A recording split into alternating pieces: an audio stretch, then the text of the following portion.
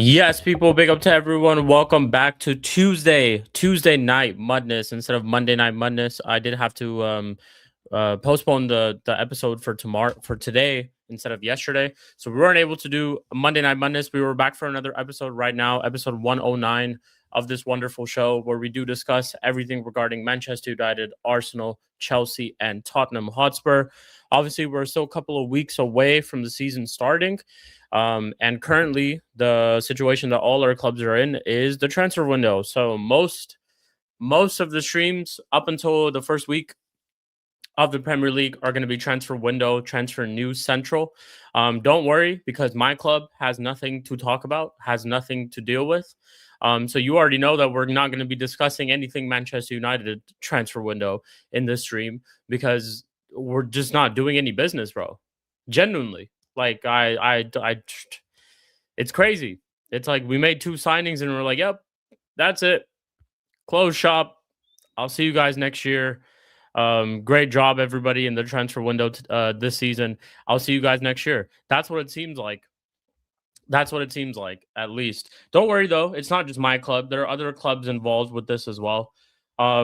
Surprisingly, and actually, is it even surprisingly? Yeah, it is. It is quite surprisingly.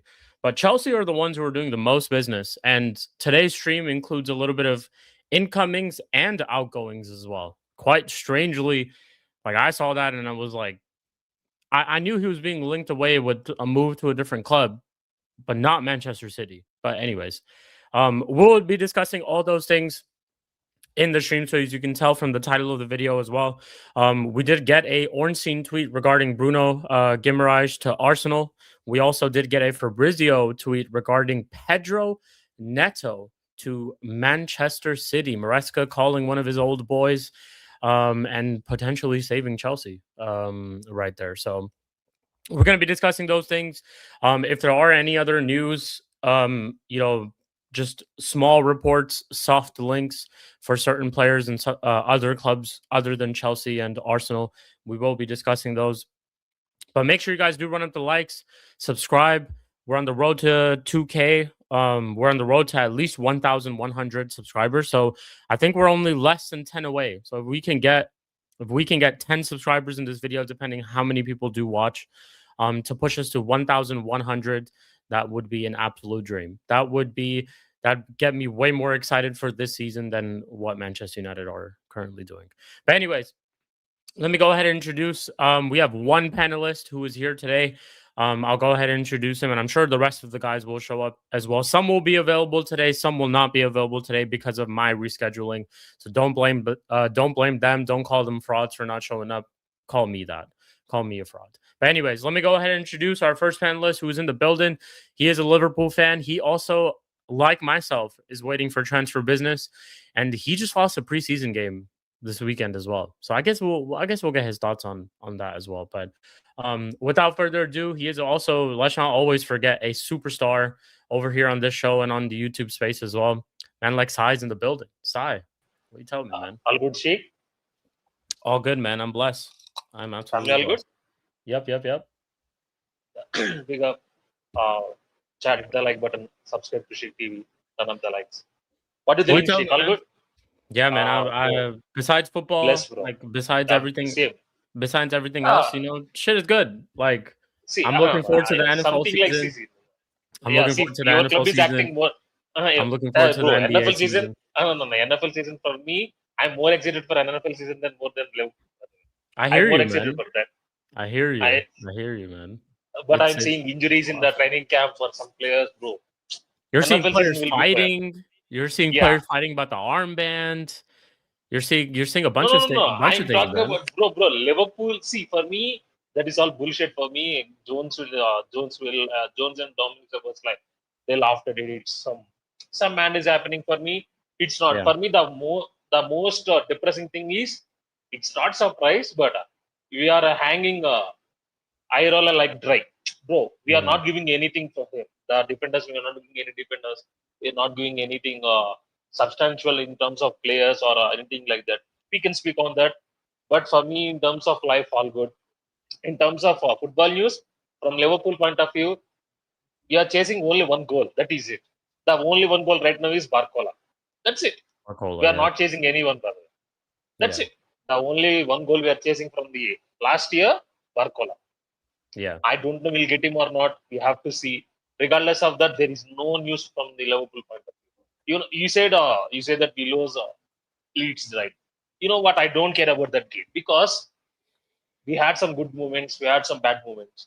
The players are not ready, and we know we need players, but club is not providing players. That means I'm not gonna lose my mind on that game. That's a preseason game. Yeah. It's so good. That's it. Of course, I'm with you on that as well. I obviously have not been part of the crew who's been bantering Liverpool over losing to Leeds 4-2 this weekend. We lost our first game to Wrexham as well. So it's like it's preseason to me at least is more so about yes, you can like and I think it depends on situation too. I think if you have obviously a new manager coming in, you do want to a little bit tune into preseason just to see how the team's being set up, how how the manager is going to set up or what type of style he's going to play, this all that type of stuff, right? But also at the same time, I think people need to realize is that preseason is, at least for me, is a lot about players getting back to fitness, players getting back to match sharpness.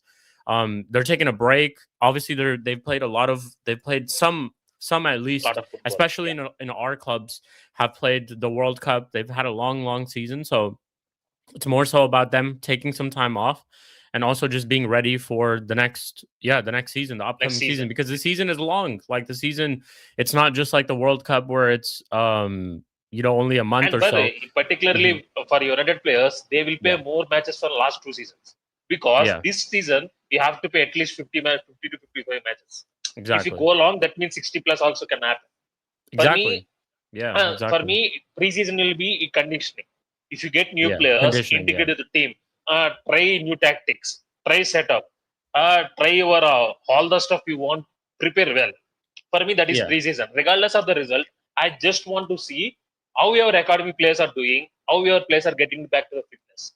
You Yeah. just want to see that, right? And by the way, I want to see also improvement from senior players like Mbemo, Ahmad, Sesko, Jergsey, uh, Cunha. I want to see improvement also because they have to Yeah. improve from last season also. Right, Because this right, is a right. big season for Mbemo and Cunha. Yeah. 100%. Champions League, 100%. first Champions League season for them. They Yeah. have to improve. For me, preseason, I don't care about results. See, some Liverpool fans are losing their mind about the signings and this. But I said to Usam and I said to Paulus also last week, bro, it ain't surprise for me. Charles Yeah. It ain't surprise for me too, like this because we spent 450 million last season. I said that is okay for, but I'm not seeing this type of window another again, and Yeah. it is happening. And by the today's the day is fifth. That means in 19 days the season starts for us. Yeah, 19 days. Yep. In 19 days. That means we don't have any signings right now, apart from one player. We don't have any signings. For United, at least we have a couple of signings there. And I seen some reports that United doesn't want to bring third midfielder. I seen some reports But saying that we'll they talk want to about that. bring, Yeah. they bring, for me, these all rumors, these all transfer dopamine. The news has been absolutely dry, by the way. Apart from Yeah. Chelsea, by the way, if Chelsea didn't drop these couple of news, there is no news. There is Yeah. absolute news. We all know Arsenal are getting Bruno. That is there Pretty much gonna from happen. last Yeah. 2 to 3 weeks. We Yeah. all know. By the way, the most interesting thing is Chelsea outgoings. We have to speak on Chelsea outgoings are really good. Yeah. They're clearing They've out always all the scrubs. they have been a good selling club though. Even in the past couple of years, like that's what their model's kind of been on. They buy players based they at least like in the past, not this window. They've been buying younger players that they can flip. That's kind of like that's what their transfer strategy has kind of been where they look at players in terms of resale value and how much they can end up selling them for. And yeah, I think look, we said this about Manchester United last year too. In a season when you are playing one game a week, you can clear out a lot of players because you don't need to have a super deep squad. Now, what Javi Alonso is building with Chelsea is not just for next season; it's obviously for the season after as well. It's to get them to some sort of stage. But I said this last season as well, and I was making the argument for this because I thought we needed to get rid of a lot of the players, and we had scrubs last season too like Hoyland, Garnacho. Rashford, Onana. We had a couple of them that were very detrimental to our season and how we finished the year before that, 15th and all that. And we got rid of them pretty much in that one summer transfer window. And I think it was because you can't afford to get rid of a lot of players. One, obviously, it obviously goes with the fact that if you have intent to do it, which the club, Chelsea in this case, is showing a lot of intent to do it, to sell a lot of and move on some of these players and change a lot of things around. And I think the biggest surprise for me with Chelsea is that they're giving Xabi Alonso a lot of power in this team, which to me is not a good sign.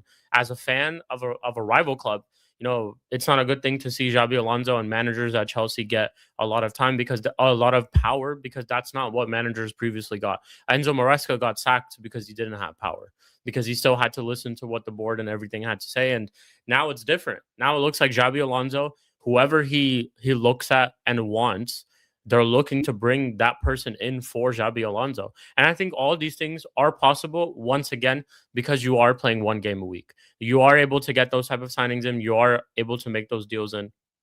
And their transfer business looks like it's not even done. It's not even done yet. Like, they still have to move on Enzo, that they're still trying to look to move on so that they can get another midfielder in. Bruno G, they were involved a little bit, but it looks like Bruno G is going to Arsenal. There's a couple of deals here and there that they're involved in. And and I think it's very similar to our window last season as well, where I think we had a lot of outgoings and we made a good amount of signings because we were playing that one game a week, and we had lesser games, and you can afford your squad to be thin and little bit short. You can be short, can like be a little 80, bit short. 19 players, Yeah. 80, 19 players. Exactly. See, for me, the most impressive thing from a Chelsea point of view was nobody expecting this type of clearance. See, me, Prime, and Spooby argued that I said I am seeing this different Chelsea window before it started. We argued about it. Yeah. Prime said I never seen that. It never happened. When I see, he said when I see, talk I'll about see it, I'll believe it. When I see it, I'll I believe believe it. it. Yeah. Prime said that, right? I said, you know what? For me, they're backing Javi, but they clearing out all. And I think that's they what the clearing out difference all. They is. back. I think See, that's what if the Javi difference wants some is. player, they're getting some player, regardless of age. When you are seen, they get 33 plus or 34 plus players, experienced players. Yeah. That 100%. means, no. And by the way, they got 20-year-old left back.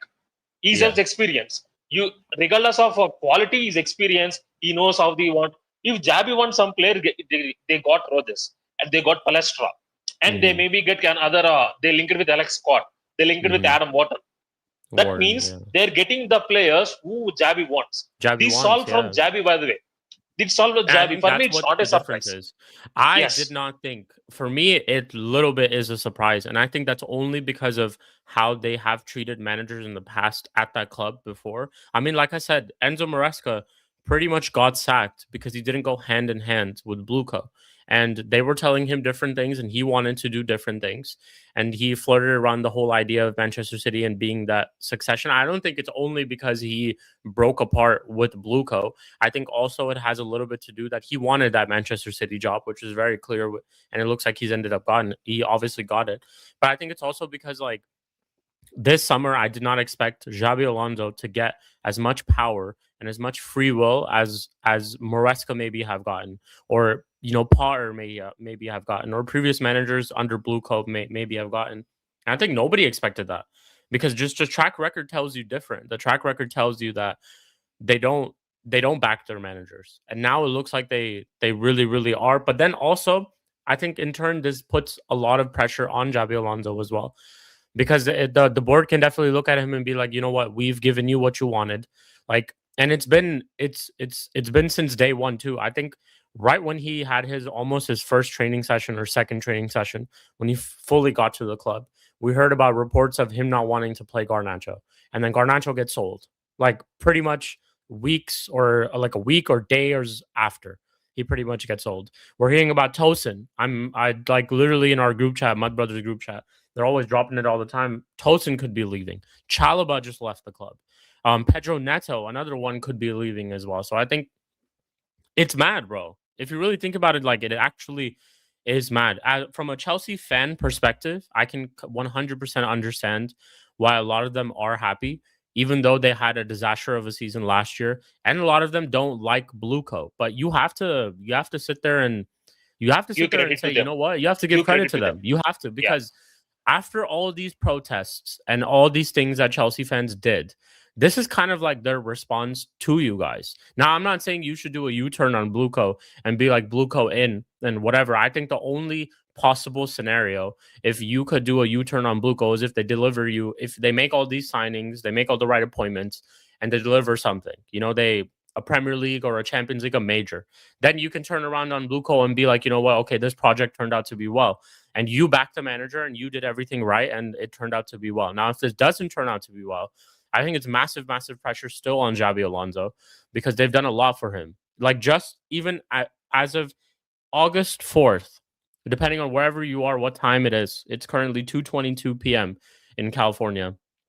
As of August 4th, they've backed him fully, and they are continuing to back him fully. So if things don't work out well, a lot of that would, I think, go down to Xabi Alonso, because Blueco can in turn just look at him and say, "Hey, listen, man, you said you wanted all this. We gave you all this, and you said you wanted all this to succeed. So why haven't you pretty much succeeded?" But I'm not gonna lie, man. I've been saying this. I think and it increases.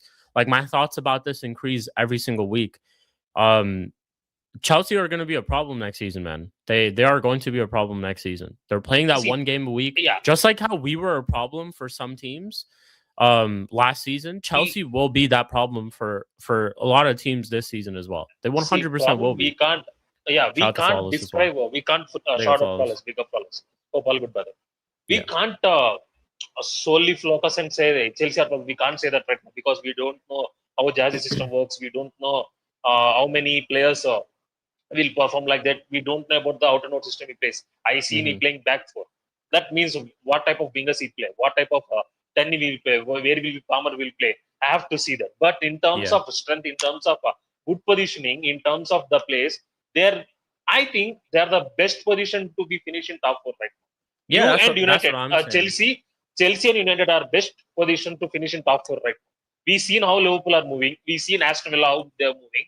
In terms of that, we don't know remaining all the teams, but in terms of Chelsea, these for me the first window where you know what you did really well. You exceeded everyone's expectations in terms of Yeah. incomings, in terms of outgoings. You don't have any scrubs right now. Apart from one or two, you don't have any scrubs.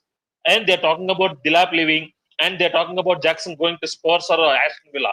That means you're clearing all of these full clearance sale. This is There's for me. This is definitely the main intent. thing. That's the thing, is that there's Yeah, intent. definitely Yeah, intent. yeah. But one, you've obviously, like, intent is showed. Well, actions speak louder than words, of course. And I think just through their actions in the transfer window, with outgoings and incomings, they've shown intent. But I think that one of the biggest signs of intent started off from when they hijacked that Morgan Rogers deal. Because if you don't have intent in a transfer window, you don't go out and pay that much money. First of all, 117 million. You've broken your own transfer record. That's the most that you've paid for any player at your own club. Two, you don't hijack a deal the way that you did if you don't have intent and you don't show intent in a transfer window. And I think that's one of the biggest difference for Chelsea this season, is that they're there. Like, I did not expect them to be there. We've seen how their transfer windows go before. I mean, last summer they they had Garnacho, they had Buonanotte, they had Gittins, they had some of these players that were linked to Magnon for months, and then all of a sudden decided to go away from just buying a goalkeeper entirely and kept Sanchez. All those different things, and you've gone from a transfer window like that to a transfer window like what you're having right now, and it's miles apart, and it's completely different. And again, it's like intent and addressing key areas that needed to be addressed as well. So I think that's one of the biggest things for them, and I think that's the biggest difference for them too. I just think, yeah, like, the whole, as someone who went through the whole one game a week thing very recently myself, it's not hard for you to pick up results. And especially for Chelsea, who have a pretty decent and quality manager, playing one game a week. And it's not like I felt that they didn't have one, I didn't feel that their team last season is a 10th place team. I didn't think so. I think the manager and some of the results that they got and then some of those games was detrimental to that. But if you look at Chelsea and their squad, they're not a 10th place team. They're not a 10th place squad. Even on paper, you could say that their squad is still better than a lot of others. 100%. At least some of the teams that are above them, if you look at the Premier League table last season and some of the teams that were above Chelsea, let's say like from ninth onwards to maybe sixth or seventh, they you could argue that their squad on paper is better than some of them. So again, it's like they're improving, they're getting rid of some of the scrubs and the problems and the leaks in their team, and they're adding quality as well and good experience. So I think that's why everyone is, at least why I feel that way. Now, injuries can change certain things, whether how Xabi Alonso starts off the season and how things go in the middle of the season is going to be super, super important. And things change. You don't find, I didn't think, it I won't be didn't smooth think at the sailing. It start won't of be last smooth sailing. season. Yeah, it I won't be didn't smooth think at the sailing. start of like last season. Exactly. It won't be smooth sailing. I think there's going to be a lot of ups and downs and adversity and all those type of things, which he has signed up for. So he should be completely for it. And this is his first time managing in the Premier League. And that shit's not easy. Like managing in the Premier League, especially at a club like Chelsea, is pressure. It's a lot of pressure. And considering that Chelsea finished 10th last season, Chelsea fans, the fan base, all of that is going to want to see massive improvements. And also, after you getting all these players in the clear outs, I think they would expect improvement, and it would be nothing less for them to expect improvement. Yeah, go on, side. See, Big up Addy on as well me, in the chat. Big up Addy on. Hope all good. Yeah. And by the way, for me, the way the border backing, the way everything is setting up for Xabi, that means he has to produce results. For me, if he didn't produce, that means he has to finish in top 4, or he has to give a cup run, or he have to at least win a domestic trophy. Because you are getting your players, there is whole lot of squad replacement is going on. There is nothing to worry about it. You got 1 game a week, you can train. There is every player is coming back to you, and you got very, very good talent out there in terms of attack. You got Pedro, you got Estevao, you got Palmer, you got Rogers. You will get another signing also. For me, in terms of producing, in terms of talent, he has to deliver. Because right now, see, if he didn't get any backing or if he didn't get any support from board, then they don't have any pressure on Xabi. But right now, every eye is on Xabi. It's 1 game a week. He's a big And one more thing is, he failed on Real Madrid. He's coming to Chelsea, ex Liverpool player, legend of the Premier League. That means everything points to him that what are you going to do? You're getting all your tools. You asked left back, you are getting left back. You asked wing back, you are getting wing back. You asked Rogers, you are getting Rogers. You're getting another midfielder, Wharton or Scott. That means everything points to you right now. Chelsea fans next season can't blame ownership now. They have to blame players or coach. That's it. Yeah. It all depends upon results right now. We seen how Carrick turned this United team to this team with 1 game a week. Because what Carrick did, basic stuff and training. Just that's it. It's not a surprise, by the way. Basic stuff and how to know training. You or Flawless or AD or any United fan didn't expect Carrick will turn out like this. Nobody 100%. expected like this. Nobody like this. Not at all. I asked Flawless prediction. He said, I don't want Carrick as a manager. But you know what? No, Flawless is saying that opinion turned because of Carrick. How outrageous is he perform? Taken them. Carrick took United from 7th to 3rd. Yeah, it's massive jump in terms of playing style. Also, in terms of playing style, in terms of not results, in terms of playing style, also very good playing style. That means Xavi also from the start of the season, we have to see playing style. We have to see results. I know there will be some backwards. There will be some results where people disagree. But you know what? I think he's getting all these players. I think he definitely has to get top 4. Because the way Liverpool are moving, the way Aston Villa are all moving, he has to solidify the top 4 and he has to get a trophy. Definitely trophy over. No, I hear you. I think Chelsea's like the thing with I like I said it too. All of this summer transfer window is well and great for Chelsea. But like I said, this puts, and I'm with Syed, puts massive, massive pressure on Xabi Alonso. Because if you don't deliver after getting all these things in the summer transfer window and basically having your own way, it looks really bad, man. And you're playing 1 game a week. on top of that as well. So you're the one club that's allowed to have the thinnest squad. You can make the most outgoings.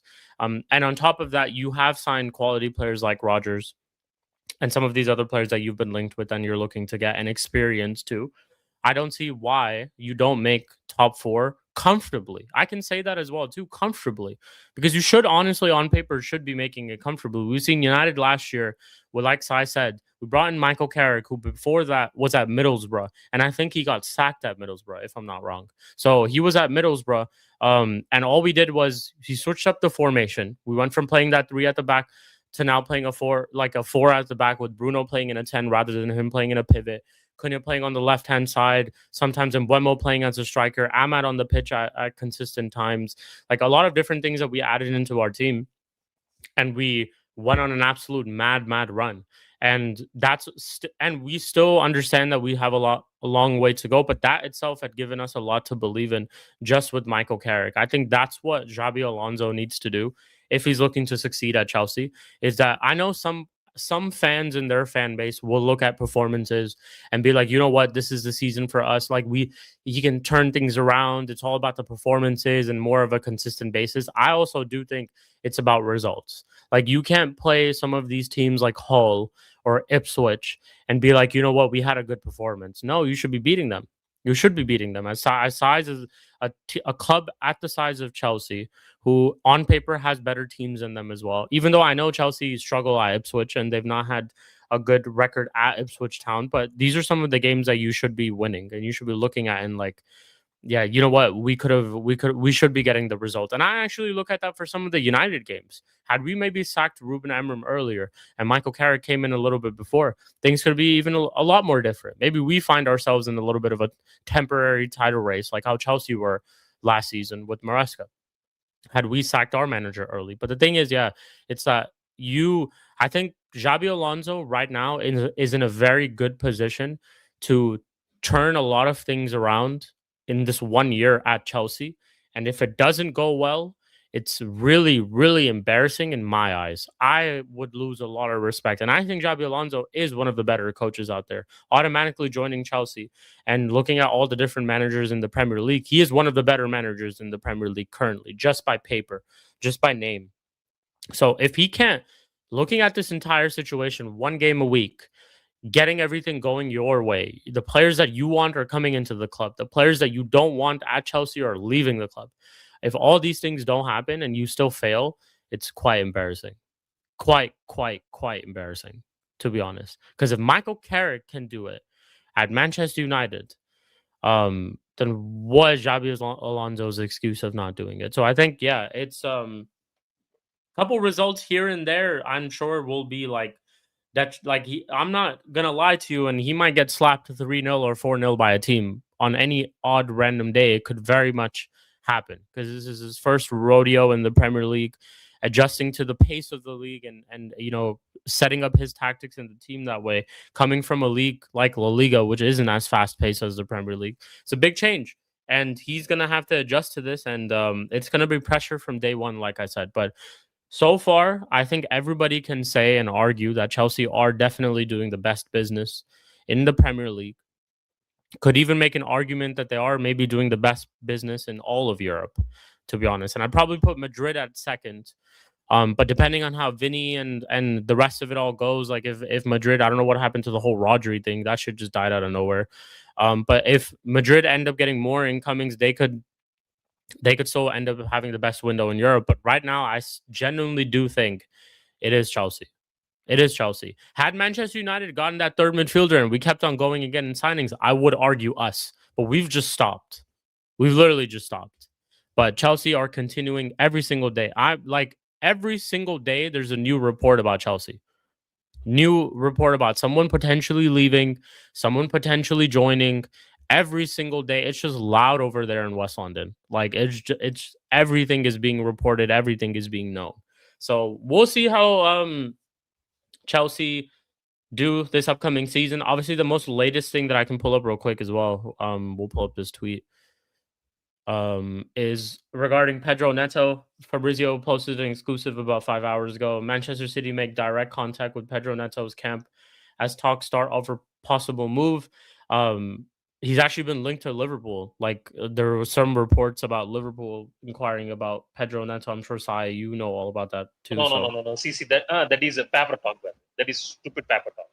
Yeah, I mean that like my point was that that's all that we were pretty much hearing about Neto before this whole Manchester City thing. But obviously this seems like it is concrete concrete interest. This definitely feels like it is concrete interest. Wait, City are in for Neto. Yeah, man. This got tweeted like 5 hours ago by Fabrizio himself, which is crazy.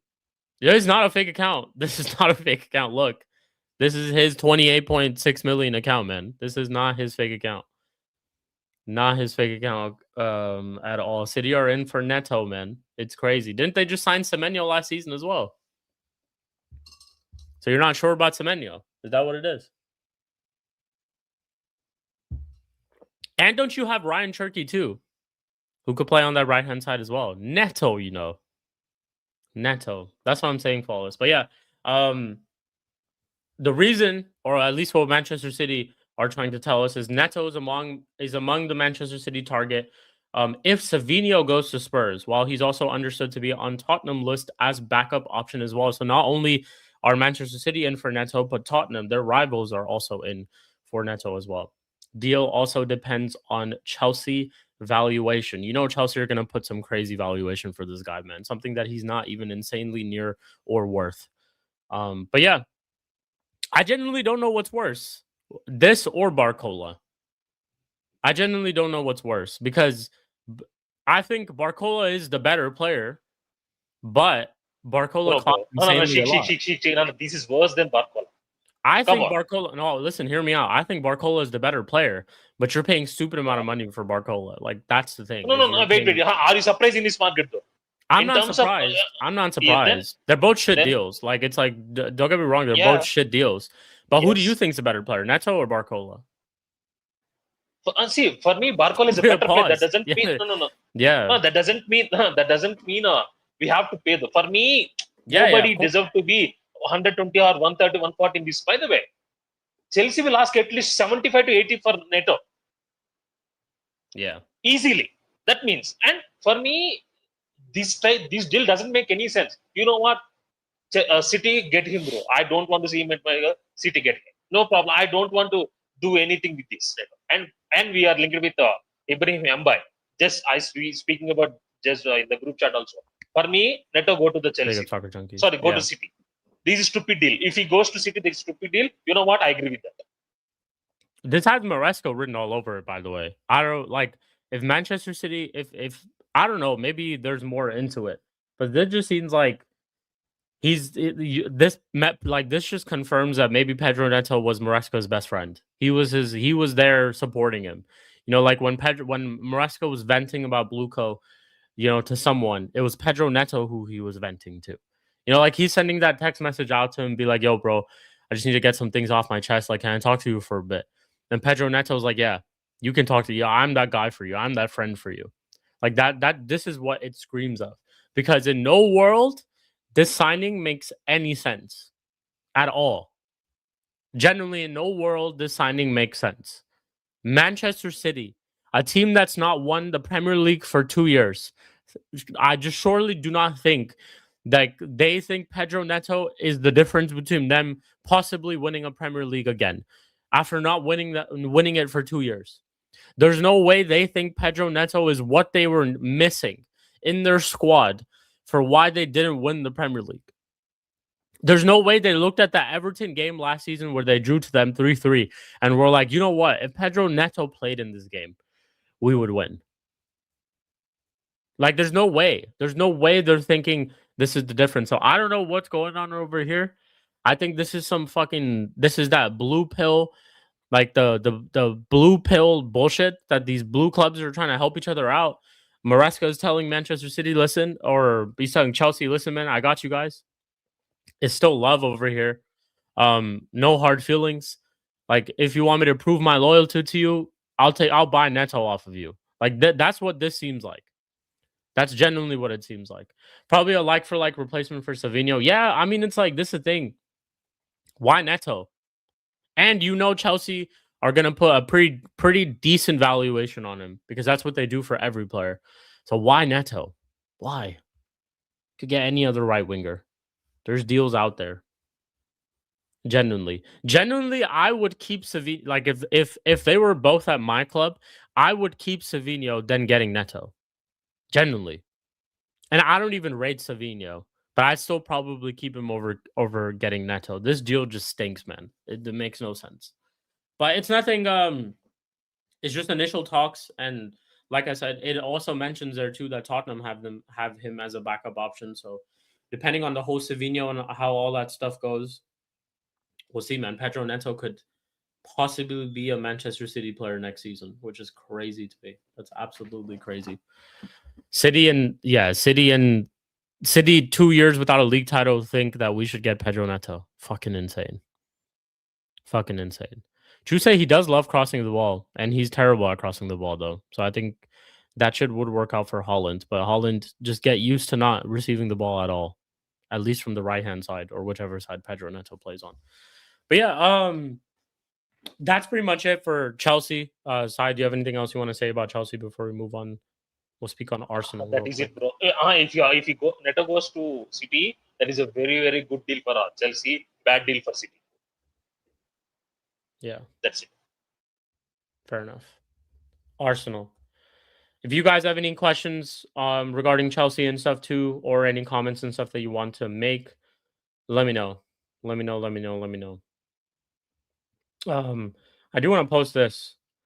I think obviously the biggest news we got today was the Bruno G stuff, but the biggest thing that is being talked about with Arsenal is obviously Vinicius Jr. Real Madrid 5 hours ago posted a something on their Twitter. I'm not gonna full screen it just in case of copyright, but I'll play it just like this. Entrenando muy fuerte. Quiere que sea como siempre he sido, feliz. They don't normally do shit like this. Y haciendo mi fútbol.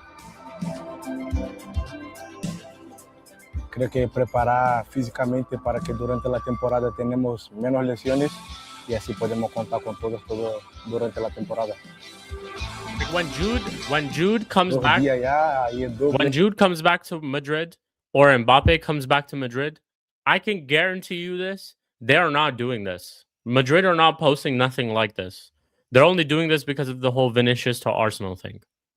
Genuinely, they're trying their absolute best, man. Hoy una sesión. Así vamos. Hoy ha sido un poco de gimnasio, que al final solo trabajo corto para cargar más las piernas y creo que ha sido un buen entrenamiento. Todos hemos salido muy cansados, pero ahora toca descansar para mañana, que la pretemporada es así y tenemos que estar preparados. I think so as well. I think he's staying in Madrid too, bro.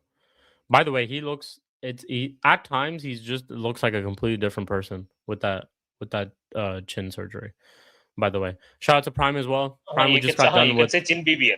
Shik, you can say chin BBL. Sure, chin BBL. That's mad. Prime, what are you saying, bro? We just got done with the Chelsea section, but we'll let you cook for a little bit. I'm good. We had Independence Day yesterday. It was amazing. Independence Day, Ireland. Yeah. Oh shit! No, Happy one of my biggest ops, bro, got sold. So. Oh, happy Independence Day! Yeah. Thank you. Chalaba. Thank you. I mean, it means different when it's your own. I hear you, man. You know, but the like Kobe said, the work's not done. Sanchez, you're next. Yeah, City want Neto. They've been linked to him all window though, so that's interesting.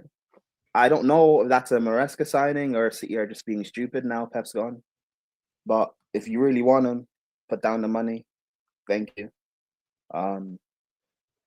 It's crazy. Like Neto actually stinks. Like this guy was going bar for bar with Garnacho last year. This guy actually stinks. Yeah, he genuinely stinks. He's terrible. Yes, Like not having you can't even put players around him to make him better. Like that's how much he stinks. Like you can't you put a quality like right back or left back depending on whichever side he's playing on, and he's still shit. It doesn't matter. Like you can't help this brother. The fact that people argue like what flank he's better on, like it stinks, bro. It's just crazy, man. I just never have heard of a player named Pedro Neto and he can't find the net. It's the craziest fucking thing. Like this guy's worse. This guy's allergic to it. Yeah. Go on. Who's he worse than? This guy's worse than Madueke. All the stuff people say about Madueke, at least he's able to beat his fullback. You know. Yeah. At least he'll do the minimum. Like Neto doesn't even do that. But yeah, I don't know. What's happening with Chelsea is kind of interesting. Things look good, which is weird because that kind of tells me something bad is about to happen. You know, because good things don't usually happen at Blueco for long. So we'll see. We'll see. I'm hearing people, you know, want to talk about title races and stuff. For me, I still want to get to February because Chelsea usually start well and then we fall off in December and January. So I just want to get to Feb, maybe in a good position, and then I'll have the conversation about title race or whatever. But let me ask you this. Because they're obviously like for some of the people in the chat too. Also, real quick before I do ask you this, shout out to Soccer Junkie for the super chat. He says, "Big up, fellas. Hope you're all good. Just patiently waiting for the next United signing." Me too, man. I'm with you, man. I'm just patiently waiting for us to just even get linked to someone. That's how fucking dry it's been, bro. Like, just get linked to someone. How about that? Let's just start from there. Let me just get a. This is our challenge. This is my challenge for Manchester United in the next upcoming days, because we're only a couple of weeks away. I think we're 3 weeks away from the transfer window closing. And considering how our business is going right now, like the Tielemans deal, it's almost a month since we completed that.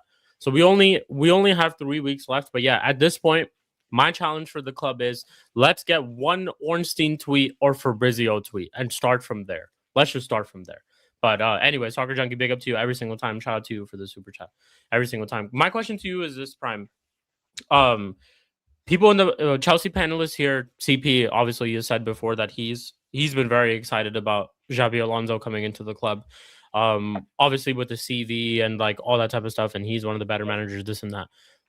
Does this put a lot of pressure for you on Xabi Alonso? Because I know you didn't fully rate him.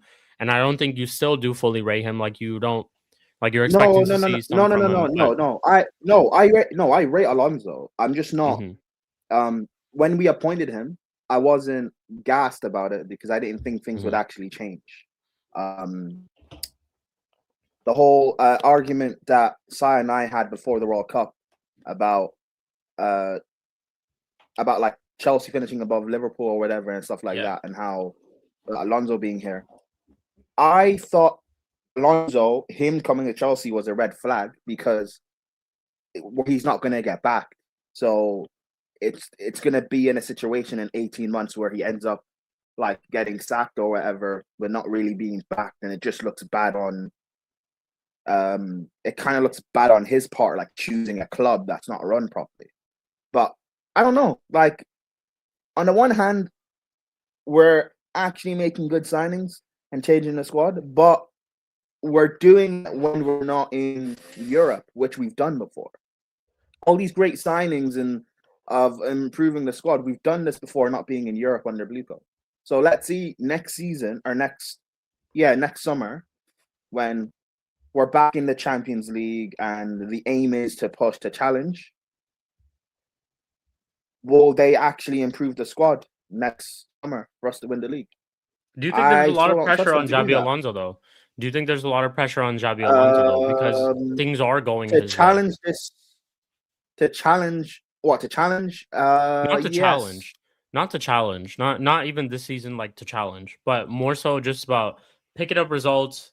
It's not. I'm not saying like eventually finding your way in the top 4, like towards the end of the season, but it's like picking up results, having better performances, all these type of things. The only reason I'm saying this is because it looks like everything is going his way. Like most things are going Yeah, in but terms of the transfer window are going his way. yeah, The but point Sheik, I'm getting to is that let's say he fails, I don't think it's too much on Blueco with how they're backing him. but I expect us to get top 4 anyway. I Let's say you bro, don't I get even top said 4. with I even said with last year's squad, like if Maresca had stayed or if we had got a better manager than Rosenior, we would have got top 4 anyway. That's what I So said I too. don't like I said your team wasn't 10. Yeah. For me getting top 4 is not like a big achievement. It's a minimum, especially with like the league still not being necessarily as strong. There's a lot of new factors for other teams, like Liverpool. They still haven't really signed anyone yet. Like I know Man United, fine, they look good. Newcastle, I know they've got a good new manager that's interesting, but I don't know. I don't think they've made any signings that make me look like that make it look like they could get into the top 4. Like I think Chelsea should be in the Champions League spot. They might not even get into the top 10 if we're being completely especially honest. Playing one game a week. We should be comfortable in the Champions League spot. We should be like 3rd, comfortable. This is my thing. Fighting to the final day. With Maresca, yeah, I felt you overachieved because your Blueco didn't set up Maresca well, didn't get him the signings that he wanted. And despite all those things, you were still able to get certain results here and there. Like I'm looking at, I know they're only just like single games and results, and in hindsight, they didn't lead to anything. But beating Barcelona 3-0 at home, beating Liverpool early on in the season, even though at Stamford Bridge, I think it was, even though Liverpool weren't playing well at that time and they had their own problems. But certain things like finding yourself a little bit in that famous Lewis clip, finding yourself a little bit in that title race, whether you thought you were in the title race at that point or not, I felt Maresca was overachieving, right? And a lot of the things that you could look at and a lot of the things that people were saying back then was, had Maresca gotten his signings, it would have been a different thing. Like he should have been backed, basically, right? What I'm looking at this season is it's a completely different scenario. And why I'm saying this is because, one, unlike the previous manager, this manager is getting backed, right? 2, you weren't going off of that Club World Cup fatigue that your players were in when the season had started and all that type of stuff. So injuries and stuff I think should be quite minimal as compared to last season because you were playing a lot of games last season. Going into the point that you're going to play one game a week, all those type of things. I think that if like me and Sai were talking about it, is if Xabi Alonso, if I was in this position as a Chelsea fan, there would be certain things that I would be looking at. Like results obviously do matter and they always will matter. And performances also do matter and they will always matter. But in this scenario, I would just feel like Xabi Alonso everyone is tipping Xabi Alonso to be this manager, that he's coming into the club, all that type of stuff. He's one of the better managers in the Premier League on paper, all that type of stuff. He's won, that undefeated season with the Leverkusen league title and all that, beating Bayern. I just think that since the board's backing him, one game a week, you have to succeed this season. Like this upcoming season, you have to whether you think top 4 is bare minimum or not, like you have to, whatever your expectations are, he has to succeed this season, because if he doesn't, I genuinely think it's really tough for him to even continue on a second season, bro. It's very tough. I agree with you, but then it depends on what you're defining as the achievement. I don't see people trying to say for us to go for the challenge for the title. In theory, sure, because if we're playing one game a week and this league is weakened, so in theory, yes. But I've seen, I know Chelsea for the past 10 years have started the season brilliantly, and we crumble by December. So I need to see how we get through that Christmas period first, before I can start saying, okay, maybe we can actually go the distance for the rest of the season. Because I still don't trust it, even though we have made very good upgrades. We've now signed that Pep Traveles at left back. We signed Palestra. Lacroix's a good signing. Welbeck and Henderson add a lot to the squad in terms of leadership. Like, we've made good upgrades. So I don't know. Let's see. But Alonso, he's still a young manager as well. He's still going to make dumb mistakes. I said the same thing when we had Maresca, when people were crashing out when he did certain things. I can understand because he's a young manager. You're going to get dumb mistakes from young managers. Like, you kind of just have to like accept and let them go through. The same with a young player. When they make dumb mistakes, you have to just let them get through that. So I don't know. We'll see, because I'm seeing a lot of, not even just from Chelsea fans, I'm seeing other top 6 fans look at the league and be optimistic to think that they can actually win it because the league's not strong. But that makes me look at the league and think that's kind of why I expect Arsenal to retain it, because the rest of the other top 6 teams just don't have any real strength in them, whether it be at their squad or their manager. And so I just think that Arsenal, by default, that they've got the best squad, and regardless of what people think about Arteta, they still have the squad. So yeah, it's a more seasoned squad, whether you think they're good or not, like, or they're shit and this and that. Like, they're just a more seasoned squad. Hope, yeah. What I want from Alonso, comfortably finish 3rd and win a domestic. Personally, see, that's not won a domestic trophy since 2018. So these are your expectations, right? Now, let's say he doesn't. Personally, yes. He doesn't come through with those expectations. Are you sitting there blaming Bluco more on that, or are you? Well, obviously, this is also in context. Like, we don't know what's gonna happen midway through the season, right? Bluco could come out and just do something really fucked up, like you said, or Xabi Alonso could just come out and do something really, really fucked up in the middle of the season. But let's say, like, things were to go a certain way. All these signings have come through. Some of the ones that you wanted have come through, and you don't get what you wanted at the end of the season. Is your blame more so on Bluco, or is it more so on Xabi Alonso? I'll say this: if I were a Chelsea fan, for me it'd be more on Xabi Alonso, and I'll tell you why. Okay. I think the reason why is one, you had everything go your way. Like, in terms of you coming into the club and saying, one, they've appointed you, right? So what in that interview of what are you bringing to the table at Chelsea? Like, hey, I want to set up this way. I want these certain players to be at the club. I want there to be more experience around the players. Hence, you go out there and get Henderson and Danny Welbeck and all these type of things. All these strings are being pulled the Xabi Alonso way. So if Xabi Alonso, and also, I would also sit there and look at the previous season and be like, Maresca and Xabi Alonso, if I were to ask a lot of people right now, even in the chat, whether they would want Maresca or Xabi Alonso, I think most of them would say Xabi Alonso. Some of them might say Maresca, but I think most of them would say Xabi Alonso. That's just me. So going based off of that, Maresca had worse players, had a worse squad, was not getting backed by the manager, by the board, and all these different things were going on. Yet he still was overachieving, still did better than you at some point in time, and you had everything go your way. That's how I would look at it. Now, it's not saying that Bluco are blameless. Like, I wouldn't be like, oh yeah, Bluco are not at fault at all. I think there would be certain decisions here and there that Bluco could have done to help support Xabi Alonso and get to your expectations the way that they need to be. But I would look at Xabi Alonso and be like, you got this is also kind of like how I felt with Ruben at the start of the season.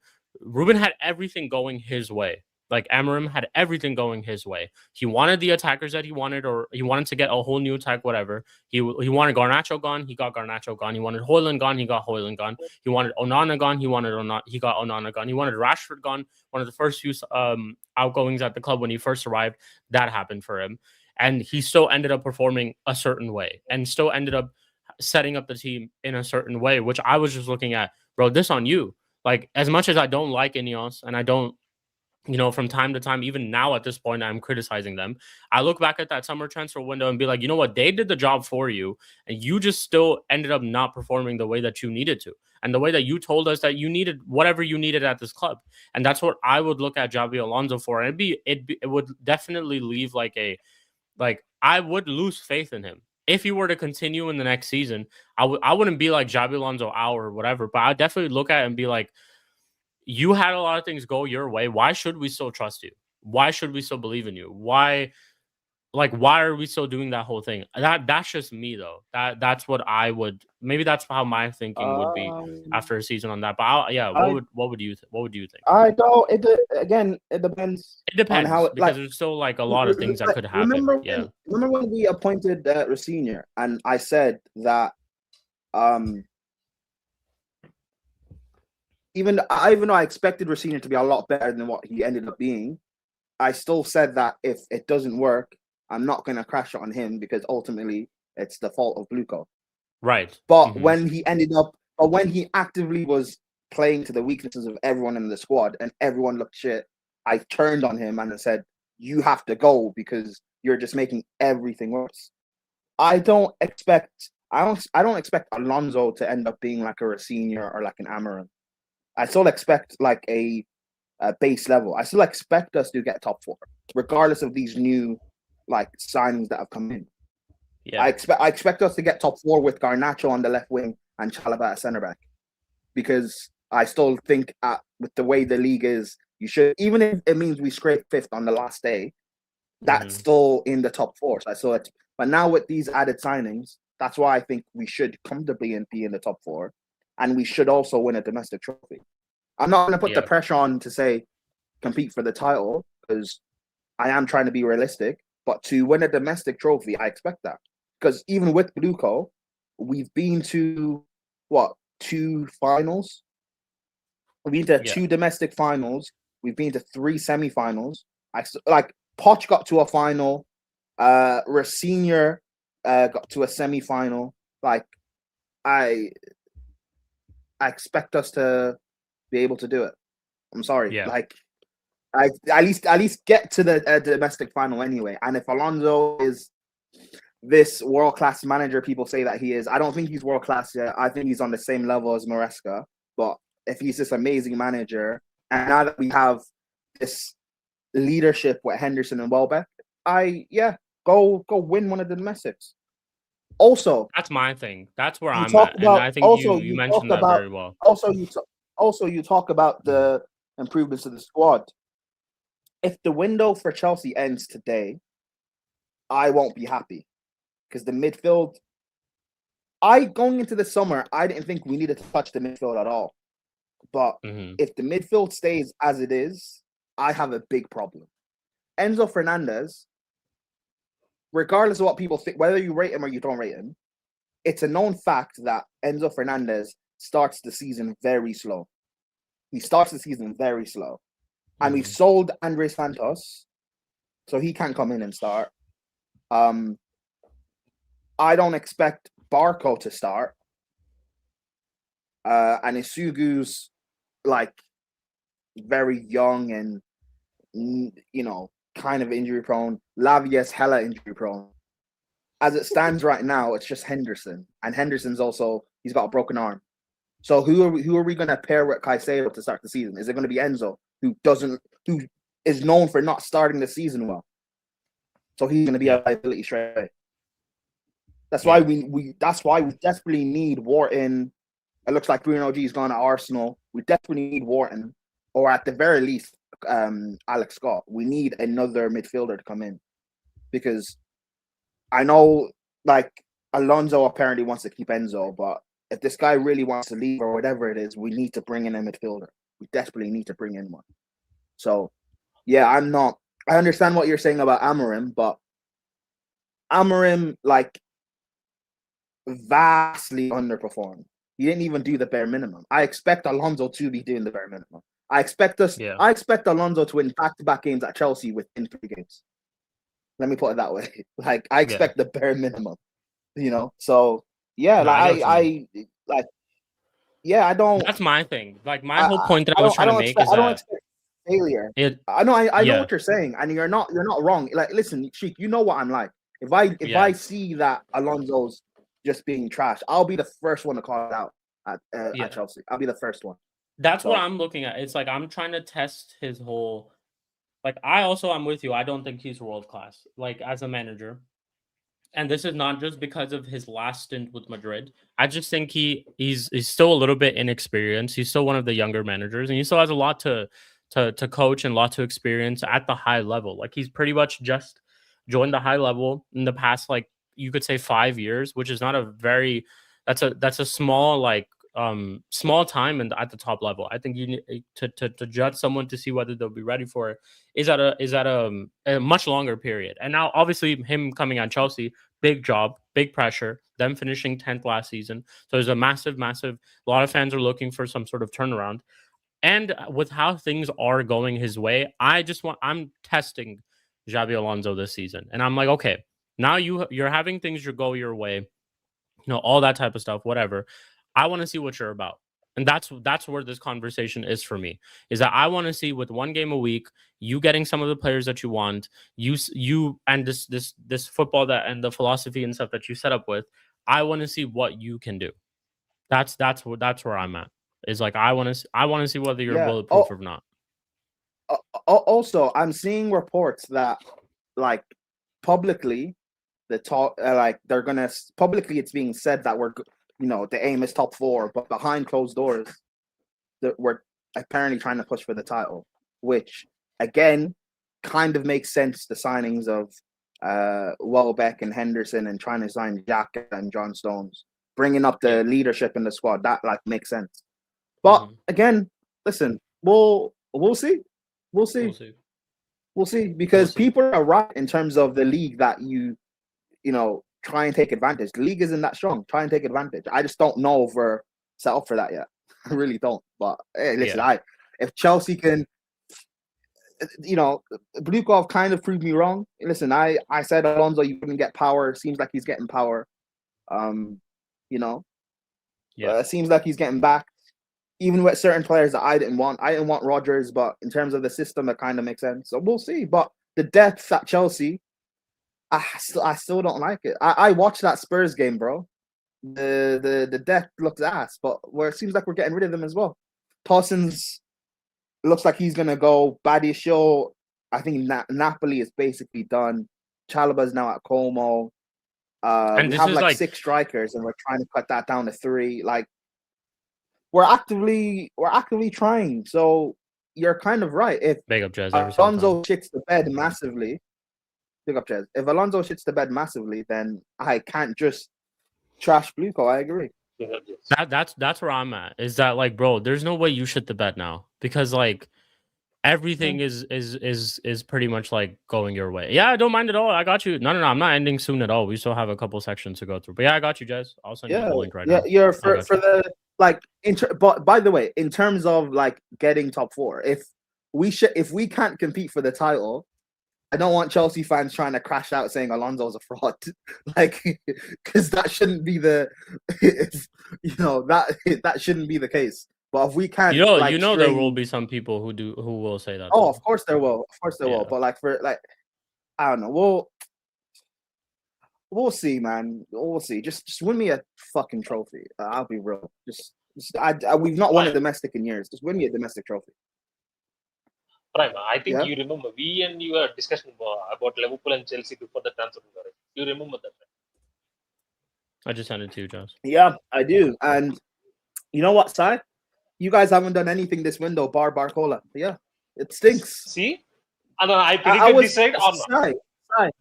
Sai, I was talking to Steve yesterday, and he was saying that you guys can challenge. And I was like, 1, I don't rate Iraola as highly as other people do. And 2, I look at your squad.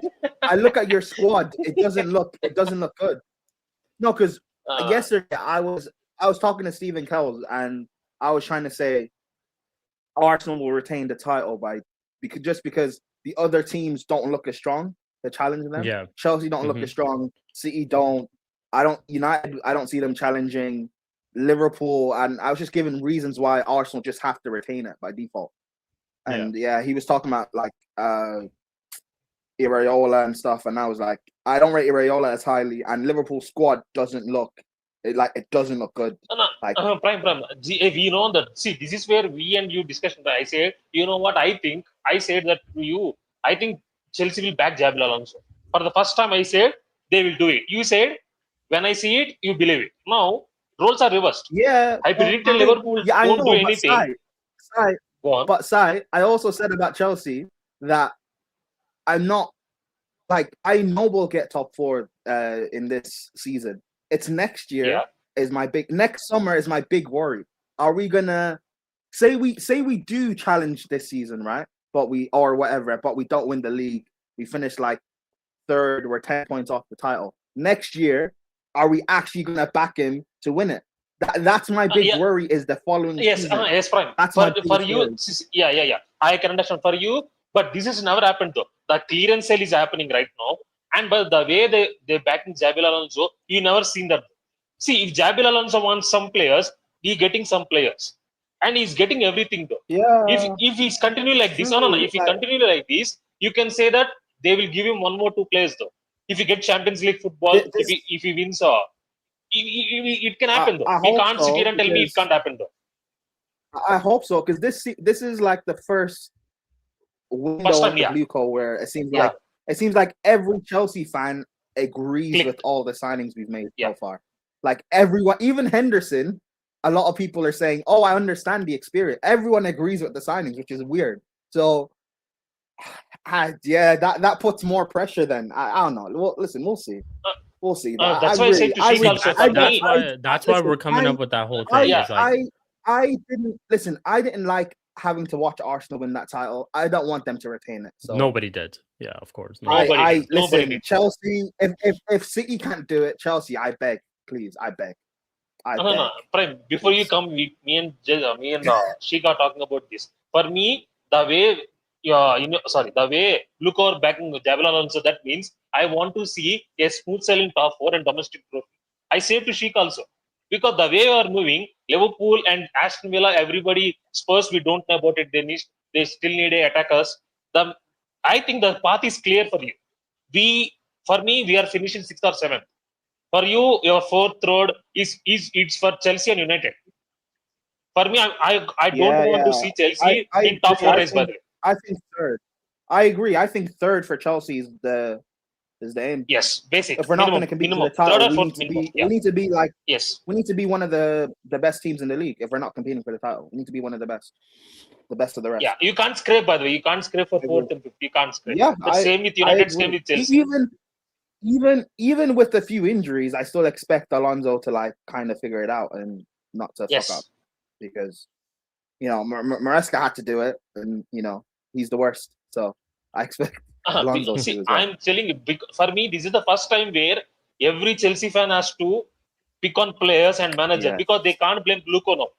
Bluco is doing their job. Yes. They can't blame Bluco. All the scapegoats are leaving, by the way.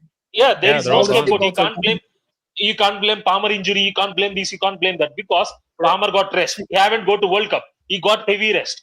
These James is managed well. Enjoy staying. We're even looking at like what Tossin's gone. The Lap is gonna go. Jackson gonna go. Maybe leave. Garnacho's gone. Neto's gone. Chalaba's gone. We're looking at a new goalkeeper. So Sanchez might not even be number 1. All the scapegoats are gone. So yeah.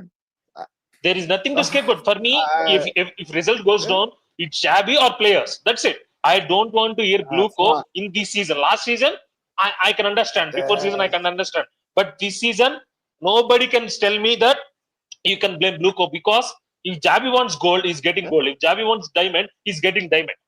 That means I'm blaming Xabi on players. That's it. Regardless of anything happened, I want to see Chelsea. For me, this is the time where we have to put pressure on Chelsea, by the way, because they got the signings now. They got their players. They got Palmer. They got Rogers. They got Pedro. They got James. They got Lacroix. That means they got experience there. This is the time where every fan has to realize that, you know what, we have to speak Chelsea on the standards. No scraping of top 4, no scraping of top 5. Run me a pure outer note 3rd place or 4th place with domestic trophy. That is the minimum from Xabi Alonso. Yep, I'm giving Alonso just a bare minimum now, just like a bare minimum. But listen, if not for Jackson being an idiot against City, Poch would have got to back-to-back finals. So I expect that from Alonso minimum. I expect him to get to at least 1. I hear you. Yeah, Jazz, we'll see. We'll see what Chelsea. Big up, Jazz. Big up, Jazz. Every single time. Welcome, man. What are you telling me, bro? No, big up. Oh, Jez, by the way, is the Jackson links real? One of the club sources came up saying that we are not expected to comment for Jackson. Before we Okay, do cool. speak for you guys in the chat too, whoever's seeing Jez for the first time, he is a Tottenham Hotspur fan. So before we do speak a little bit and get his thoughts on Spurs' transfer window, I want to hear your thoughts on like so Chelsea discourse and stuff so far. Basically, some of the things we were talking about is how things are going a certain way for Chelsea and for Xabi Alonso.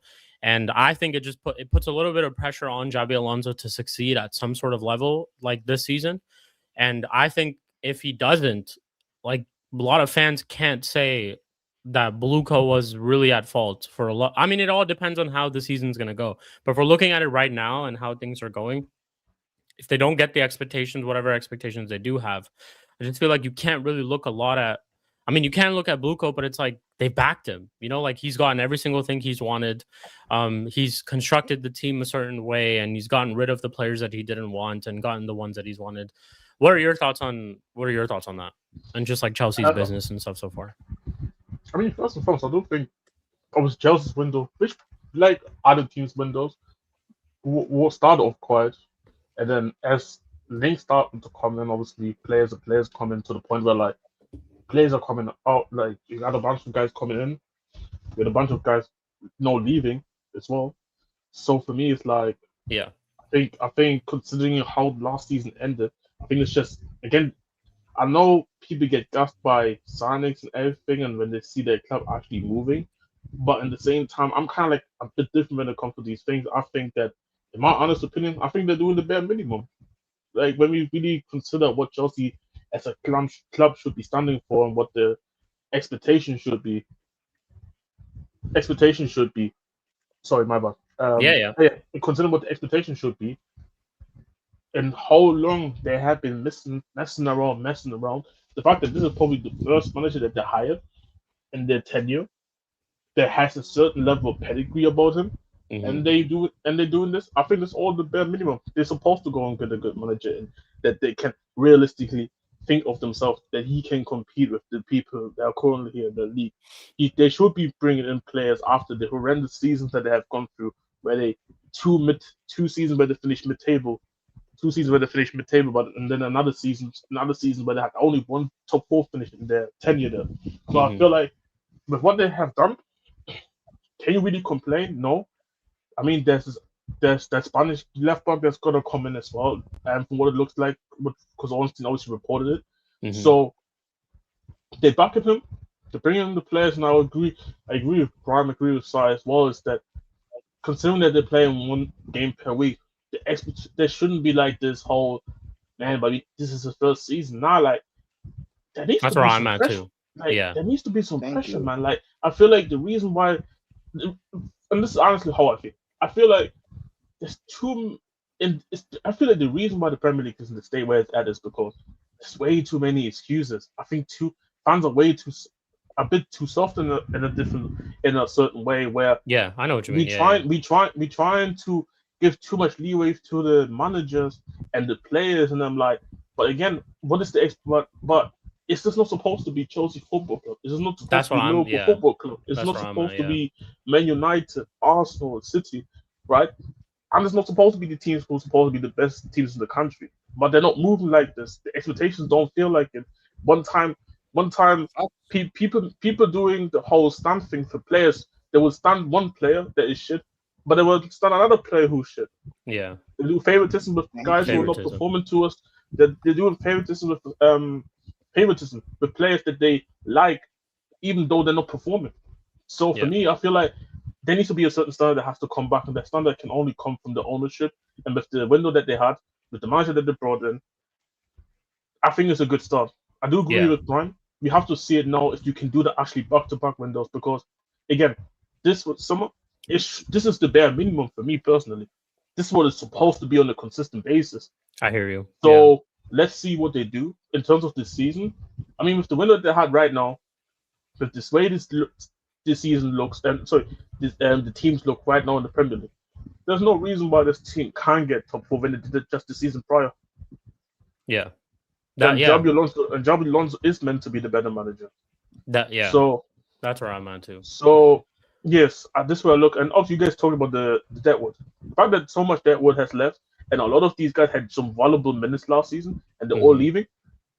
Again, that's another reason why there's no reason for them to get not to get top 4, to be Top honest. 4. Or Yeah. even if they get top 5, I could sit here and say, you know what, I can reason with it, because the idea is you need to get back into Champions League. But if you're telling me you can't generally look convinced as one of the better teams in the league, for me that's a problem. But I could excuse it if you then go and do something in the cups then.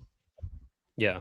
That's where I'm at too. It's Nah, like for me, some Jez, Chelsea fans can't say that, Xabi Alonso is just like, some people say that he's this world-class manager and he's this great manager and stuff coming into the club.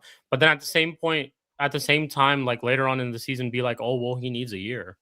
Like, whoa, a world-class manager playing one game a week, getting all the deadwood out and getting his signings in would need another year to turn things around. That's where I'm like, that doesn't make sense to me. It's double standards at that point. It's like you're saying he's this great manager when he's coming into the club and you're gassed, but at the same time, when things don't go right, you're saying he needs time and this and that. Even though, and the only thing that they could argue is that he needs time, because you can't make that argument of he didn't get backed because he's getting backed, or they didn't get rid of the players that we should have gotten rid of, because it looks like they're getting rid of the players that needed to leave from this team. So the excuses would just run out really, really thin. And that's just been a Chelsea fan base track record in the past couple of seasons. Now, that is in hindsight with the appointments that they have made. And I'm with Jazz on the whole thing of this shouldn't be a case where like everyone turns a page on Blueco and is like, you know what, you guys are finally starting to do things right. I'm with Jez. It's the bare minimum. Like, where was this before? And I know you've talked about this before, Jez, with Spurs too. Like, you weren't sitting here. Of course, you were getting gassed over you getting 2 midfielders. One, because you didn't know your club could do it. But at the end of the day, it's like, this is bare minimum. You were asking for them to spend money in previous seasons. And now that they're finally doing it, it's not like, oh shit, well fucking done. Like, oh wow, like we trust in them to lead us forward. And same thing with Blueco. Like Blueco, they've turned the page. Guys, whatever I said about Blueco, just forget about that, because now they've turned things around. That doesn't mean shit, that's my because big they should worry. have been doing it. They should have been doing it. That's my big worry, though. Like, that really is my big worry. Like, this window we're having is all well and good. But 2 years ago, Maresca's first summer, I remember everyone got gassed about that window. Everyone was gassed about signing João Felix. We had a first fully fit first season of Nkunku, second season Palmer. Everyone was gassed. Everyone loved that window. I didn't, because I didn't think the depth was good enough, and it got proven right, because when we lost to Newcastle in the Carabao Cup, when we fielded a rotated side and they played their A team, and Maresca stopped rotating after that point, people got onto Maresca for not using the squad when the squad was shit. Now we have, I still don't think the depth we have is good yet, but it's not at least in terms of an 11 or a 12, 13, listen, I don't know. We'll see. But when Alonso starts doing some like little fucked up shit, I'll understand, because he's young. But for you guys that rate him highly, let's see what happens, because I really hope we're moving in a positive direction, but I still don't trust Luca ultimately. I really don't trust him. This window is not something that's made me like change my mind on certain things. Like it until you win me a major trophy, like I'm not really going to change my mind. Or at least if we look like we're going to win a major trophy, I'll say that.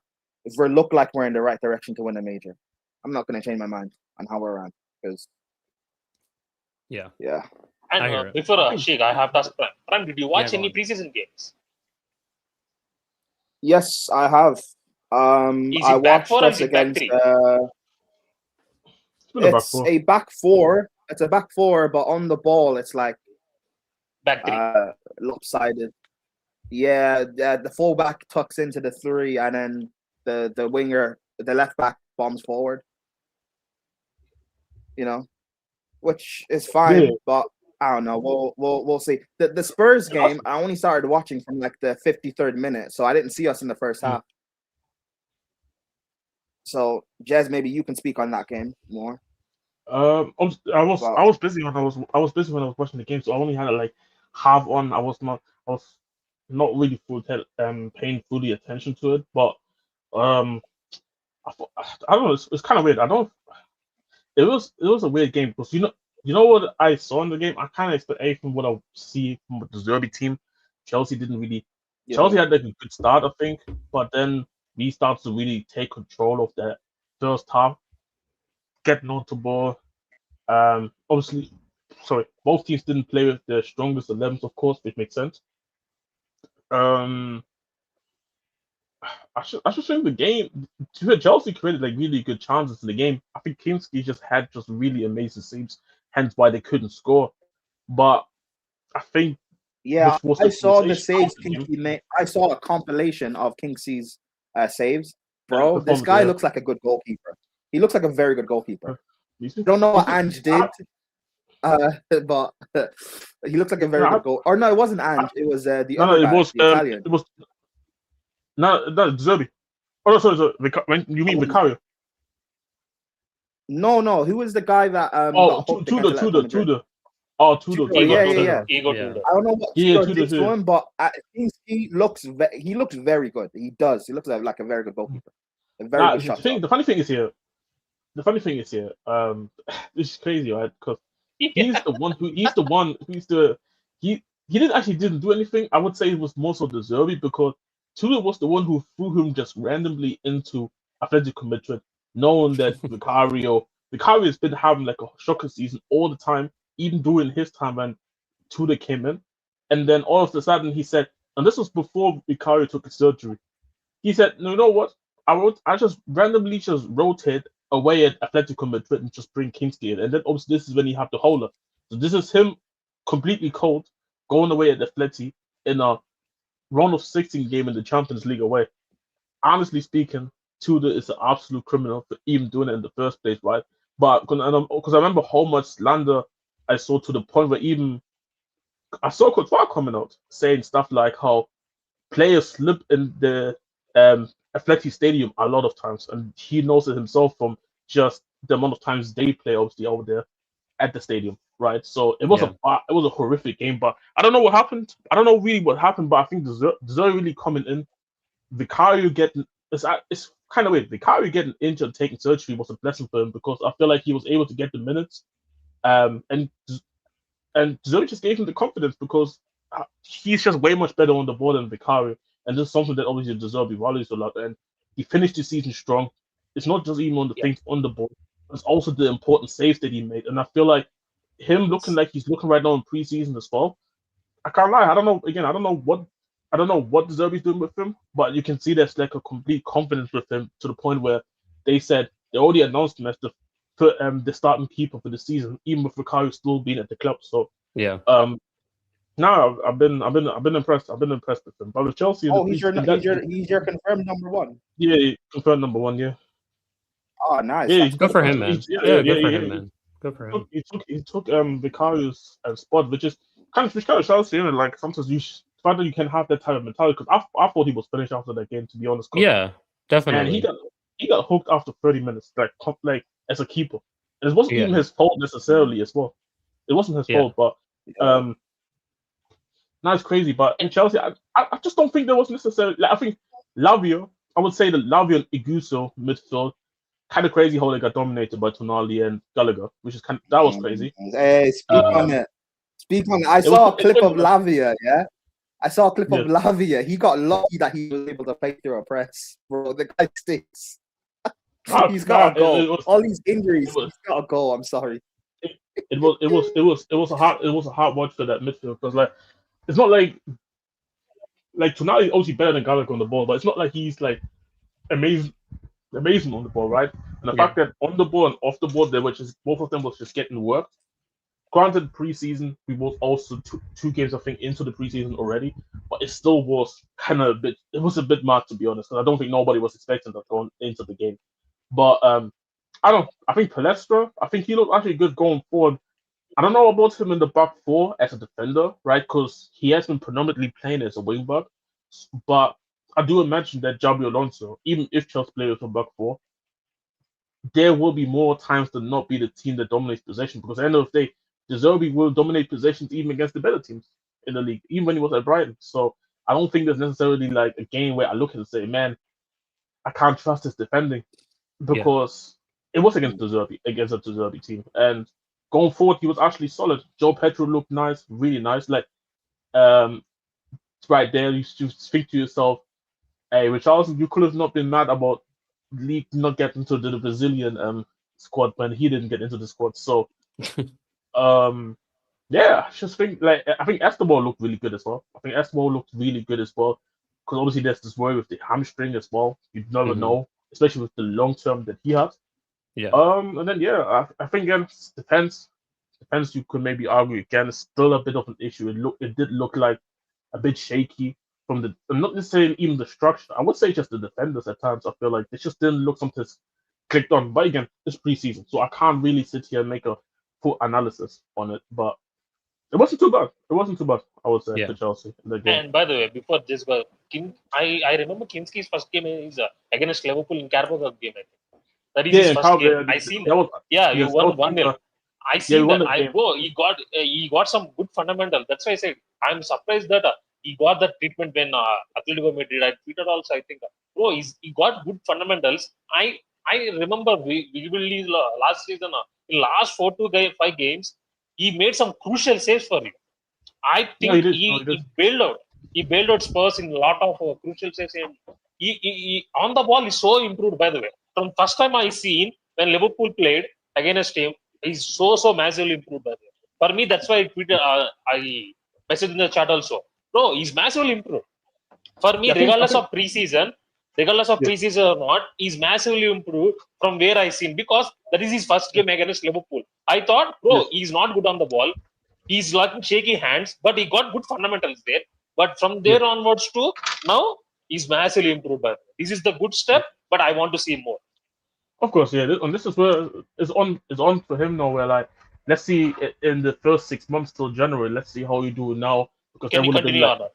Can you continue on what you were doing? And I think, like I said, the confidence that he's playing on right now, and this is, I think, this is the key part right there. Side is like when first game coming into the Premier League as a backup, and you're saying Liverpool in the cup. It's a big game. It's a big game for somebody that like you're getting thrown out there, and it's like, oh, thrown out there, and and he proved himself in the game. So again, and people forget that as well. He's a young goalkeeper. This is not like somebody that's like 27, 28. How old is he? I think it's like 23. 21 or 22. Oh, damn. He's a kid. In terms of goalkeepers, he's a kid. And he turned 23 in March. So when he came in for the Liverpool game, he was like 21. 23. Yeah. 21. Yeah, for the Liverpool game. Yeah. 23. So it's like. How long has he been at Spurs? 1.5 season. 1.5 season because he joined us in January in the second season. I think. Oh, okay. That's fine. Yeah. Prime. He had that game against Klopp, against Slot first season. Okay. Also, can I just say this, right? Chelsea fans that now want to have sympathy for Mudryk, shut up. Because when it was when it came out that he was somehow he took the drug, but he didn't know how he took the drug, and he was pleading innocence. People were telling me he's full shit that he has to leave. So don't feel sympathy now for this guy. Okay, don't feel sympathy now. And by the way, I had sympathy for him back then, and people were telling me he's still shit. Don't have this fairy tale. Oh, he can be in the squad.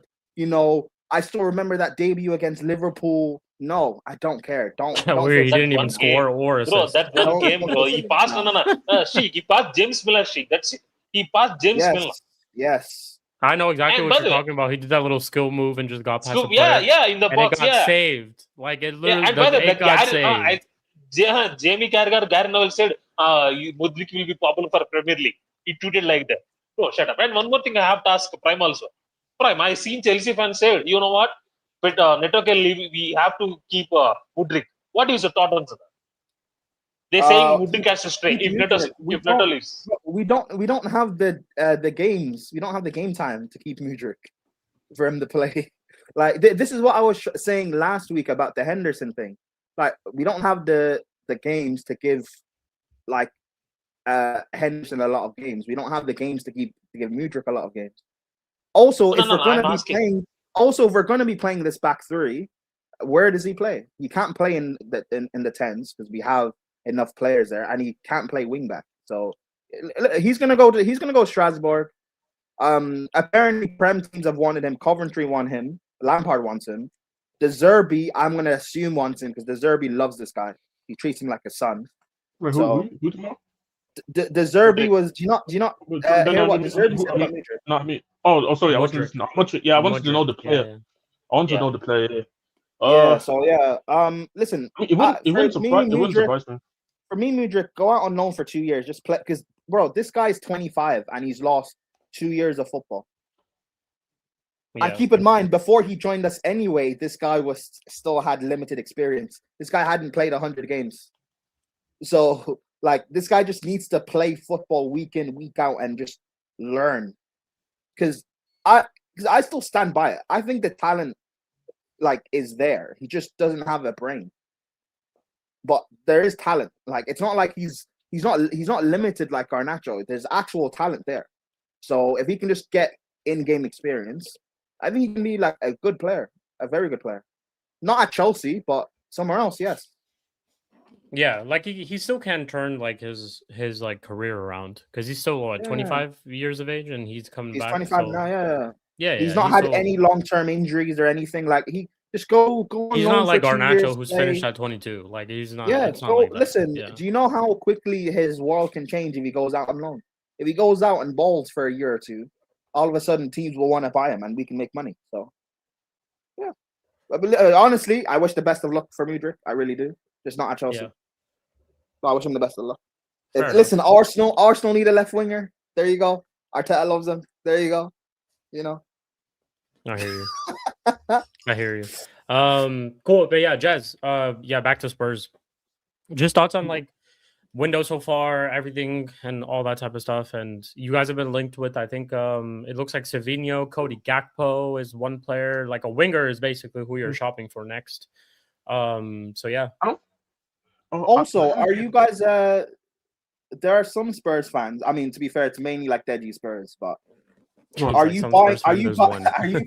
buying into I mean, because I know what you're like, you're rational, but do you hear your fan base like getting gassed, or are people so level-headed? I'm sure there are people getting gassed. I think there definitely are some, but I think the excitement just pretty much left after we made the midfield signings. At the time when we made the midfield signings, I think the excitement then was mad as well. I think there were a lot of people like Deji on my timeline that I saw at least, right? Because then they're thinking to themselves, okay, now we just need to sort the attack, and let's see then how then this team looks. Now we going into the latter stages of pre-season, still no attacker coming, and we hearing about no, you know how it is with the journalists. Like you hear all the adjectives now about making finally a move or interested, stepping up and stuff like that, all that stuff. But we still haven't seen an attacker yet. And to top it off, it's not necessarily the most convincing group of players that we've been linked with as well on the attack. So I think a lot of that has calmed down. But at the time after we did the Tonali and Fernandes signing, I think there were a lot more people on the whole Deji still thing. For me, I was never on that. Just to make that clear, I was never on that. I was like, I mean, thank you very much, because this has been what I've been asking for years now. Yeah. But I always knew. For me, my biggest issue is the attack, which needed addressing just for a very long time. And I'll be honest, it's a really weird spot, right? It's because you can make all the arguments that Agappo, Savinho, even Neto, in technicality, make our attack better, right? But at the same time, the issue is that we are asking for the bare minimum with these guys then, because of how bad the attack was last season. Granted, I do think part of it was the fact that one, Madison was injured, ACL. Javi, this was his first season, and then it didn't help that you had Thomas Frank. Both Odegaard and Tell still very young players. Like I know a lot of people shit on them and say they're not it, they're this, they're that, but people forget they're young. And it's not like the best environment. It's not like this the best environment to even come in. And Tell's like 20, 21, right? Yeah, like 20. He's like 20. And Odegaard is like also like 20, 21. Like these are the young wingers, right? So which we already know that are not of the highest of ability. So it takes even more time with these guys. Kudos did got injured with the hamstring and was pretty much gone for the rest of the season after January. And then obviously you had Kolomwani, who didn't want to be here. yeah. Richarlison was always injured. Solanke was always injured. So it's kind of like I mentioned Madison already. So Yeah. you know what I mean? So when you look at what the attack force has been over the last few seasons, of course, players that we are linked with sound better in theory, but I don't think for the value that these guys probably gonna go for, and we probably signed them for.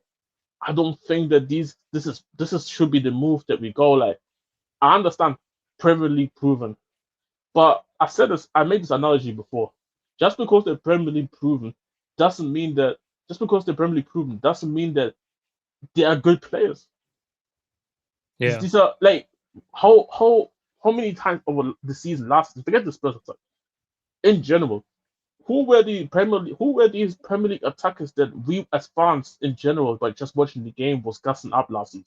Even the better attackers last season were terrible. Yeah. Even the better attackers, like even Shik, you would know, people was getting under Cunha, people was getting under Mbemo.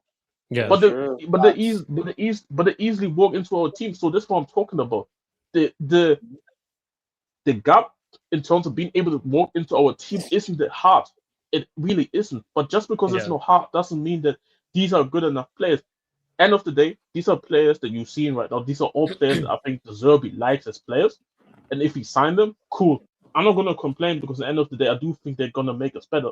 But you ask them down near the bare minimum because it's not like they're replacing a group of players that was performing so well last season. 100%. So for me, if he signed them, I'm not gonna sit in here. Oh man, why did we do this? Why would we do that? No, I'm gonna sit here and say this is all deserved. These are the guys that De Zerbi wanted. So I'm expecting De Zerbi then to go and do the business then. Because Do you think that means we backed you? Do you think so? Like even though this is all bare minimum, and obviously Spurs should be doing all this stuff before and all that. Do you think this is because De Zerbi's at the club? Like he's making all this happen, Yes, and it's because of De Zerbi. He's driving the club to do all this.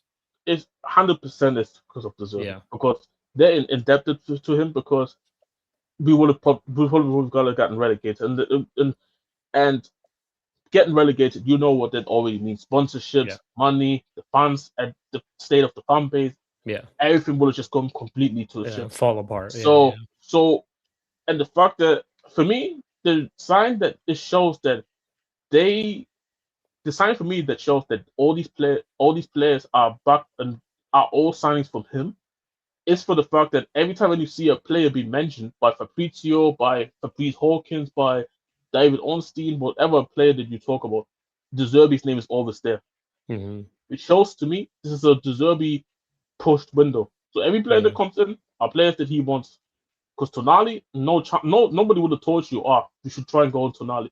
You should try and get Matheus Fernandes. I always said I like Matheus Fernandes, but I never imagined us going even for Matheus Fernandes. That's true. I would have. Like had De Zerbi not been manager, I don't think you go for these players, let alone sign them. No, if De Zerbi's not manager. If you had told me Spurs are going to get Tonali, I would have laughed. I'm not going to lie. I would have laughed. No, but De Zerbi is here as the manager, which also helps, right? Because at the end of the day, you have to convince these players to come here. So I do think the manager had a big part of convincing these players to come here, but we also a bit overspent right there, here and there. But again, I always tell people forget this. Our wage structure is quite low to begin with. So even when we pay these players what we paying them, it's not that bad. Yeah. Because Van der Ven is still on 50K. Poro is still on like under 100K. We're talking about our best players. We're talking about some of our better players. Kudos barely makes any money. Yeah, like your higher earners at the club are like 100K, like 100K-ish. Only Gallagher, Romero, and Madison. I think Kulusevski was touching. What about Xavi Simmons? Is he on a big contract? Xavi Simmons as well, right? Yeah. So only the recent signings are really on big contracts, but it's only a handful of players. The rest, they're not making that much money. Yeah. So it kind of balances out when you really think about it. So I wasn't really too mad about the wages that we gave them, but my issue was more so about the fact that we know that De Zerbi has not shown that he's been staying at the football club for the long term. So for me, it's like, okay, what are you as a football club trying to do to make sure you future-proof yourself if De Zerbi is still not here as the manager? Yeah. And for me, what was telling it was is that we have to sack our director of football who was here under Ange, but yet, so we had Ange, Frank, Tudor, De Zerbi. 3 managers got sacked. We still got the same director of football here. How? Yeah. There is just no way that he should be here. But again, you can clearly see he has no real power in terms of the players that he wants to bring in. Why? Because if he brings on the players that he wants to bring, they're probably gonna bring us back to shit. So it's literally on the Zerbi right now to get these players in. And it has been successful. But Heck came in, Senesi came in, Robertson came in, Fernandez came in, Tonali comes in. I mean, let's see. Deserby seems like the guy too, where it's like Yeah. if things like if let's say there's an agreement between him and the club, like, hey, I'll stay here if you guys do back me and give me money and all that type of stuff. He seems like the guy where if it doesn't work out, he'll just walk away. Like Yeah, he will. definitely seems like that type of guy. He will. And this was like obviously one of my things that because people know me, I wasn't a big fan of De Zerbi coming in. Yeah, I appreciate him a lot for being able to get us out of this mess that we was last season. But I'm still not high on De Zerbi. I still have things. I still have question marks about him as a manager, right? Because I just don't like. I don't like managers who are so repulsive and they act on the moment, right? So when shit is not going right, they're like, "Fuck it, I just want to drop everything, want to go out of here." Like a teenage girl. Like he's him, Conte, Jose, even at some point, all the same in my eyes. So So when it comes to the attacking window, the reason why you probably have to see me crush out and say, why are we going after this guy, after that guy? It's because at the end of the day, I ain't got no power. I can't tell them not to go after that bullshit. But then what I'm expecting is that if you do go and sign these players, I'm expecting more out of you as the coach than to get the team here. Let's say 100%. we're getting the attacking signings that we want. I'm sorry, I'm expecting Champions League football coming into the season. It's not because I think this is a group of players that I think are amazing, but we backed you this season. We're gonna spend over 300 million this summer. And you telling me we can't push the Champions League this season when we play one game per week? that was the same thing I was saying for Xabi Alonso too. And Xabi Alonso, some would consider is a better manager than De Zerbi, or he's been in the limelight in the news and all that type of stuff. His name's just out there more, Xabi Alonso as compared to De Zerbi. And it's the same thing. It's like for all these things, it can be an excuse at the end of the day because these managers are getting backed, and all the things that people were complaining about before might not necessarily all are taking place again, but some things are different. So it's like you have to look at that and be like, Spurs aren't in Europe, right? No, we're not in Europe. No, Finished 17th. See? That is a big bro. Chelsea and Spurs have a big advantage over like United, for example, who I still think you guys will be good with Carrick, but now being in Europe is a big shock. Will Bruno it is a big Will Bruno have the same season he had last year? Will Luke Shaw be able to stay fit for the full season? Like that's a big culture shock. United they're gonna, well, not a culture shock, but you know what I mean. It's a big shock United are going into. Whereas, see, like in with lesser games, you can kind of you can look at like 1-11 and have like a concrete 11 and just keep working on that concrete 11 all season. Like you can add and take out pieces here and there, obviously based off of injury. Whereas when you're in Europe and where you're playing all these other competitions, you kind of have two different squads, and it's like you need to rest some at some time, and it's like okay, playing against certain opposition, this and that. Some players will need rotation, injuries, all of that, but also just to keep balance in the team. And I think with one game a week, that is just like like De Zerbi, well, I'm guessing, or even Xabi Alonso, I'm guessing will have his clear starting 11 at some point of time in the season, and he'll just keep working on it. Giving them more game time, maybe making tweaks here and there as he's learning along the way. Same thing for De Zerbi as well as the season is progressing on. But they're looking for, and I think you're allowed to have that in a season like this, where you can have that team season to have that right 11, if you guys get what I'm trying to say. Listen, I think playing, bro, this is kind of why I wanted Europe. I wanted us to get at least Conference League for this season, because there are certain like young players I would rather have kept in the squad so they could play, like Satpayev and stuff. I'd rather have kept them, but like now, no Europe, bro. No, yeah, that's not there's really no excuses for failure, bro. There's really no, no reason. because you can't because like in the end of the day like especially right with Spurs is a bit of a different story because you finished 17-5 in this row. Yeah, You don't even know if we're gonna be healthy because this team had a lot of injuries as well, right? But So you this is had also a Europe big last thing. season. That was the difference too. Is But that you even did have Europe last But season. even the season before, I think we had quite some injuries. So it's been more of a stagnant issue. For example, if Adoi's our starting left back, I'm expecting him to get injured at some point. If Van der Ven is going to be our starting left-sided centre back, I expect Van der Ven to get injured. Don't let me even start about crippled and more crippled in Richarlison and Solanke. Yeah. Like Solanke can't even like somebody steps on Solanke's foot, he's out for 5 weeks. Like he's not going to play through that. So we got guys who are this what I mean. We have guys who are very fragile when it comes to this. So even with 1 game per week, I'm not really sure if they're going to stay fit. I'm praying they will, but I'm not really sure. But with Chelsea right there, it's because Chelsea's team is overall more better. It's another reason why they have to go and get Champions League football. There's no reason why it should. You know what? As long as we get Europe, the season is fine. Now, like they need to get Champions League realistically. Whereas with Spurs, even though I'm expecting the Zerbi to get Champions League because look how much money we have spent. Look at how much debt. Like even the selling part, we have like the guy has sold a lot of our young players as well. Like he sold young players. He's gonna sell some of the senior players as well. Like Romero's gonna leave. Vicario's gonna leave. I've heard Bergwall's been linked to leave too. He's been linked to leave. Saar might leave. So he's selling players. He's buying players. So I'm expecting him to get Champions League football if he played 1 game per week. But if you tell me finishing a Conference League or Europa League spot, I need to see context to why. But I can then at least say, you know what, I understand because again, we finished 70 twice.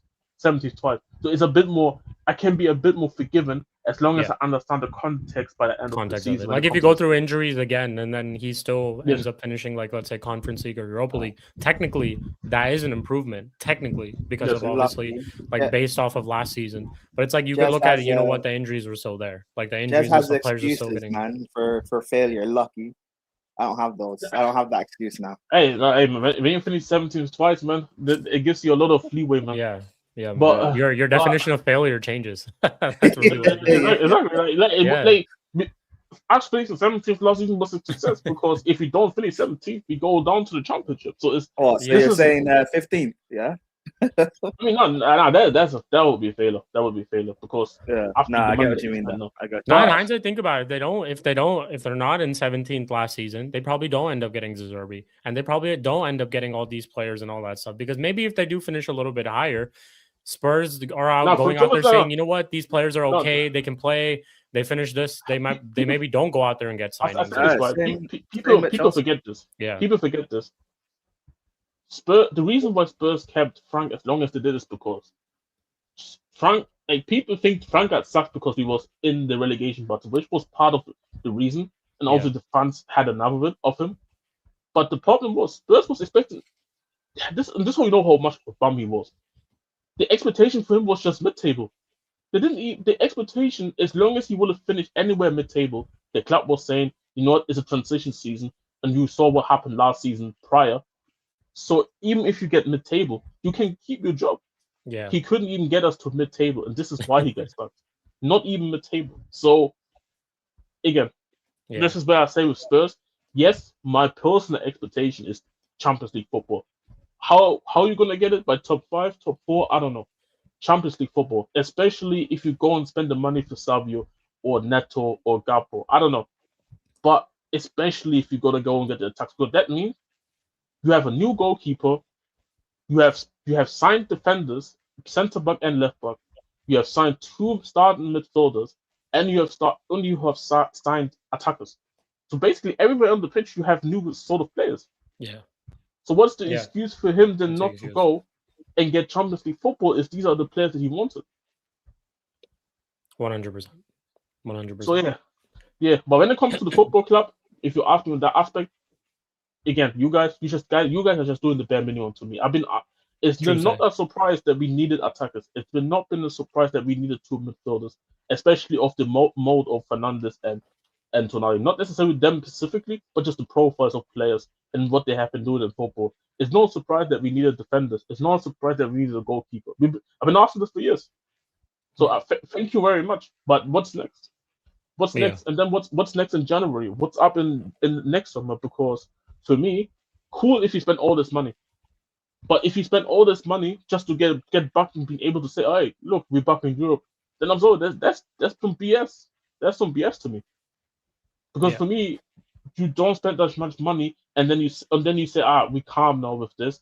We're not gonna go and actually trying to build a team that can actually compete. Now, when you spend that much money, if you spend that much money, then next summer I'm expecting things to be able to push this team forward again, and on and on and on. If this is what the plan was this summer, because if you were cool just getting mid-table, trust me, you don't have to spend that much.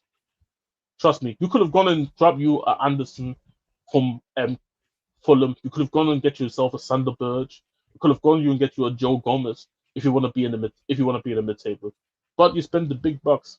So I'm also expecting I'm expecting big expectation from the football club to trying to move forward as the seasons go on, especially this season. So let's see. I'm expecting. I would expect to get Gakpo in. Gakpo generally just depends on how Liverpool value him and how much we value him. I think that would be the big thing. And with Savinho, it's been obviously reported earlier that Savinho is priority. Like he's option 1, 2, and 3 according to Fabrizio. So we really want Savinho. But if City do not get a winger in, aka Neto, then it looks like we're gonna try and get Neto in. So again, am I cool with that signing? Is Savinho a Spurs signing or a De Zerbi signing? De Zerbi signing. Both.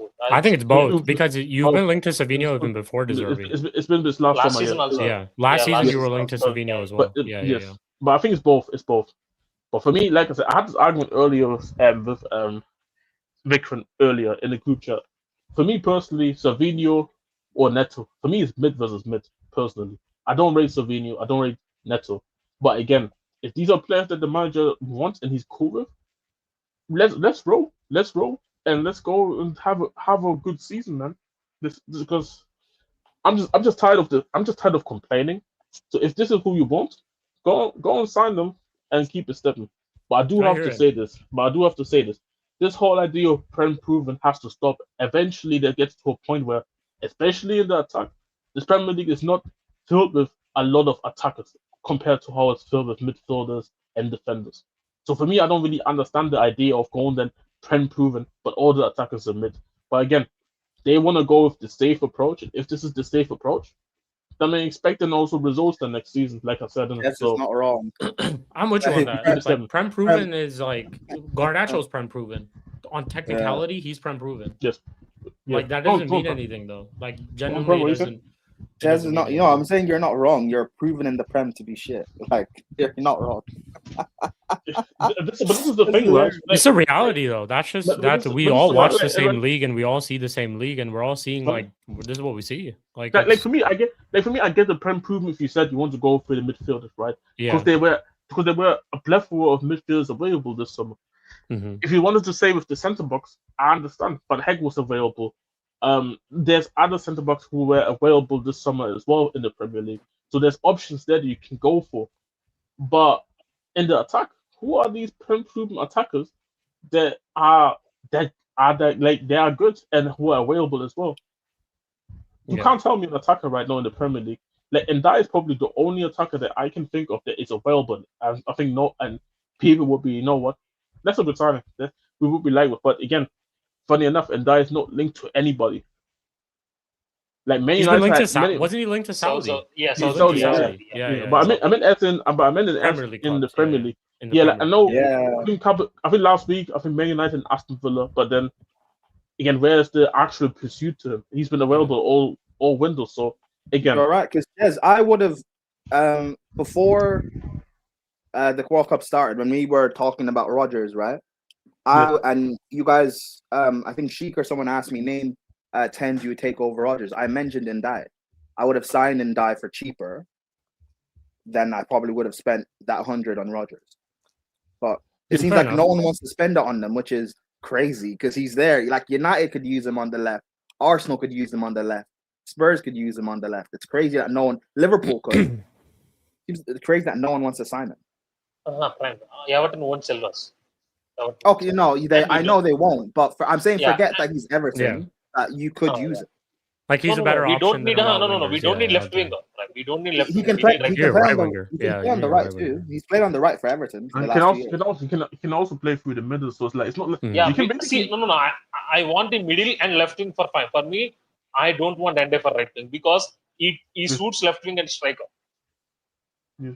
Don't worry, That's the man. thing You're that- getting Barcola anyways, man. Don't worry. that's the thing, innit? Like No, he got Barco for left listen, and that's the thing, innit? Like so there's like a versatility with him, but he's not been linked with. And I say it all the time. That doesn't mean that I think Ndai is a bad player, but I think it says more about Ndai that teams who actively need attackers are not even giving him a blink. Yeah. So Crazy. yeah. Sometimes like, it doesn't make sense how some clubs operate. Like, what is I their do have thinking to- behind getting some players? Yeah. also there's also another thing that I have to speak about, and this is something that's been bothering me, and this is about the Spurs fan base, right? It's because Go on, Jess. again, it's the people who do it's according to tacticos, yeah, the guys who think that technicality means everything in football, right? So I'm seeing people complain about Tonali. I don't even think Tonali's been bad in preseason, by the way. But of course, everybody say, yeah, but this is not the midfielder that we really needed, and spending this much money on Tonali didn't make sense. This is not the midfield that we needed? Again, crazy. this is what I'm saying, because he's not technical enough on the ball and all these That's things, and insane. because he can't operate in this zone and that zone well on the ball. But you get the point. Yeah. Spending that much money on him and all that. Yeah. But then I'm thinking to myself, cool, and obviously because the main point of the tweet was this whole you can't give De Zerbi everything that he wants. But then in the same breath, I'm thinking to myself, hold on a minute. Okay, but then why didn't you mention that we spent 85 million on Fernandes? Why didn't you mention that we spent 51 million, 52 million on Van Heck, who had 1 year on this contract? And for me, so this is what I'm saying.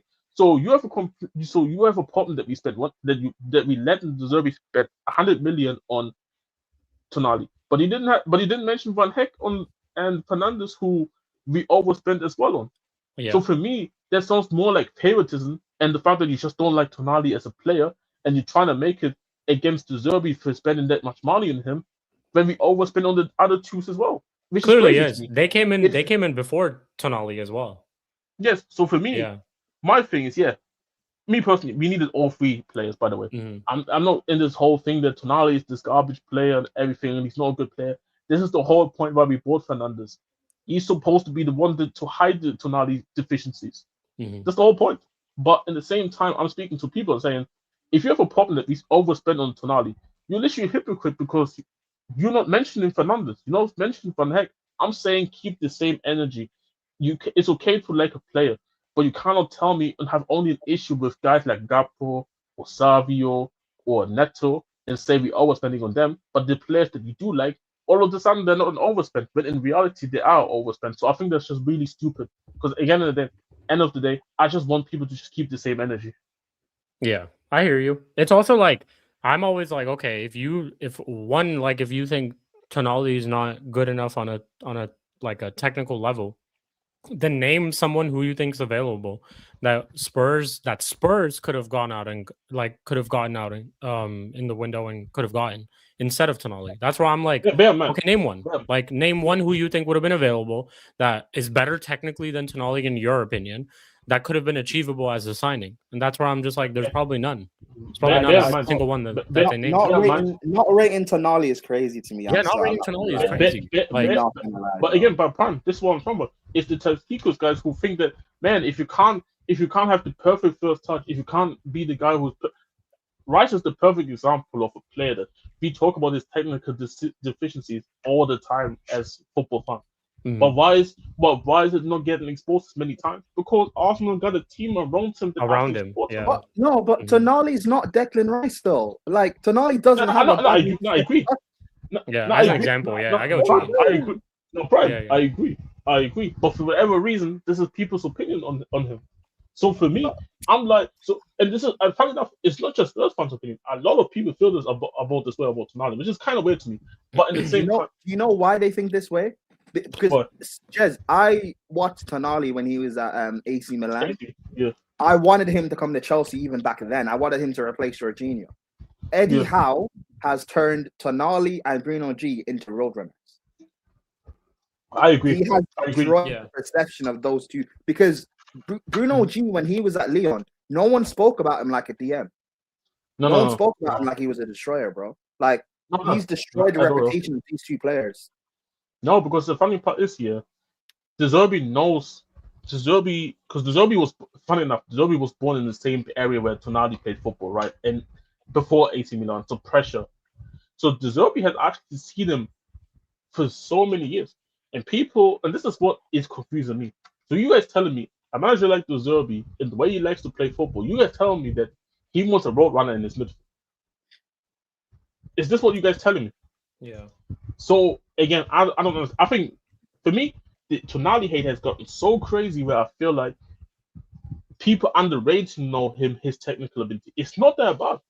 Do I think it's like high level? No, but I think it's at least above average. Like he can hang. Yeah, like he can hang.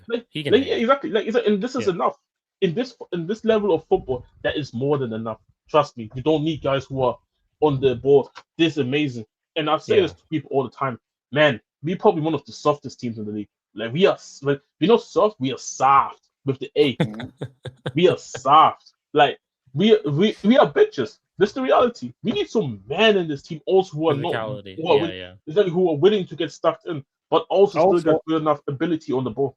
Also, Tonali's a leader. Like he's a real leader. Bro. 100%. This guy was captain of AC Milan when they won the title. The guy's a leader. He's been around, and like I said, if you speak to every Italian and think about from a national team perspective, yes, they've been going through the struggles. But if you speak to most Italians, and they tell you all the time that Tonali is one of them players who consistently is always there. Tonali has to be in the team. Even guys like Barella, who is probably more rated. The Italians are not really as high because he's not performed to the standards that he should be. But with Tonali, you're always going to get a certain standard of them on a consistent basis. So for me, again, I know where this is coming from because this is because he's not good, because his first touch is not as clean, because the way he has his body positions on the half turn or when he has to receive the ball deep. Again, why did we sign Fernandes then? Yeah.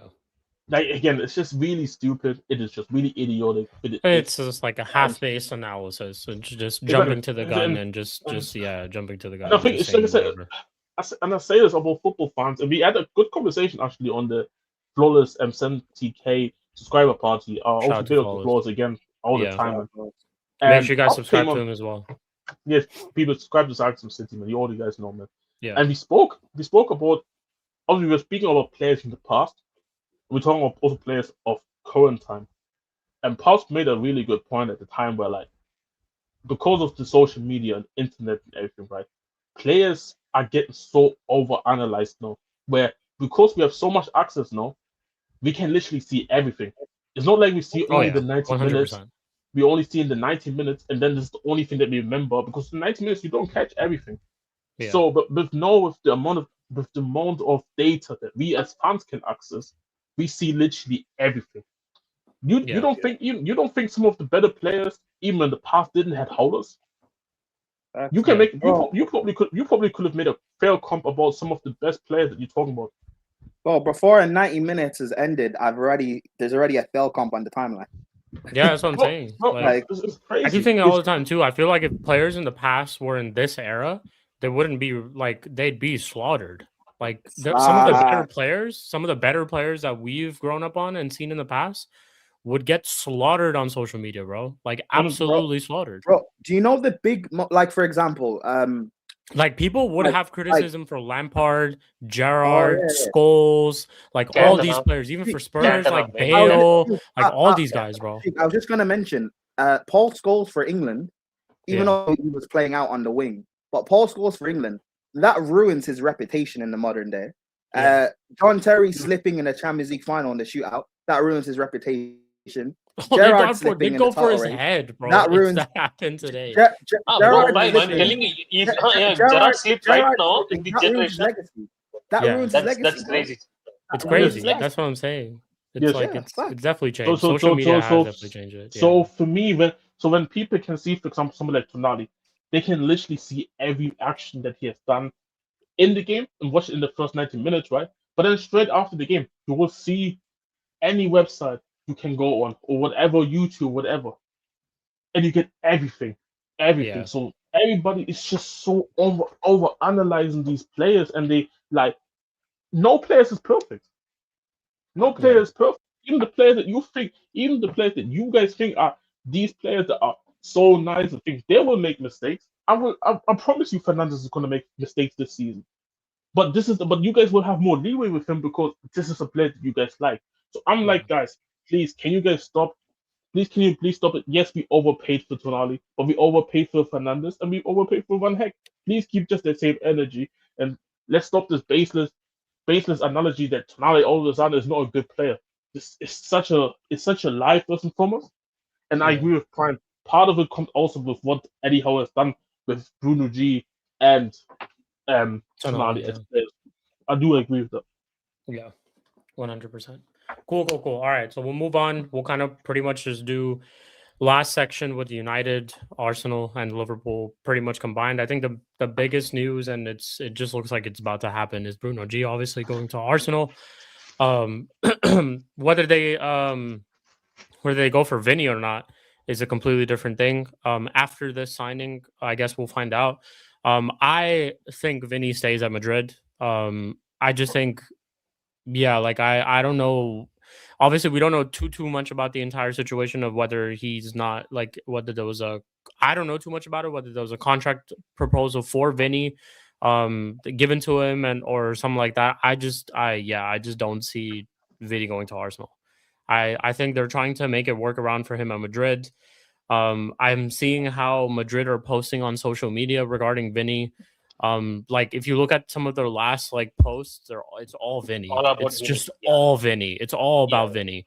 And I've never seen it get like this much exposure. I'm telling you, like when Bellingham and Mbappe come back to Madrid, they will not post like this. Like they were not there. You'll get a couple posts here and there, but it's not going to be with the amount of exposure that Vinny's getting, at least at Real Madrid.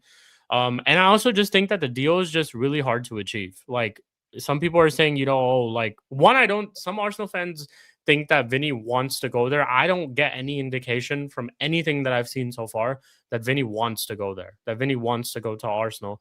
I think all the reports that we've been saying that there's a possibility that he might entertain it, but it's not like, yeah, he's willing, he's open to the move, this and that. It's all just been more so on Arsenal's side that they think a deal out there for Vinny is achievable. We could honestly just take out Vinny from that and put any other player in because it's simply from just that club side. So I don't know if this whole Vinny thing happens. I don't think it honestly happens. Just based off of, I just think that deal is very hard to achieve. The money that Vinny wants, it's quite different in England with all the tax cuts and all that. So I think Arsenal would have to pay a lot. There's been a lot of things that Vinny would he would be okay It's with a about pay image cut. rights. Yeah, like Image rights. he would be okay with a pay cut. I think I've heard more of reports that he'd be okay with a pay cut at Madrid, not at a different club.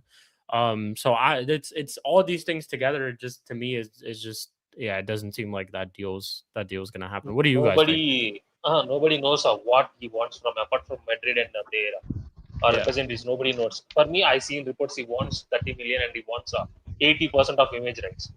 See, simply wants a Mbappe deal, which is not happening by the way. See, Mbappe is the highest earner for Real Madrid. He's earning 600k and 80% of the image rights. See, for me, in terms of Vinny has to come to Arsenal, I don't see it happening. I agree with you, Shik. But for me, why do Arsenal want this burden? Sorry, why Real Madrid want to lose this type of player though? In terms of high profile, in terms of image rights, I can understand you don't want to offer him, but I can think they will get into middle ground like 60-40 image rights and 25 million contract. They will get it. And one more thing is, if Vinny leaves, okay, for 1 second, we think Vinny leaves. Who is the left winger then? There is no left winger for Real Madrid right now. yeah, There is no left winger. Rodrigo is injured. Mbappe is playing striker. Right winger will be Diamande. Who is left winger then? Diaz is not left winger. Bellingham is not left winger. Valverde is not left winger. Brahim Diaz is not left winger. Bustmentana is leaving. Hendrick is a striker. That means who will be the left winger there? There is no left winger for them. If Rodrigo stays fit, then I can understand that. But Rodrigo got ACL. Yeah. That means somebody, for me, if I don't see from my eyes, I don't think Vinny is leaving. They will get the solution. They will do this. Even if they can't find the solution, he will stay there for them.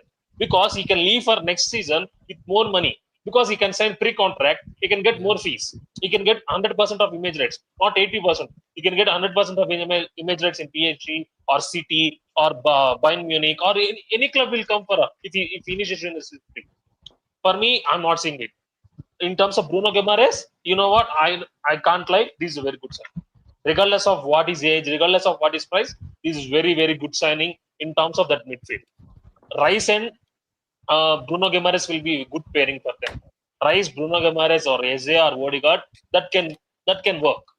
In terms of you can rest Rice for some games, you can play Zubimendi and Bruno Guimaraes, or you can play Zubimendi or Mikel Merino. You can play Miles Lewis Kelly or Bruno Guimaraes. There will be a lot of options. In terms of that, it's very, very good signing for them. For Bruno Guimaraes, it's not a surprise they're signing for him. It's bound to happen. It's happening. For me, the most interesting thing will be if Arsenal don't sign Vinicius Junior. That means who is left winger option there? Who's their left winger? Because we signing Barcola, we are so much interested in Barcola. You are not getting Yildiz from Juventus. Who are getting your left winger there? I want to know the options because we got only Martinelli and Tozels. That means the only option currently experienced is Rashford or free agent Jadon Sancho. That's it. Free agent Jadon Sancho or Rashford. Or you have to, if you want, Mudryk. That is the three left wingers out there. Or if you want young players, there are some young players. I don't see Mikel going for it. I wanted Mudryk, so I'm just saying. Yeah. I'm just saying, for me, it doesn't make sense to go all out for Vinny. If I'm Arsenal, you know what? I go to Vinicius Junior, I say, are you willing to come or not? Tell me the decision before some days because we have to plan ahead. You can't drag this to the September 1st or August 31st. You can't drag this because the season is in like 18 days. You can't happen. For me, I'm not saying Vinicius. Can I be the only one? When does the window end? Sorry, Jed. When does it end? September 1st. First of September. So end of September. Okay. Okay. And what month are we in? Go on, Jess. Go on. Pretty much, literally, literally just under a month now. So am I maybe the only one who thinks that Arsenal just say fuck it and say we going all in on Vinny? If we don't, we just go into. If we don't get Vinny, we just accept and go with Solis and got Martinelli as the left winger. Am I the only one? I don't think that's crazy. I also think that. No, I don't think that's crazy at all. I don't think it's crazy. No. I don't think that's crazy at all. What do you think, bro? No. I agree with it, bro. I was saying that when they missed out on Rodgers, I was saying that Arsenal. And I was gonna say that too. Is that when they missed out on Rodgers, they're okay with it. They should, unless they sell Martinelli, do they need to actually sign a left winger? They don't need to. I think like they don't need to. I think like I said, it's cheaper. I agree they need an upgrade on Martinelli and Tozales, but they have two left wingers there. They're not going to sign a third one without getting rid of someone. So this is what I'm thinking, right? Is that I think they're fine with going unless they really want to go with an emergency because they really are not fully trusting Martinelli and Solis. But for me, I'm thinking they're going in on all Willie. I think they're willing even to wait to the later part of the window, like literally the last week of it. I think they're willing to wait. And I think the winning situation, I'll be honest, I think nobody knows actually what's going on. I don't think there's a Giorno. Even when you see Ornstein reporting on it, it doesn't sound to me like Ornstein is like fully in top. Like I think Ornstein got information, but I think the information comes from the Arsenal side. It's not coming from the Madrid side. Yeah. So for me, I'm thinking to myself, because I agree with Sai. If you saw Winnie right now, who is the left winger who's going to be there? Because I said this already. Even a washed Winnie is still top 3 left wingers in the world, which is crazy. But in the state of left winger, so for me, it speaks more on the state of left wingers. In the world. So for me, I'm thinking to myself, is this something that Madrid is willing to really go for and say, unless they have an idea of somebody who they can chase, but they know they will have to spend even more money than even what they're gonna get for Winnie. So instead of being like, you know what, no, fuck it, let's give him actually the financial package that he wants. But I Yeah. feel like nobody, and I feel like people who are, unless people who are generally involved in the negotiations right now, nobody knows what's going on, because it's funny. Ornstein's reporting is funny to me because in his first tweet he said it's either he signs a new contract or he gets sold to Arsenal this summer. Then the next tweet says something about how Vinny signs a new contract or he leaves on a free / joins Arsenal this summer. So it went from there's no chance that Madrid will sell him and let him go on a free to we're letting him free in Let him go. 2027. So I feel like nobody knows exactly what's going on, and I think we can I'm only with you wait on and that. see. I feel like we can only wait and see until really the very end of the window, or it gets announced that they're not going to extend his contract, and we see Arsenal start putting bids in. Until I'm not seeing bids, until I'm not seeing any official report about the fact that Vinny's not going to sign a new contract, he's probably going to be gone by 2027 if Arsenal and Madrid can't find an agreement. I'm still thinking he's a Madrid player. I think he stays a Madrid player. Wherever he's going to be one next summer, I don't know, because he could be gone on a free. But I think for this summer, I do think he is a Madrid I player as of right agree now. with you, right? But John, yeah. if it's if Vinny ends up saying he wants to leave, They're gonna sell him. Arsenal. No, I know, but Arsenal are fucked because they won't be the only club that will want Vinny. That was another agree. thing I was just gonna mention That's too. why like Arsenal need to get if there's a chance to sign him, because I agree. As much as Vinny's fallen off the last year or two, this is the same guy that people were saying this is Mr. Champions League. He's won 2 in 3 years. Rodri robbed him of the Ballon d'Or. Like if Arsenal signed Vinny, I will see them seriously to win the Champions League. Like that's a big worry. Definitely. And Yeah, if definitely. Vinny but they need to get the deal done now, because if Vinny says he wants to leave, Man United are going to try and sign him because they need a left winger. PSG will try and We're sign not gonna him. get Vinny. We're not gonna get Vinny. I'm just naming clubs We don't that have will money try. for Vinny. Yeah. No, but I'm just naming clubs that will or should try. Yeah. Bayern, Man City, these Clubs are clubs will try. that should Clubs try. will try. Yeah. Yeah. Clubs will try. Liverpool are about to waste money on Barcola. Imagine it gets announced right now that Vinny wants to leave. Do you not think Liverpool will try and get Vinny over Barcola? No, they still get Barcola. They love Barcola, Like man. but I'm just saying, like there are I get what you clubs mean. that Yeah. will. There are clubs that will try. You won't be there. You won't. It won't. Arsenal won't get a free run at Vinny if he wants to leave. So they got to do that's it where now. I'm at. It's like either one, we don't really know what's going on with Vinny, or two, and I'm leaning more towards the fact that we don't really know what's going on with Vinny, or two, he's just not available. That's why you're not seeing a lot of other clubs go for it. You're not seeing a lot of other clubs join this bidding war, or even just put out interest like there, because he might just not be available. Maybe other clubs know that he's not going to be available, and Arsenal are just on this pursuit for whatever reason because they felt bad that they couldn't get Morgan Rogers. It's weird that Arsenal want Vinny, but no one else. Because it came out of the blue, just entirely. We didn't hear that Vinny wasn't settled or any of those type of things. It just came out pretty much that like Arsenal are looking to go and get him. And this is right after they missed out on Morgan Rogers. I'm like, okay, if you wanted Vinny, or if you felt in some way, shape, or form that Vinny is a deal for Vinny is achievable, why wasn't he your first left winger target instead of Morgan Rogers? Do you know what this reminds me of? It kind of like the way United signed Tielemans out of nowhere on the cheap. If Tielemans was available, do you not think everyone else would want to sign him too? Yeah, we paid his release clause, to be fair. Yes, so it's like, I know you did, but like, no, you signed them out of nowhere. No one knew. Yeah, like. But I think there are some clubs who are trying to keep their business quiet, so that they avoid having other clubs come into the picture, which makes the deal just harder for it to be achievable. And I think that's why some clubs are moving like that. But I'm just I'm just using the comparison of Arsenal. You either do it now, or if he does become available, you're not getting him. Because I know Arsenal have just won the league, but let's just be real. Are you guys going to enter a bidding war with a Chelsea or a City or a Bayern? Well, it could be the same thing that happened with Morgan Rogers. You could find yourself getting your deal hijacked, even though you've done the groundwork for it and all this work for it for months, and you've publicly come out and stated it multiple times that he's like, you're going to go all out for him, that everyone in the club is like ready for a signing like this. It's you've gotten a green light from everyone. making it it's gonna be like the Rodgers thing all over again, where a club And- is and gonna one be more thing coming is- out willing and, to pay the money. Also, one thing that yes. I haven't seen from Arsenal at this point, at least, is that you are willing to pay big bucks for some of these big Yes. players, because they haven't shown that. They haven't shown that to me yet. With how And- they've been giving some of their valuations as compared to other clubs, like I remember the Morgan Rogers Bruno. bid was 80 million, 100, and that's 80. like 50 million They off. want willing 100 million.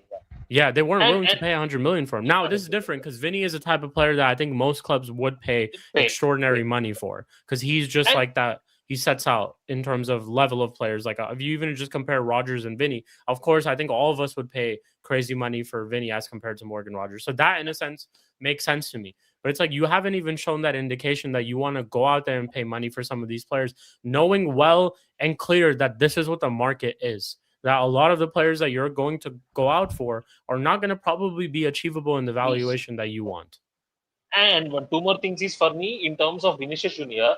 Bro, if you want money, if you want this image rights, why do you leave right now? Because next season you are free agent. That means you hold all the cards. Yeah, you You have hold all the cards. Yeah, You hold all the cards. You can sign a signing fee. You will get 100% image rights, and there will be more teams for you. There will be so much for you. And one more thing is the long shot. This will be long shot. I don't think it will happen. The long shot will be if Real Madrid think they can get Kvaratskhelia from PSG, then they can sell Vinicius Junior. But it is not happening though. No. See, Kvaratskhelia is not available from PSG. My only argument for them being fine with the idea of letting Vinny go to Arsenal this summer is to get him the next one. the planning for next season, Next summer, yeah. where Next summer. they're moving Mbappe to the left and they're getting a striker instead of a left winger. Haaland. You think Haaland? Potentially Haaland, potentially Kane. I don't. I think. Listen, it's Jose. I think Jose will go for Osimhen. I'm not gonna lie. There's been talk about Fine. Osimhen, he can go Osimhen now though. He can go Osimhen now though. Yeah, but there's been talks about Osimhen being available for around 60 mil, like 60, 68 mil. Like, bro, if so for my this is what I'm thinking. That is a typical Jose thing to do, to get Osimhen over a Haaland. Yeah, Prime, I agree. And one more thing is, that's the point that I'm making, right, guys? That like you get what I'm saying is that unless the idea is that Mbappe gets moved to the left, because we all speaking about how Mbappe and this Vinny, it's gotta be some sort of backup plan. Like you have to have some sort of plan. So this is what I'm thinking. But then my counter argument would be, which I'm thinking is, when was the last time that Mbappe played left winger? When was the last time? In PSG. Last season, PSG last season. And even that season, he played more. I'd probably say for France, like no, France in middle. The France 2020, the 2022 World Cup. 2022 is also middle though. Didn't they play Thuram? No. They had Kodo Moani, but he was kind of they were kind of rotating. But I mean, so it goes back to the previous one. PSG. Yeah. So this was I'm talking about him, a legitimate left winger, where he plays all on the left. I don't even think his last season at PSG. No, I'm speaking about pre-2020. I'm talking. Bro, Monaco. That means he's speaking Monaco. No, he did. He played. Do you remember when they got knocked out by Madrid when Benzema scored a hat trick? I think he played left wing in that game. I could be wrong though. I think he played left wing that game. Like maybe in that season, or maybe in that time. I'm speaking more so. But it's been a while. But exactly, because I'm also speaking about on a consistent basis. I think consistent basis, I think Mbappe has in his mind now that he's a striker. I don't think it's easy. I don't think it's easy. Obviously, Jose is the manager, right? So Jose could say, "Fuck it, you playing left wing, right?" But even then, with Jose, I think Mbappe has like so much influence, where I feel like he's like, "Nah, I don't want to play left winger. I want to play in the middle. I want to go and get these goals." Yeah. Also, Mbappe's like 27. Like the guy's in his prime, and you look at Perez. Like the reason why Perez has made the decision on Mbappe over Vinny, this World Cup Mbappe that just bangs goals for fun. If that's that's how they need to get the best out of Mbappe, then you got to build a team around him. And if that means playing him up top, even though I think playing as a striker kind of stinks over playing left wing. Yes, I agree. I think it's got to happen. But then I And just look at that. this is the problem. And that's the problem. Madrid. So if you I can't look move at from left wing Madrid front line. Jez, I look at that Madrid front line. Even if they keep Vinny, like, where's the creativity? and this is Like, this is why Yeah. So, I yeah, understand the pro Winnie, but of not wanting to give him the Mbappe money, and if that means he leaves on a free or we sell him to Arsenal or whoever, I understand. But then tell me the left winger that you're gonna go and get this summer or next summer. That's what I see. I think I think Perez saying that next season we can attack Olise and shift Rodrigo or Vinicius Junior next season. I think Yes. Perez plan is to either get Olise or Kvaratskhelia next season. That is his main plan. Play Mbappe at striker, Demande on right, or Olise on right, or Kvaratskhelia left. I think this season, because Rodrigo is injured, right? If Rodrigo didn't injured, he should have He's been getting moved sold. this season. He's getting He sold got moved. because Yeah. of ACL. He's stay there. That's what for me. Perez will run this Vinicius Junior shit this season. Next season, he will attack Olise or Kvaratskhelia. I won't be surprised with both. I won't be because surprised as well. Kvaratskhelia is a Real Madrid fan. He's Cristiano Ronaldo, Real Madrid fan. I won't be surprised. Yeah. And PSG also planning Kvaratskhelia backups also, right? They're getting and they're getting they will already Akilish is there. He's not a left winger for me, he's a 10 and right winger, but they're also planning for a Kvaratskhelia backup also. For me, next season, I won't be surprised if Vinny leaves, they get Kvaratskhelia for left and right wing Olise, that Mbappe at striker. For me, they won't move Mbappe from the striker point of view. Because for me, after Benzema, he's the consistent striker for them. There is no striker. Apart from Mbappe, there is no striker for Real Madrid. That is it. There is I no think striker. maybe they also just probably view Mbappe and getting more goals as a striker than as a left winger. Yeah, if they were to just switch it now without, and it goes back to the point of without having a concrete plan. So it's like, had they had a striker coming into the team, then it's like, okay, you can like you'd more. I think so. Like, okay, they might be willing to do it, but right now it's like it's a big gamble. Like if especially not having a striker in your team right now and then moving him to left wing, just having anybody potentially playing. Let's just throwing on an example. Let's just say they decide to play Jude there as a false nine or something. Like that's just way more of a gamble than just having Mbappe play up front. The only way I seen the only way I seen that was if Julian Alvarez sale went through, then I can understand because Julian Alvarez can press striker. Then I can understand it, but it happened. It didn't happen. For me, the only way it's happening is Olise. That's it. Yeah. Jose already came out and said that Bellingham's his 10. Bellingham's is all action, box crashing 10. And if that's the case, really have no creativity. If that's the case, Bellingham's your 10, and Mbappe's playing as your 9, Vinny's going. Where's your creators? Yes. Where's your creators? Prime. You were very creators. Where is Prime? He was very creators. Where is your left wing? There is no left wingers apart from Vinny at Real Madrid right now. There is no left wingers. So this is where I was saying to you, like, guys, why the reason why I got to this point is because what is the benefit of Madrid? Like, unless you're willing to tank the season and say, you know what, we just take it and say, you know what, we take the money now, we put it into our books and get that money ready for next season. Where, because I agree with Si, it's gonna be Kvaratskhelia. If Vinny leaves, it can only be Kvaratskhelia or Lisa. Even if that means you're paying record-breaking money for an attacker. Like, we're talking about Mbappe money, Neymar money. Yeah, I hear it. Bro, that's the only explanation. Don't forget, they're ready to pay 150 million for Olise this season. They're ready to pay that. But Real Madrid, Bayern Munich never say they will sell. But they will even ask more money for Olise, to be honest. But the way this market is, they will definitely ask for more money as well. And then also looking at the World Cup too, and how Olise and Mbappe were linking up and cooking for France, like you definitely. So this is what makes me think, right, that this is probably the reason why they would be willing to sell him, in exchange of saying, you know what, we tanking the season, but at least we know who our targets are, and we're gonna make everything in our power to make sure we're gonna go and get the left winger. Because if they don't, Jesus, what a mistake that would have been. So again, No, I don't just think he go. that's I what. don't think Vinny. I think Vinny leaves on the free. I agree with Size Paul that it makes more sense for Vinny to want to leave on the free Yeah, because you get more money if you leave on the free. On a free, yeah. You get what you want, So like image yes, rights, all exactly. that. bro, So you are getting 100% image rights. You are getting 100% Ball is in your potentiality. court. You like Yeah, ball is in your you court. get to you Yeah, get to you are pick what you you are want. king, by the way. You are king. And You're one more king, thing yeah. is, see, Demande can play left. That means they can sign Olise for right wing. Demande can play left, and they can keep Rodrigo because he's coming from ACL injury, and Rodriguez prefer for this is left wing. They Yeah. can do that. For me, Or this like season, there's so many different options. They could get a striker and move Mbappe to strike. the left wing and have No. Diomande See, for me, or that is the bad option. Rodrigo. They Yeah, can't they can't move Mbappe from striker.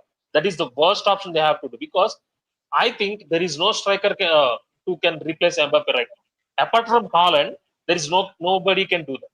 I'm not the seeing. thing, For me, go on this. the thing for me as well is that let's say the plan is to move him out left and Haaland comes in. I'll be honest. How do I really treat?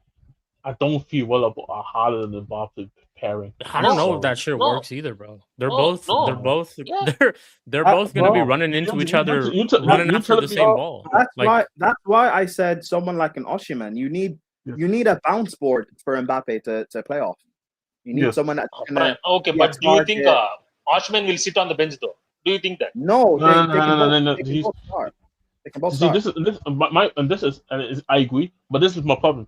But if you're making him a left winger, you're putting the priority of him becoming a creator again, which is my problem.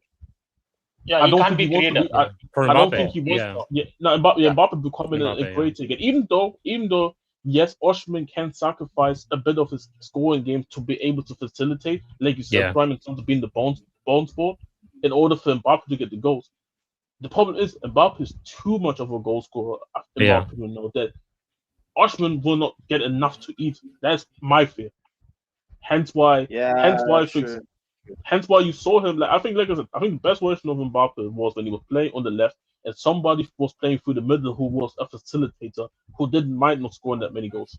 Giroud, like for France, was perfect Giroud. example. He shined so much under Giroud because or Griezmann too. But yeah, Giroud, like makes absolute sense. Bro, for me the perfect plan is Olise, bro. Olise.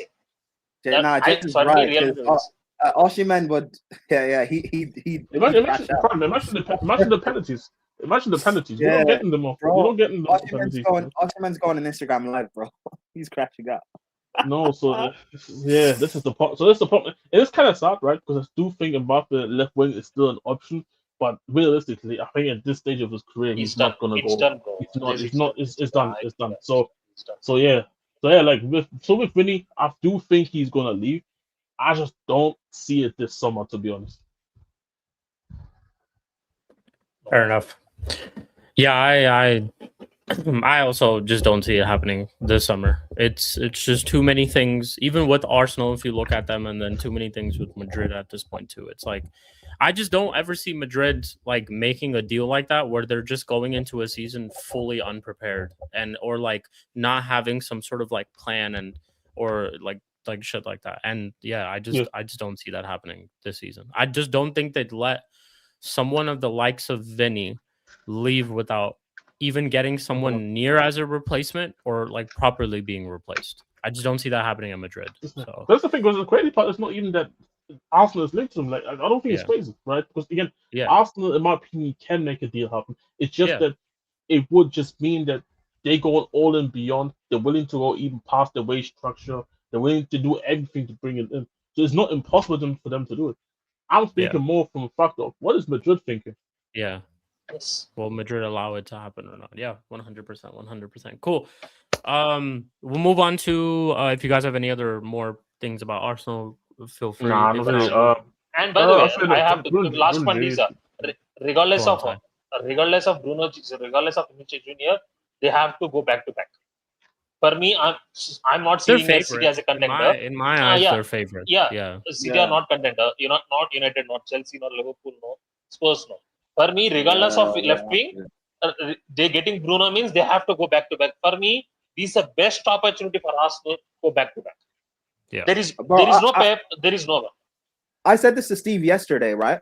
When you look at past Premier League champions, I don't think there's been a season in Prem history where a Premier League champion has gone into the next season with no competition to City. challenge them. City. When? No. City had 2022. competition. No. When we fall off, just when we fall off. What? Yeah. Oh, you're talking about with Klopp? Yes. Yeah. No, but What? you guys were champions though. You guys went into the following season. No. I mean, competition. no. I'm just sorry, Prime. For me, I'm saying when Van Dijk injured though. No, but Van Dijk yeah, injured, but January. Sai. What do you mean? The start of the summer. Sai, The summer. you guys had won this league the season before. You went into the following season, and your challengers were City. You guys had a and No, even though I'm not saying that season. Right. What season? I'm not saying What that season season. is it? I'm saying when Fabinho, Henderson midfield went off. That season I'm speaking. Yes, but that's yeah. what I'm talking about. The season before that, you won the title. The season after, No. We won 1920. I'm speaking about 2022 season. Are you talking about the season where you came off the Champions League final? Yes. Oh, okay, Yeah. okay. See, but even Yeah. then, but this is the thing. But No, even then, but even that season, but Prime's point still kind of stands, right? You guys were still you guys like at least going into the season anyway. Yeah, You guys were exactly. Like things. Okay. change. You mean we are? Okay. You mean we are the?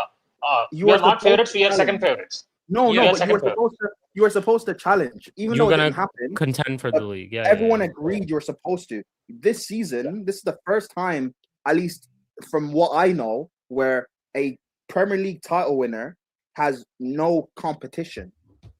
There's no title challenger, bro. There's no world-class manager amongst the top 6 side. There's no one. There's no team where you can say, even with Chelsea playing one game a week, no one's really looking at us as title challengers. Yes. So there's nothing. It's a perfect storm. City. Like, I know Pep's gone, but if Rodri leaves, then they really have no chance to challenge. Like, there's nothing. Liverpool, like, you guys haven't really strengthened.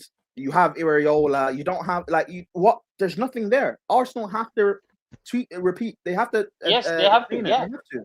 There's no. 100%. That's why No, I agree. I agree. I agree. Like they're in the most stable situation. They're adding Bruno G as well. Again, they have the manager who's been here for the longest. They now. literally have the only Premier League winning manager in the league currently. Literally, Yes, and which is also all he's been butter tested. He's been butter tested Yeah. as well. So it's not like He's been in the race for years. Like yes, he's been for years contending for a now, yeah. league for years now. So yeah. You have I the agree. perfect- So I agree. No, I agree. No one's had a perfect chance to retain it like that. Like, bro, when Chelsea retained the title with Jose, we had to still go up against prime Fergie. Like City, all Klopp's titles that he retained, he still had to go up against prime Klopp. Like, we had to do crazy things to retain this title. Yeah. Arsenal. I mean, back then when we were winning league titles, it always was alternate between us and Chelsea. Like we'd win one, Yes. then Chelsea would win one, then we'd be back to winning one, but we were always competing. Like Yeah, and we knew that Chelsea would be the team. And that even we're going before up Chelsea, against. you had Wenger. Like Awesome. there was at least Wenger. There was even one season in between where Liverpool finished second. I think it was 09. There was 09-10. So even Benitez was there for a little bit. Yeah. This season, no one can make me a valid, because I was trying to say this to Steve. Give me a valid argument of a team that will last the real distance. Because I think Chelsea will fall off by like December.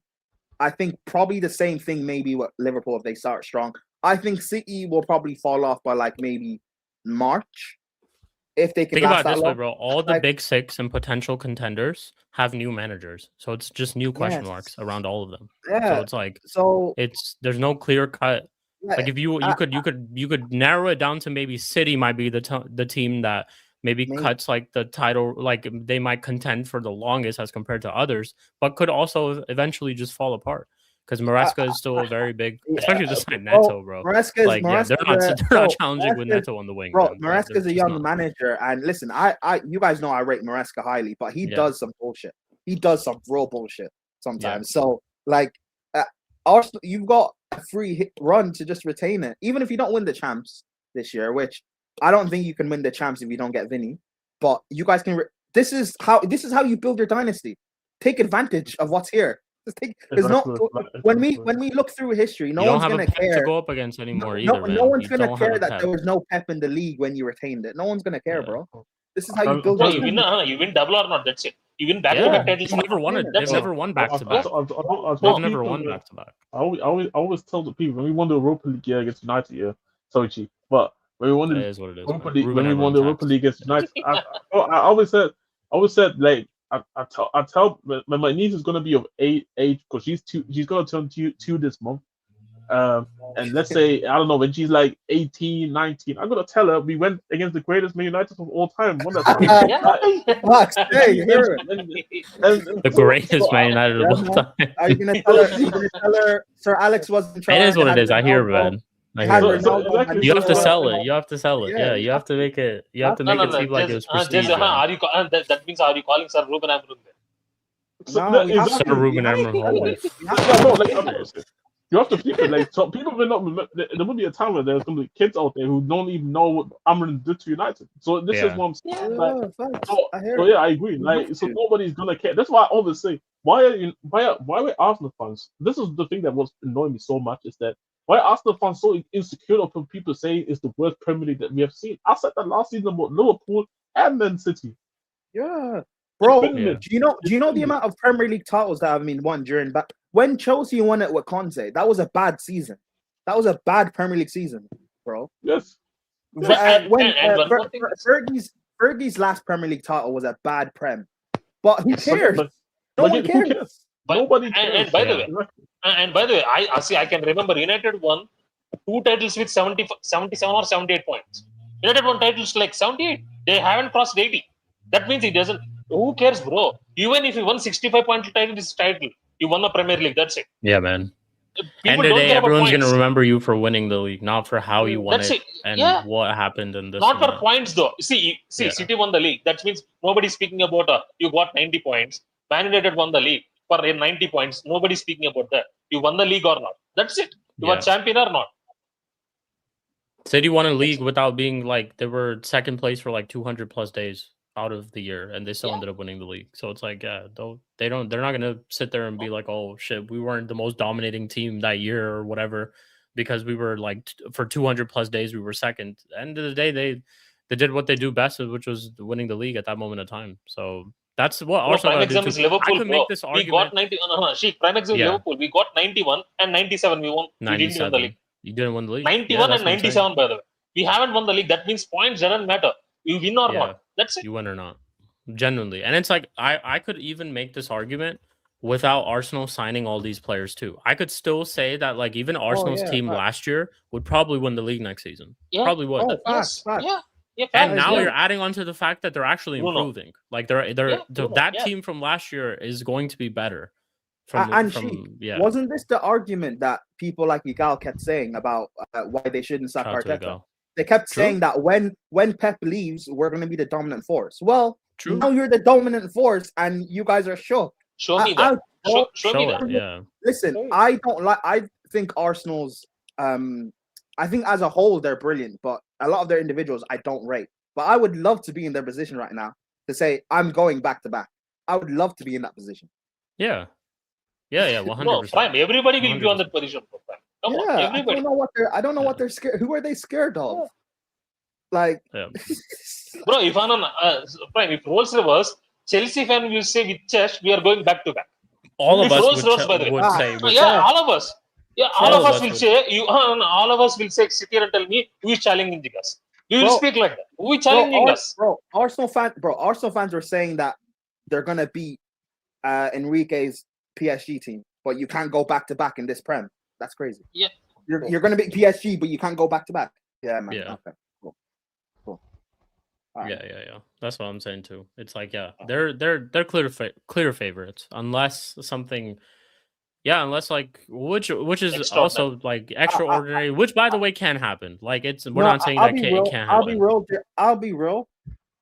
I don't think there's any excuses. I'm not hearing any excuses. There really isn't for that. Yes. Yeah, there's not excuses. You know when Van Dijk got injured, right? And Liverpool fell off massively. I didn't hold that as an excuse for why they couldn't like be consistently in the top four. I'm not hearing if they don't retain this title. There's no excuse you can tell me. I don't care. Apart from Arteta failure, apart from Arteta failure and Palace failure, there is I nothing. don't know. I don't. But I don't. If Arteta fails, then that's still an excuse. I don't care. There's no excuses.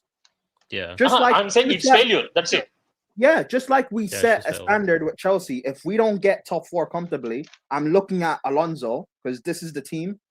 I'm gonna look at Arteta. If you don't retain this, I'm looking at Arteta. I'm looking at the likes of Saliba and Gabriel and Saka. Why can't you retain this title? It's perfect to retain it. This is not even hate, by the way. I'm just being honest. You have to retain this title. You have to. And Prime, these other fans will say Saka is the best right winger, Saliba is best defender, Gabriel best defender, Raya is the best goalkeeper in the world. Then prove it. Then go back to back. Yeah, prove it 100%. You don't have. There's no nuclear. There's no pep for us to say you're not winning the title, bro. There's no pep here. Klopp left 2 years ago. Like, there's no one here. I'm with it though. No, That's the thing. I'm with putting all this on Arsenal because then that means the crash out's going to be even better. That means we get to crash on them even worse. So, but for me though, I hear you. But for me, I'm not even doing agenda. I'm just being real. Like, they have to retain it. Yeah, me too. I think any of our clubs in this same situation, we would say the same thing. Like that there really isn't much competition, and it's all in your hands. Like, you have one hand on that league title when the season starts. It's all about just seeing it through the line. That's really it. Yeah, pretty much. But cool. We'll move over to the other two clubs, part of the Red Cartel, other than Arsenal. We've got Manchester United and Liverpool. We'll quickly talk about them, even though there's not much to really fucking talk about. Man United. I saw. So you know how last week I asked. I know where I just know what you're gonna mention. Let me speak. Yeah, last week I asked about Mason Mount. Like, is he gonna be part of the midfield depth, or are you gonna sell him and stuff? Yeah. I saw a tweet yesterday about first of all, United fans are really gassed about Mount in midfield, which is interesting. But second of all, I saw a tweet about how you guys are looking at whether to prioritize another midfielder or to prioritize a left back. Yeah, because Luke Shaw, you don't like. I know he played every Premier League game last year, but let's be real. This guy's one hamburger away from a hamstring injury. Yes. So, and if Luke Shaw gets injured, who plays there? Dalo. Yeah, probably, or Dorgu, who everyone thinks is a winger now as well. Which I think so too. But it's like, we're just gonna put him back into left back. What have you seen? What I've seen is like what's going on with United in terms of, are you getting a left back? Are you gonna buy another midfielder? Is Mount now your midfield? Like, what's going on? Genuinely, bro, I don't know what to tell you. Like, we've just shut doors since the Tielemans signing, bro. Like, I was hearing from a lot of. Ornstein said it like in like a clip where he was talking. Actually, it wasn't even like a tweet. He said that we were gonna have the busiest summer, and I think he was going based off of. Some people are saying that he was going based off of the short list of players and positions that we had lined up going in this summer. That's why he said we were gonna have a busy summer. So either he could be right with the fact that he looked at what we were going after, and that's why he made the claim of we're having a busy summer, and then Ineos are just not willing to pay the money for whoever. Or, like you said, along the way in the transfer window, with some talk and watching some of these preseason games, things have changed. Like the transfer strategy has changed, or like we just don't think that we need that third midfielder now because all of a sudden Mason Mount played really, really well in preseason, which, by the way, he did the same thing last year too. Like, he did the same exact thing last year. I don't know why people... Like, all of a sudden, it's like they're watching for the first time. If you go back to preseason last year, he was scoring goals. He was doing those crazy turns and all that type of shit last season as well. And I didn't hear this talk last season. So I just don't know why. I tweeted about it. Jez, you actually even replied to that tweet. Yeah, Mount Comp got 5 million views. 5 million. By the way, that comp's nothing crazy. Like, it's not even anything crazy. That comp is nothing crazy, by the way. I've watched it. It's nothing crazy. I think I quote tweeted that comp, right, with a picture of Johnny Minerals. I said, Johan Mount for a reason. Like, it's hilarious. Like, you guys... I would say... The glaze makes... Bro, this is why I said that Mason Mount was supposed to make that World Cup team over Maine. He was supposed to go. Yeah. But because he didn't play games with Carrick, then he couldn't go. Yeah. I think we're penny pinching a little bit. I think we are. I was about to go. I was about to we're say penny this, pinching a little bit. We What- are. what I'm not do even you a little bit. We actually really are penny pinching. This is what I'm thinking. This is, and it's not even necessarily about them, right? Because end of the day, you did get some players that are good players that I think are good signings, right? But I think the reason what the holdup is right now is the fact that I think with the midfielders that they're probably looking at, and again, we could be completely wrong because, like I said, I've conversation with Flores before as well, right? Where money is not an issue, right? They have money to spend, and I do believe and I agree with him that United probably are going to go and sign a third midfielder. But part of me generally thinks that the reason why there's no progress right now is because I think they're looking for a midfielder who also fits into the category of how much money they want to spend. Because so all the other midfielders that you've seen right now, I feel like because they're at a certain price point, they don't want to pay that price point. So they're just looking around and just waiting. I don't think I'm hearing, for example, Tyler Adams, Thunderbird. If I'm being honest, I don't think they want Tyler Adams or Thunderbird, but they fit into the category of how much money this probably would take to get them into United. So I think they would rather want to wait a little bit longer in the window to see if anything changes with targets that they probably want to go with. If the prices do not change, then you're going to start maybe seeing Thunderbird or Tyler Adams. Yeah. So I'm with you. Yes. You have to look at track record of deals that they've done so far. We paid a release clause for Tielemans, so it's not like we entered a bidding war with other clubs. We just paid that release clause. We actually paid the release clause for Cunha as well. So it wasn't like 60 million that we just threw out there or we're bidding with other clubs too, even though he was linked with other clubs. We just paid a release clause for him and the whole Ederson deal, the Baliba deal. We weren't willing to pay the money for Baliba right away, obviously because Brighton valued him at quite a lot, and we probably felt that valuation would come down, so we would wait for that deal.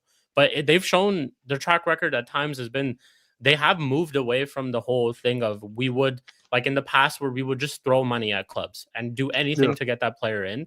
They've definitely gone away from that. Now that could be right and it could be wrong.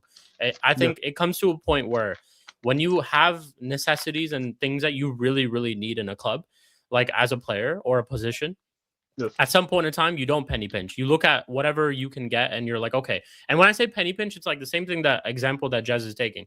Tyler Adams and Burge might not be the players that they want, but they'll be on the short list. And we could have a short list of 5 midfielders, 4 midfielders, 3 midfielders, but they're on that short list, which means that if the first 2 or 3 priorities don't go well, they're okay with getting Burge in. And they're okay with getting Adams in because they went for the deals that they wanted to go for. But financially, if they didn't look right, they're on that list for a reason because they think that if those don't go well, then these are the ones that we can financially achieve. And in terms of we don't have to spend too much money, they're easy for us to get, and then we can just go and get those deals. And I think that's where I'm with you. Maybe it is a whole patient game. People forget they took a whole month for Mbeumo. Like an entire month to get Mbeumo through the line. And Mbeumo didn't have a release clause, this and that. They were penny pinching for that deal too. Yeah, and they just end up paying the price anyway. Mateus Fernandez too. We didn't want to pay the extra 15 million guaranteed. We wanted to give that in add-ons. And we stepped away from that deal because of the valuation. Yes. And the thing as well is like a prime example is Lewis Hall, for example. Lewis Hall. If you tell me that you don't want to, like the reports say that Newcastle want around 60 million. I do believe that's true, right? Because this is basically record-breaking money down for the forward position. Yeah. Even though 60 million in isolation isn't a lot, you're talking about breaking the record for the fullback position. So I'm thinking that Ineos thinking is that Lewis Hall is a really good player, but because we would break the value for making the most expensive fullback, they don't want to pay the most expensive fullback type of money.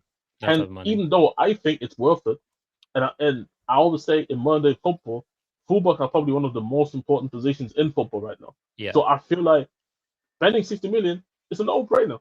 But for them, when you look on paper that it would be the most expensive signing, they don't want to pay that. They don't want to pay that. So for me, my explanation, because my thing is, why have they not made any real attempt? Obviously, it can change. I'm not going to sit here and say they're not going to go in for Lewis Hall. But it's a bit weird. It's been weeks since Tielemans has been done. You tell me that you couldn't go in and try and get Hall by now, or even make at least an attempt at this point. You didn't even bid yet. Yeah. So what's the hold up? That's the thing. And it's like some people have been, and I kind of hear it, but also at the same time, it's like I get it. Like even me and some other fans, we do get impatient at some point in time. It's like, okay, we've made good signings. You want to see that shit continue, and we have and it's also just going back to the fact that these 2 signings are not enough. Like we do still need a lot of new players, new different positions in our team. But it also just it goes back to Jez's point is that they've shown a track record of them not paying valuations and money and all that type of stuff. We've also seen that they've kind of done their deals quietly. They haven't gone out there and made it like only for maybe I guess some players that you could mention that they've made it overly clear that they want to get that person in. But Tielemans was something that came completely out of the blue. We were not linked to Tielemans at all. Like at all. It wasn't even any report.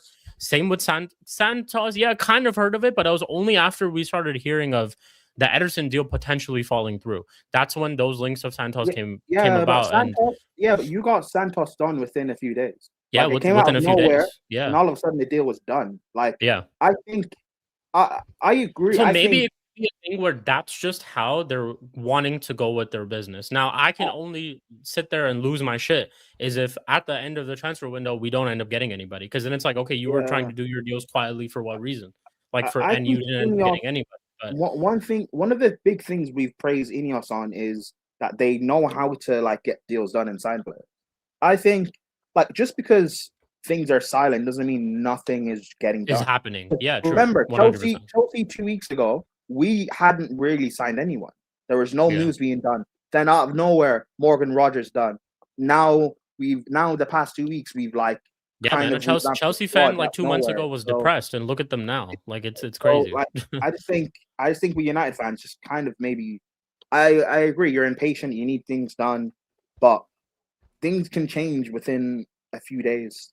All of a sudden you make one signing and now the dominoes start falling in place, you know? So like we know you guys want Lewis Hall, and with Chelsea now signing Pep Chavelas at left back, that takes you guys out of the equation. That's your free run to get Lewis Hall. So that's a deal that's going to happen. It's also you just look at Newcastle, man. Like you just look at Newcastle and how their club is absolutely falling apart. Like everyone's leaving. Genuinely everyone's leaving. I think so it's like Lewis Hall is something that will happen for you guys. You guys will sign another midfielder. You have to. Like it's not. I rate your midfield already for what you've done, but you need another, like whether it's a real sitter or it's an 8 or maybe a backup 10 for Bruno. You need another midfielder desperately to come in. You need a left back. Like you guys need things to get done. Okay, we need a center back too. Just for depth purposes. I think you guys want to go on all 4 fronts, but I think you guys will get things done. You will. I think the only argument I can say is, and somebody brought it up to my attention, right, when I was on my scrolling wrong, right. When you look at the average spending that United do when they're in the UCL compared to when they're not in the UCL. Yes, I saw that too. I did see that. Is a concerning difference. Yeah. So are they thinking to themselves, now we kind of all right? And are these reports that we're hearing about Mount, for example, and how, let's say, we want to go save money and only spend in that position only, and letting other positions just do whatever? Or, like Brian said, we have to just do the waiting game and things will happen as long. Like I said, because again, it's an important season. So I understand, to be honest, I understand the impatience. To be honest, it is really important. That's why I get impatient at times too. This is what exactly. And for me, this is where I'm like, because if this season doesn't go the way United fans want to go, it's a setback. If they don't know, if United can't make back-to-back Champions League qualification this season, it's a disaster. Yeah, 100%. So I do understand the impatience, to be honest, and I think and United fans have a right to be impatient because it's been so long where they've been actually consistently good. Yeah. No, I understand the impatience, and especially when like the Prem starts in, is it 3 weeks? 3 weeks. So I understand. I do 3 weeks. I do understand the impatience. We're already in preseason. I think you guys have played like 3 games already. Yeah. Right? 4 games. Mm-hmm. So 3 I get 3 the games. impatience, 3 but games, I don't know. Sometimes you just gotta kind of wait and see. As cliche as that sounds, you just gotta wait. That's really where I'm at. It's like trust me, I I am very close to losing my shit because I do realize the importance of what this summer transfer window is. I keep saying it all the time. Like if our board and all these things that they've said in the past, like we're looking to challenge by 2028, that's only like really a couple months, and that's only a year away. And our team is nowhere near it. So it's like if those are the things that are being said at the club, and that's the plan going forward, and Carrick is the one, and all those type of things, then okay, I have to. It's like this summer is very, very crucial to that, because then if we don't get the signings that we need to and set the team in a certain way, I just think, yeah, like Jess said, we're going backwards and backwards, and other teams are improving every single year. They're improving. So it's like you're just gonna be backwards and backwards. And yeah, it's just that's really where I'm at. It's like there is a side of impatience in me, but it's also like I do still assess and see how our window's gone. It's not like I've seen how we've been spending money for certain players. I've seen how, like Jez mentioned, our track record of when we do make the Champions League, when we don't make the Champions League, how we spend. Like just last season. Last season, we weren't in the Champions League, and we signed 3 new attackers, and I think we spent 200 plus on all 3 of them. It could be like something like that. Yeah, it was 60 on Cunha, 60 on Mbeumo, 120. It was like 70, I think, on Sesko. So about nearing 200. And I know everyone's looking at that and it's like, okay, and I said that too. I was like, okay, last season the initial, or like the focus was the attack, and we went out there, got rid of the attackers that we had and brought in new ones and completely revamped our attack, and look what it led to. It led to us getting more goals.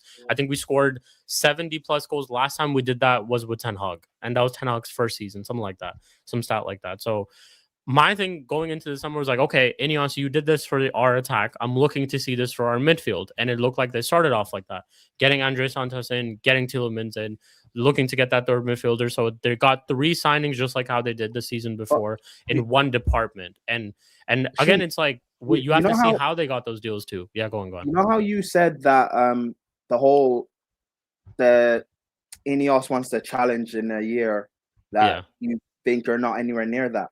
Yeah. Do you agree that if Carrick was the manager for the full season last year, that you guys could have challenged for the title? Last season? Yeah. No. Okay, because a lot of United fans kind of think that, and I don't know if I don't know if that's kind of a joke or if they're serious. I think they're saying that because of maybe what they think of the rest of the league or how the season ended up panning out with us getting all those results. I mean, it's very easy to say that had Carrick been manager before, like had he got sacked earlier, Ruben, we would have been higher up the table. I mean, it's no guarantee that we would. You can say that obviously based off of the fact that the results that we have gotten. But I think some of these issues that we have going into this season would have still been there if Carrick had started off the season as well. And I think that's what people fail to see. Is that I don't think our squad is there in terms of depth as well. When you look at if someone gets injured and who comes into play, I just don't think that's sufficient enough to mount a title challenge. And that's why I've been talking about depth and getting all these other players and stuff in. I think for me, like when it comes to depth, like say if he would have been at the start of the season, and I always say this, and this is not a knock at United or Carrick, because I don't want to make it sound like it, but he has only been here for 6 months. Yeah. How many times have we seen managers have a really good start at their tenure? Like Ten Hag is the prime example. Like, do we forget the conversation that we used to have about Ten Hag at the start of his tenure compared to at the end of his tenure? Yeah. So I feel like I want to see Carrick more button tested. I want to see him getting the opportunity to actually show over a longer period in the season. Can I maintain a certain level, or this is maybe where we start off strong, fall off, or are we starting slow but then getting stronger as the season goes on? Like, he hasn't been given this opportunity to show that. So for me to say that if you put him in there at the start of the season, you can't really say that, to be honest, because I use Andrew as an example. When you go back to his first season and you compare the first half of the season table to the second half of the season table, it's a drastic difference. Yeah. And I think you could just look at Slot last season. Slot had actually won his first 5 games with Liverpool, and they were top of the league, weren't they? Yeah, they were top of the league. Yeah, they were. and then they fell apart. Yes. Absolutely And fell even, apart. and like I said, So even it's the like- first half, Bro, even in his first season, Villa even in the Villa first were in season, a relegation battle first 5 games. Villa could not score a goal for their like first 4 or 5 games. I'm Bro, not even people- kidding. They couldn't score a People goal. were saying sack Emery. Yeah. That his time has come. He's and now is a European winner. Exactly. Sorry, Jazz, to cut you off as well. No. Well, But you see what I say with football, things can change, right? And Yeah. over a longer period, you get to get more information and you understand more who players are, but also you understand who managers are. So for me, the 6-6, this second half of the season that you got with Carrick showed a lot of promising and stuff. Yeah. But now we have to see. Okay, let's see how it looks with a season long, like a whole season, and the Yeah. fact that playing in Europe as well. This Yeah. this is not me trying to be, because I've seen people trying to say like just because United have Europe automatically that means they're going to be worse. That doesn't mean that. But Yeah. I do think considering that he came in last half of season, most managers have that phase as well. Where like I do not. Somebody has to tell me, but I don't remember the last time a Big Six manager came into the football club and didn't struggle at some point. Yeah. Like Klopp had to struggle at the beginning. Even Pep had Yeah. to struggle at the beginning. So Yeah. that's what I'm saying. So Yeah. so I need more data. This is what I'm saying. I'm not gonna sit True. here and say It's that too Carrick small is of a sample size to judge him based off Exactly. of. Exactly. Yeah, That's yeah. why I'm sitting when I'm seeing people say he's 100% going to fail. I think that's crazy. I've seen people say he can win us the league. I think it's also crazy because we Yeah. haven't not seen enough. Just Yeah. in both ways. 100%. 100%. It's too small of a sample size. And I actually mentioned this on Flawless stream. I think we did one of the Mandem Uniteds. Like I don't think it's crazy also to say that Carrick like could potentially get sacked and he won't be our manager next season. That also is not crazy to say. Like I can definitely, and that's me going based off of how I've seen our club run in the past couple of seasons. It's very good that Jez brought up the point of us spending when we are not in the Champions League as compared to when we are in the Champions League. That track record just shows that all we really do care about is getting into the Champions League. And that's where the intent comes from, because we end up spending that money. But then when it's after that we are in situations like that, it doesn't seem like we're looking to elevate even more from that. And that's always been the problem. That's been the problem at our club for a while. That's exactly my problem. So Yeah. That's my worry next summer. No, exactly. Because it's easy. Yeah. It's easy to sit here and say, man, fuck, we're not getting the Champions League revenue. No, we just gotta go and make sure we spend our way into getting Champions League. But once you're in the Champions League, hey, look at all the money we get. Fuck, forget what. Yeah, forget about spending all these. Like, why do I need to go out there and get these players? Exactly, Like, we have all this money. Because this team, it's good enough to get us to the Champions League. Exactly. Yeah, they were able to get in there. Why can't they do it again? That's why in the past, like I've always said this about the Europa League too. I think had we won the Europa League, you wouldn't see Garnacho, Højlund, and some of these guys leave. You wouldn't see Ruben leave. You wouldn't see him he'd probably get the entire last year.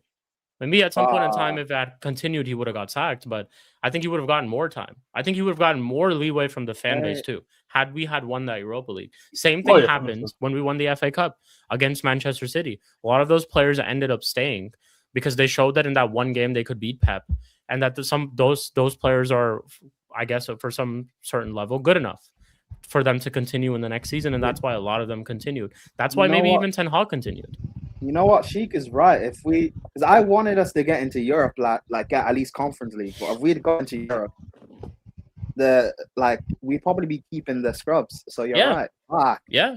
That's why it's like, and I feel like that might just be the same. It might be the same case going into like it could. I obviously look. I don't want to think so much about this, and I hope Carrick is the one to take us forward and all that type of stuff. And I hope things do go well for him. But it is not out the realm to think that Carrick might not be our manager next season. It's because that's just how our club is run. That's how it's been running in the past couple of seasons. So. Exactly. We haven't seen enough in it, so it's like it's one of them. But let's just see, because let's just see. It's just way too much. Like, what I don't like about this football thing is that everybody wants to be first. Someone jumps the gun right away. They jump the gun right away. For me, I think it's just boring. Like, can we just let the football actually get? Let's see our teams play football. No, my thing is that I think in some situations with data, like you mentioned, with having sufficient data, you can jump the gun. Just like how we just jumped the gun with Arsenal and said they're clear favorites to win. But we have sufficient data to back that. And we're looking at other teams to back that. We're looking at the rest of the league to back that. I just don't think you can do that. You can say Michael Carrick is gonna fail next season, but then at the same hand, you could be like, oh well, Xabi Alonso is gonna succeed, or you're confidently gonna say that he can succeed. When in both situations, it's kind of the same thing. We haven't seen sample size from both managers, but in one situation you're saying one's gonna fail, and the other one you're just saying he's gonna succeed. When I feel like they're both similar situations, so it's like, yeah, I just don't see that. We just saw Xavi just come off a bad season at Real Madrid. And it's not me saying that this is a bad manager, right? Because a lot did happen. And it wasn't entirely on him. It wasn't entirely on him. Yeah. The fact of the matter is, we saw more bad than good last season. So why should we expect all of the sudden that he's going to come in and do it? Yeah. His reputation is his reputation because of what we've seen of him previously as a manager. That's exactly why. Yeah. But why? It's because it's also because of Xavi why he's still held in good esteem. Because the title, let's be real, on the face of it, you failed at Real Madrid, and the last time you won a trophy was 3 years ago. On the face of it, why should he be held in a bigger light than maybe say, I don't know, maybe like a Maresca or someone, or an Emery. But, I don't know. Listen, I rate Carrick, so I would still think you guys can get top 4 anyway, at a minimum. But you're right. It could be a thing where, because a lot of people are thinking about, Chelsea, Alonso won't last until December. It could be Carrick. So you are right. That is a point. Another thing is I think people need to also realize some of their expectations sometimes. Like, if there are some United fans out there who think we're going to challenge and who want us to challenge, and it's like, bro, we're not anywhere near it. And I don't think going into the season is that's what I don't think it was ever any period of time that anybody thought that we're going to challenge this season. You know why, though? Arsenal winning the league has actually broken people. Everyone now believes the league is so bad that we can challenge. Yes, that's not how it works. It's really not how it works. It's like Chelsea fans believe it, United fans believe it. I just don't think it's simple black and white. I just don't think it's simple black and white. It's not just black and white. I know you were supposed to say don't think the Spurs. Trust me, after the Tonali and Fernandes signing, a lot of Spurs fans were sitting there, just get 2 right attackers and we can challenge for the league. That's what I'm saying. I saw it. And I'm not talking about Deji. I'm speaking about generally a lot of them.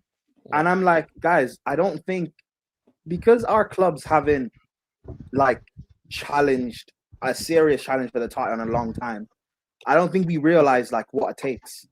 Honestly, people think it just happens overnight. No. You just wake up and you're a title contender. No, that's not how shit works, man. People think. I know Arsenal challenged. People can say Arsenal challenged out of nowhere that one season, but they were building towards something, clearly. Yeah. Clearly. It takes a lot to be able to. Same thing with Liverpool, too, when Klopp first arrived. They had all those results in the first season with Klopp and this and that, but then they went to a Europa League final. They went to a Champions League final. They were clearly building towards something. Even Slot 2 years ago when he won the league, but he still had a quality squad. Yeah. Exactly. He had a world class spine. Van Dijk, Alisson, Salah, Trent. None of our clubs have that. If Chelsea had a world class spine, I'd agree that we can go for the league. But we don't. We don't even have that. I can't even. Who's our spine? Reece, who people will say doesn't stay fit. Palmer, who's not had a quality season in 2 years. João Pedro, who could just be a one season wonder. We need Sanchez. Nobody rates. Sanchez. And Colwell, who is now back fit, but injury. Yeah, I remember 2 years ago. 2 years ago, he was just a light skinned center back. So No, but this was the conversation. It's right, and it's not just that easy. And even there was a time where Arsenal could have run away with the league title years ago, and they crumbled because from a mindset perspective, players couldn't pull through, and things just need. That's what I also believe. Luck is also a part, honestly speaking. Yeah. It is a very big. It is a big part. You can say it is a big part. Yeah. I think things have to go your way. Some things do have to go your way. For example, with the transfers. What if KDB never worked out at City? What if Salah never worked out at Liverpool? Yeah. Like, what if Saliba didn't become into the centre back after his loans? Yeah. Yeah. So these things these things matter. Like, do you not remember when Saliba got shipped out on loan? Fofana was at Leicester doing well, but look at their careers now.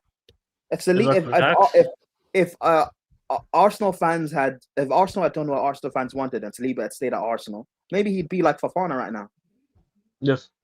Yeah, man. It's like I remember at times like they remember a lot like back in like 2012, 13, they were linked to Suarez, Arsenal. Like it was a deal that actually could have happened. Like they were fully linked to Suarez. Imagine they had gotten Suarez then, and Liverpool hadn't gotten him, or what would the discourse would have been then? So it's like, yeah, it's luck definitely plays a part with how your season goes. And I mean, you can ask Arsenal fans; they'll tell you all about it. If they weren't for certain injuries, they sit here and say that they would have won the league. So it's like, yeah, luck. It's not just black and white. Like I said, it's not just you look at a team and they're like, you know what, yeah, they're just gonna win because of whatever.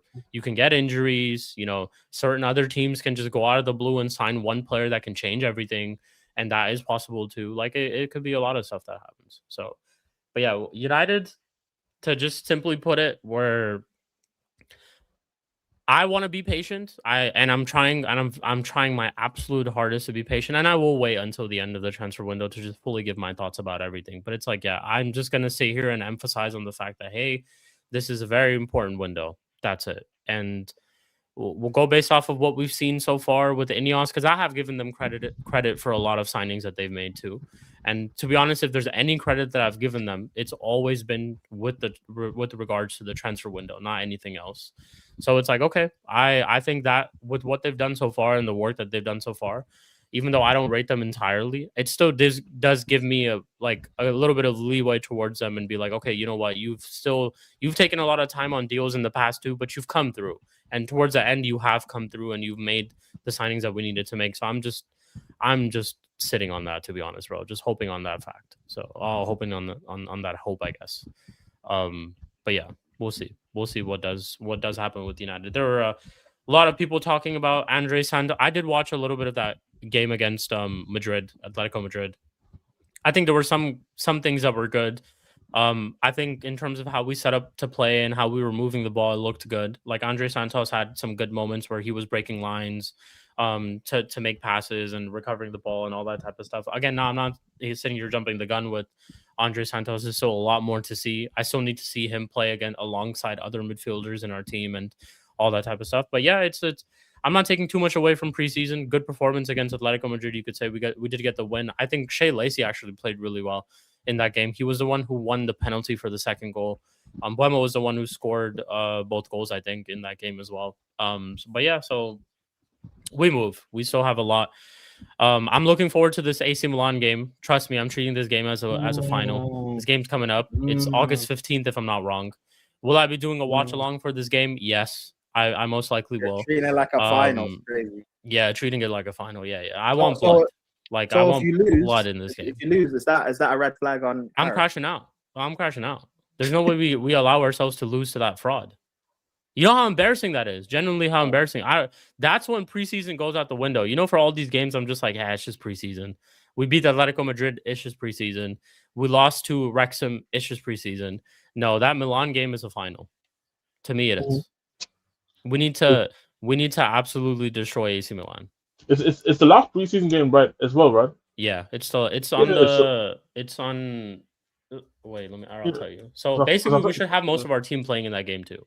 Yes, so it's like, I think it's an important game because if this is the last game as well, you want to have these guys ready to go, so they're 100% ready to go for whole city, right? Because you guys play early kick as well. Yeah. So yeah. I do think it's an important game, right? Obviously, from a personal standpoint, I get it, but actually also an actual fact that I do think it's important that these guys put in one last performance because it's going to be the last game before the actual season starts. Yeah, that's the game where I'm really looking at like how we're setting up, how we're playing, and all that type of stuff, because most of our players will be there for that. I'm assuming your players. I'm assuming this is a dumb question. I'm assuming they all hate Amarim, right? They all hate him.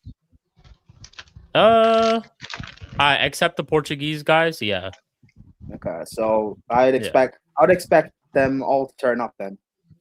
Yeah, because from what I could be wrong. From what I remember, I don't think a lot of people posted anything about Ruben Amorim after he got sacked. Like, oh, thank you, Gaffer, for whatever you taught me and all that bullshit that players say when a manager leaves and all that. So I don't think a lot of them said that. I genuinely, but also like you could tell that he lost the dressing room a long time ago anyway, so they didn't really rate him like that anyways. But yeah, it's more so in the fact that whether you rate Amorim or not, it's more about whether you rate what's currently going on at the club.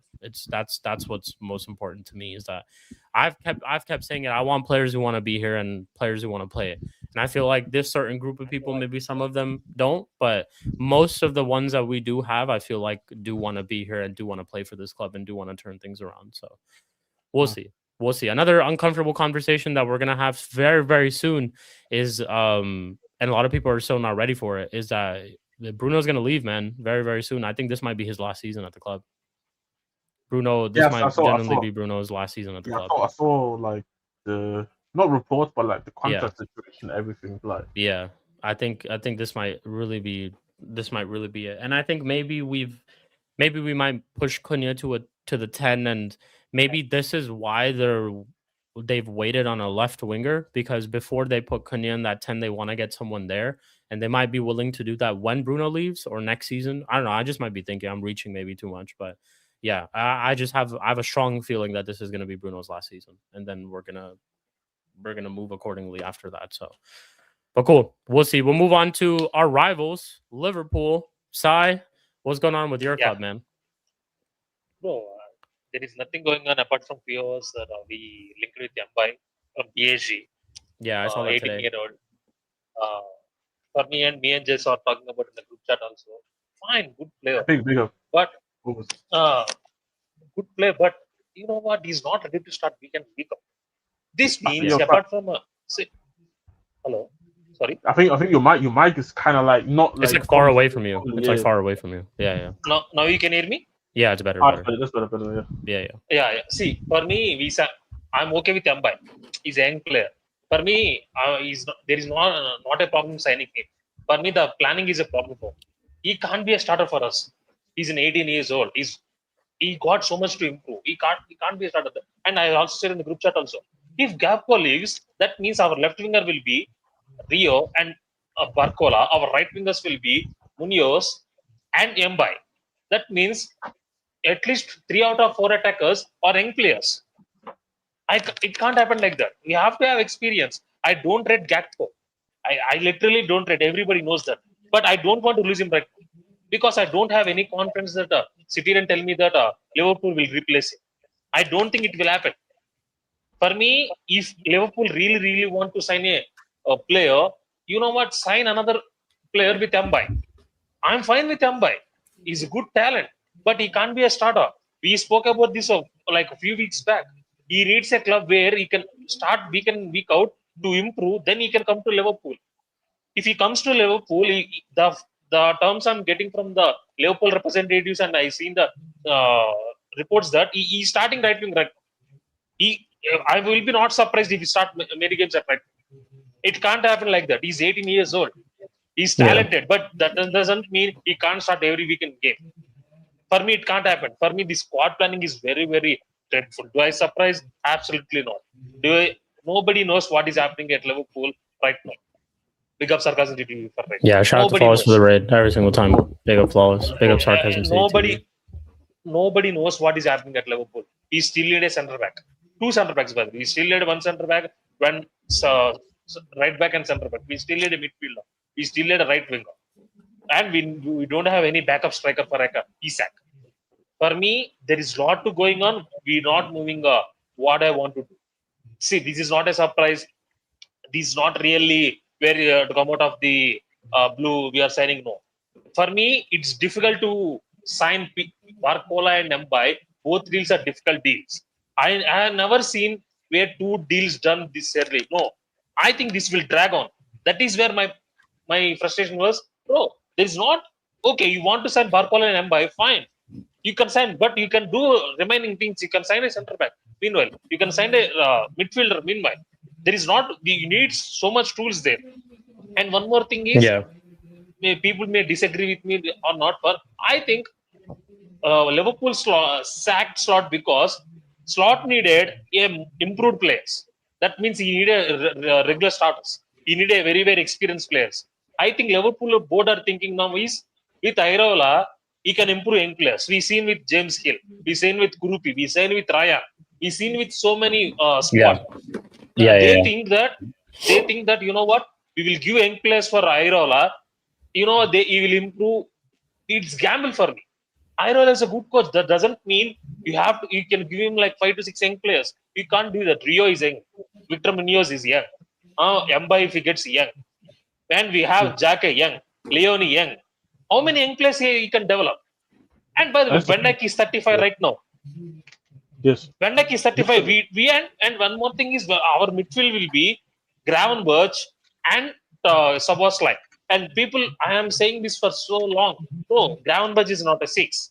He got this laziness. He's not. He doesn't have that defensive awareness. He's not a 6. He's a regular out and out 8 who can carry the ball, who can pass, who can score goals. He's a good technical player. That doesn't mean he can't start Liverpool. He can start Liverpool as a 8. He's not a 6.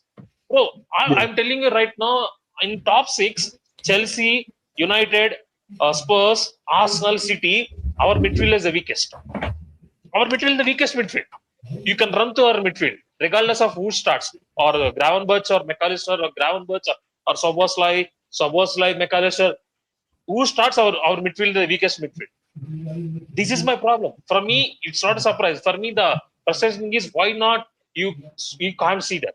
I'm seeing from India, why can't you see? As a scouts, why can't you see? Why are you neglecting the midfield? Why can't you sign a out and out midfielder? There is Baleba there. There is Wharton there. There is Sangare who went for Brentford. Or you can go and grab Stiller. And I know Still is not an out and 6, but he's a body. Body, yeah. This is Bro, we are all so much depending on young players. That is a wrong thing.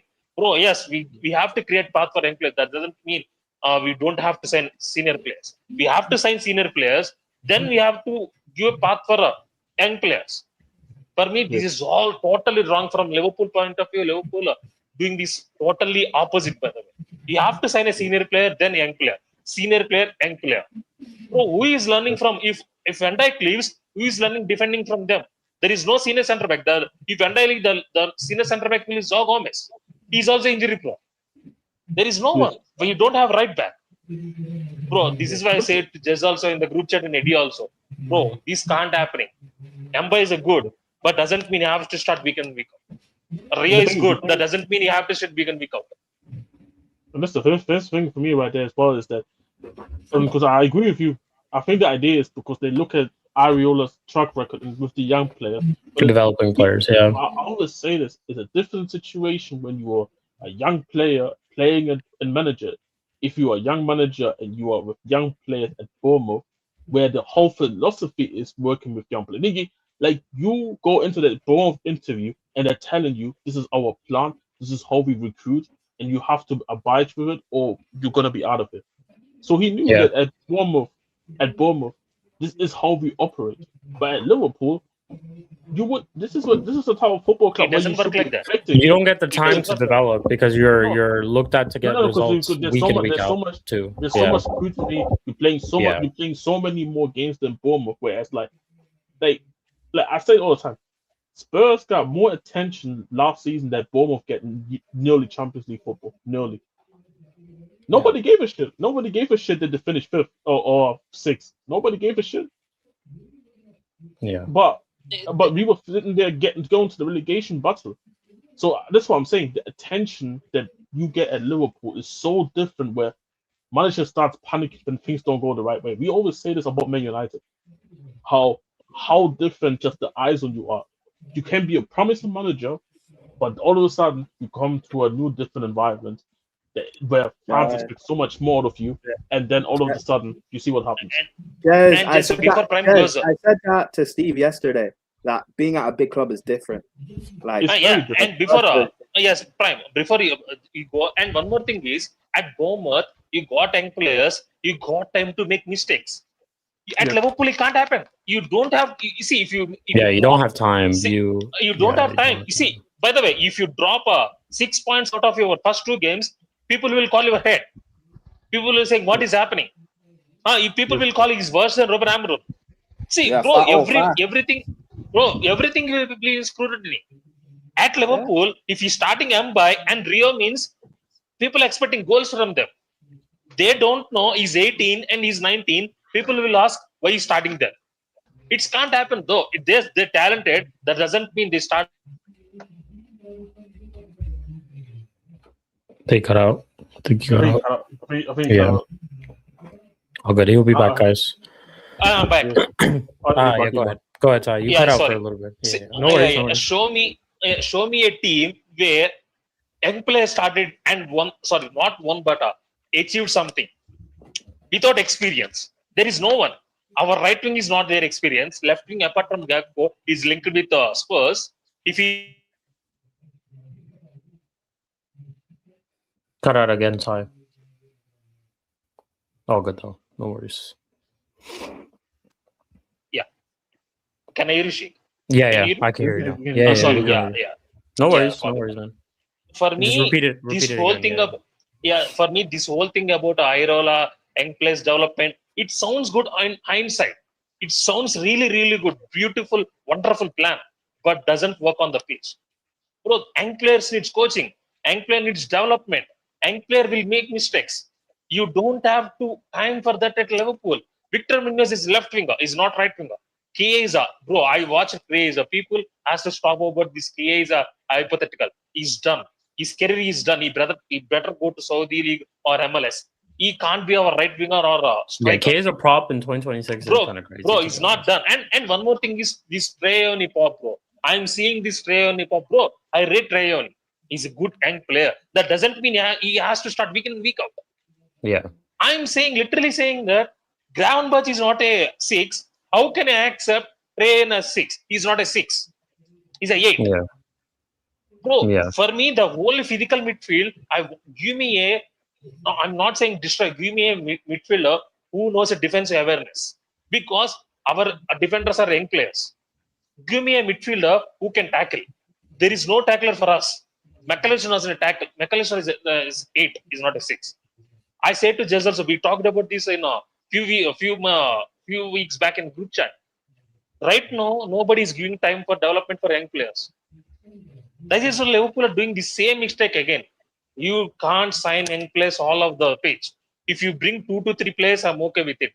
But we got young players on the defense. We got young players on the midfield. We got young players on the attack.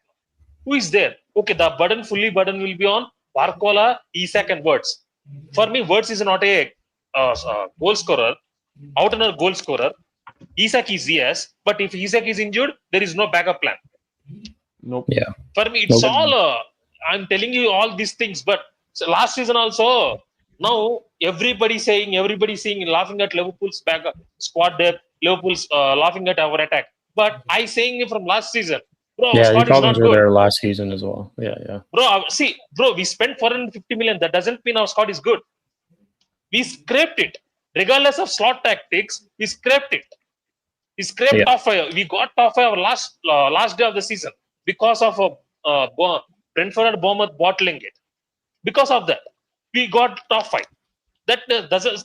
For me, if we planned well, we wouldn't be in this situation. You telling me that there is a chance we play Newcastle away that Barcola at left wing, Mbai at right wing, or Barcola at right wing, Victor Munoz at left wing. Or Munoz. Munoz at right wing. Newcastle will eat up. That is a very, very hard ground to go. These attackers need time. That's why I'm saying, for me, Liverpool have a lot to do. Do I think they will do it? Hell no. I think they will sign these 2 players. I will be astronomically surprised if they sign these 2 players and they sign centre back. If I see centre back, I will shed a tear, bro. If I see a centre back and a midfielder, I definitely shed a tear. I definitely cry. Bro, I'm saying from 2023 onwards, we haven't signed a midfielder. Fucking midfielder. I hope we sign a midfielder. I'm definitely gonna cry. I won't cry so much, but I definitely cry if I sign a midfielder. Yeah, I hear it. Now, Go on, Jess. now, Yeah, this, now, I'm starting it like in that aspect, like, and I told him obviously in the group chat. I didn't know that he was on the show, so obviously apologies. But I'm sorry, but like you can't sit. Like I know people rate Bacola, but I'm on the different side of it. I don't rate Bacola at all. On the me fact too, of the bro. matter I is really that don't. I really don't. the guy, yes, he is experienced in terms of being in the Champions League, playing in League but when you think about it, he always kind of been more of a squad player. So we asked like somebody as a squad player to come into Liverpool And to play be week in, week out. Yeah. week in, week out, and you have to be the difference maker. It's not you have Will. No, for on the winger positions, you have to be the difference maker. There's no you know what? There's Isak there, but not Vert. No. Or there's Salah on the other side. No. You have to be. It's not Munoz. It's not Rio. It's not Mbai. It's you. And then if he's not gonna be there, then all of a sudden we're gonna ask the other winger if it's Mbai, if it's Munoz. You guys have to be the guy. And are we expecting Munoz to be the guy? Are we expecting Mbai to be that guy? I'm sorry, but it's like, and funny enough, right? The way Gakpo at Liverpool hasn't necessarily been the greatest, but when he came in, he was looking very good, very decent. When Luis Diaz came in, had an amazing start to a Liverpool career, and even though yes there were complaints, yes there were issues, he still was a decent enough, good enough player. But guess what? You still had a Salah on the other side, so it helped. It helped them to being able to sit here and say, at least we have Salah on the other side who can help us with the goals, on top of the fact that we are rotating between each other. So there's not only pressure there's not pressure from us, we have to perform, but we can also rotate between each other.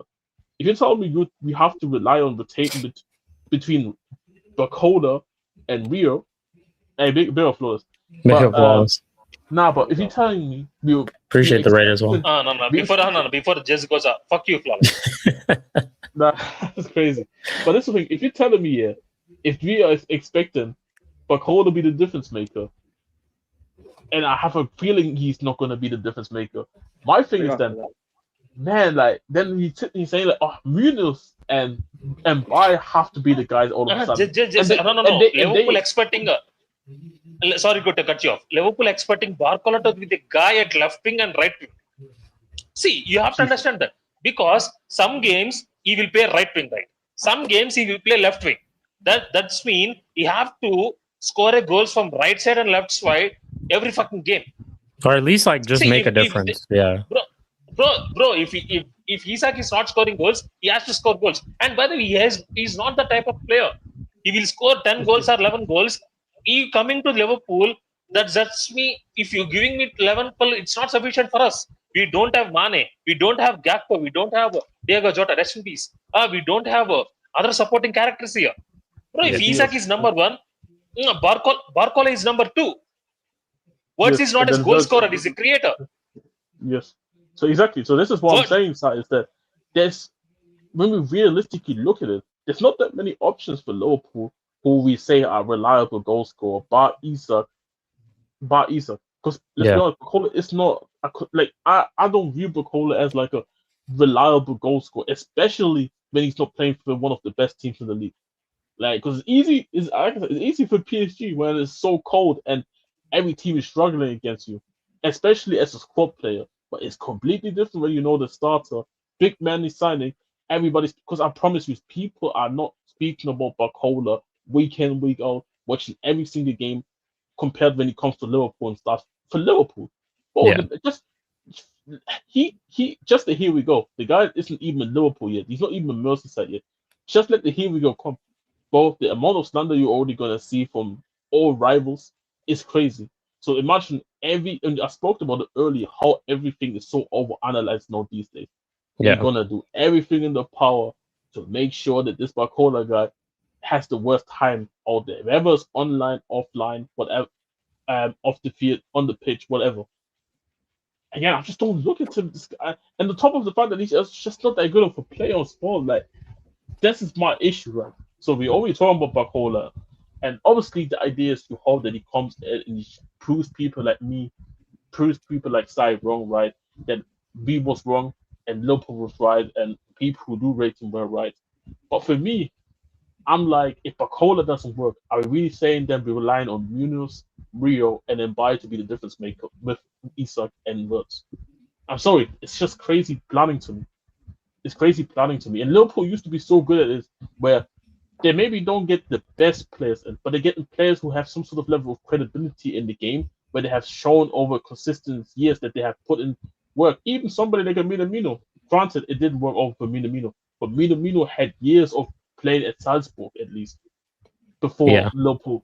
Before Minamino, we got before Minamino, we got Shaqiri, we got Oxlade-Chamberlain, we got Origi. Bro, they're not. Yes. They're not a like starting or positions, but they're squad players. They're rotational players for us. Yeah. We don't have anything for us right now, bro. That means if Shaqiri is right now, he will be our best winger. By the way, if Shaqiri is available right now, he will be our best That winger. is so true. Which is That's true. Which is crazy. By the way, if Origi is available, he will be our best second striker. Oh yeah. If Femina is available right now, he will be best striker. That's the level of quality, the level of players we're speaking about it. The squad. That's why I'm saying from the last is our squad building is so bad.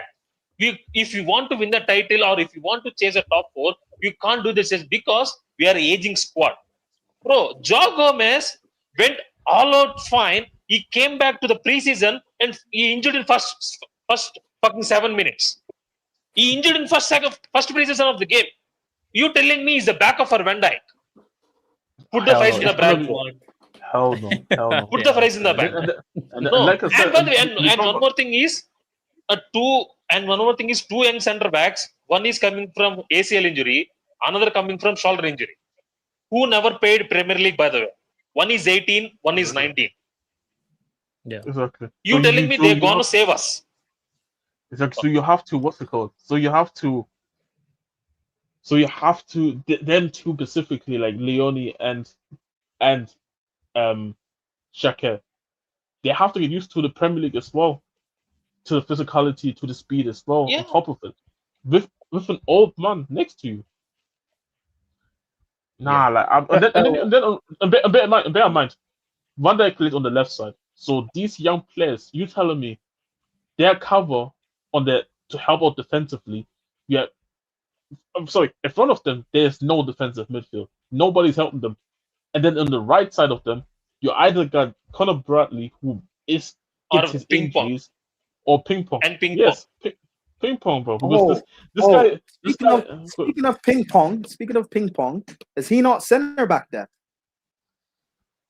I mean, bro, yeah, I mean, Prime. I seen that. It's false report, but it's false report. Oh, it's false. Okay. They rather play Gravenberch as center back and Nayoni at 6. For me, that is a disastrous. It can't be like that. Who's Nayoni? Is he that academy kid? Trey Nayoni. Yeah, academy. But from left. Is he not an 8? He's 6. He's a 8, but we are playing at 6. Prime at Liverpool we do things differently. We sign a left winger, but we play right wing. We sign a 6, but we play as 8. We do things differently at Liverpool. Hey, this is my fucking problem. Hey man, keep doing them things, man. That's all I'm saying. Fuck you, Shik. How about that? Fuck you, Shik. What do you mean? Keep doing it. Chelsea are having a mass sell, bro. So we need players. Bro, no. See, Prime. I'm not expecting anything from Chelsea. Man. I'm not expecting that. For me, this whole situation is not a surprise. For me, the frustration thing is, bro, why can't you be better? Bro, Spurs are doing their thing. United are smarter than you. Chelsea is smarter than you. Spurs finishes 17th. They'll sign fucking players. Why can't you be smarter than us? Than them? Bro, Benford and Bournemouth are signing better than you. Bro, Anthony Silva. I don't rate him that high much, but he's a good centre back. Bro, they signed 2 centre backs, by the way. Antonio Silva's a quality signing. It's a quality signing. No. Yeah, Prime. A quality signing. If you remember, 2 seasons ago, he quoted 100 million at Benfica. Yeah. It's not that quality, but doesn't mean he's a bad though. He's a good centre back. Lakwa, a good centre back. Lakwa, good centre back. Why not us? Why can't we move a little bit proactive than reactive? Every fucking time we have to be reactive. Yeah, the fact that Chelsea got a free run at Lacroix is crazy, by the way. And by the way, See, and by the way, I don't rate Paul Van Hecke that highly. Yeah. I The rate same, Paul Van Hecke that highly. He's like not A plus for me. He's a A. I take him at Liverpool. I told Jess also. Why Yeah, can't we because the sign a thing is- centre back and midfielder? Yeah. But that's the thing, because the thing is here, he would Deals have are been out there. There's deals out there that you can make. Because the thing, Yeah. the thing with Van Hecke here, on this which funny part, because I remember, there's another Liverpool fan, GTV, by the way, Shout out good to G. content creator. Yeah. Yeah. Shout out to G. Yeah, and me and Sai was actually on one of the watch-alongs, not watch-alongs, but shows that he did about Van Hecke when Liverpool was linked to him. And I was even in the comments saying, I'm not necessarily that high on Van Hecke, but I do think he's a good player. I just think you need then also the right centre back next to him. You tell me that Van Hecke isn't the right centre back next to him. But then at the time, so after this could have been a good centre back next to what's it called, Van Dijk, somebody who has played in the Premier League for years now, has experience, incredible on the ball, so he helps with the progression. Yes, defensively there's question marks about him, but then again we have Van Dijk next to you. So the thing is, there's really no excuses why Liverpool could have not done business. I understand we want to do the patience thing, but with Liverpool, I think they took the piss, to be honest, if you ask me. I think they took the piss with the way they've been handling this window. Yes, cool, amen. We're getting Bacola in, we're getting them buying, but you needed that. We knew you needed attackers. So it's not like, oh, my days off, but you're getting these guys in. No, we knew that you needed players in. It wasn't a secret.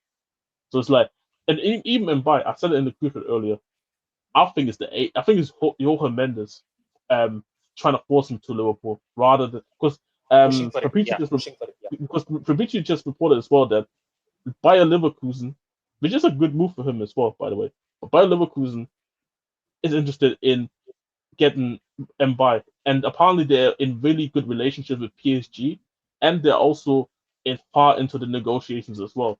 But all of a sudden, Liverpool is interested in Mbaye. I think that the Asians pushing them to Liverpool. So I don't even think it was Liverpool themselves who approached PSG about Mbaye, or else you would have heard about it much earlier.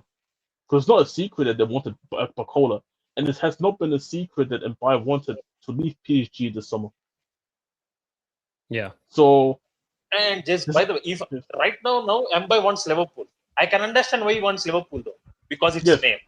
He starts it. But bro, see, I can see from the perspective of Mbaye, I can see what he's thinking, but it's not right move. I'm speaking truly, it's not right move because we don't give time for you. If you are coming to Liverpool, that's mean you are starting week in, week out. We don't have any priority right wingers right now. See, if you're telling me that if you get an Mbaye, then you are getting another right winger, then fair. You know what? Mbaye can be our backup winger. Then Gakpo and Barcola and Mbaye and this Mbaye and other right winger, it works for me. I can understand that. But right now, what we are doing is we don't know what will happen with Gakpo right now. He's going or not, we don't know about it. That means we don't have any. If Gakpo leaves, our senior winger, by the way, regardless of left wing or right wing, our senior winger will be Barcola. That is so stupid.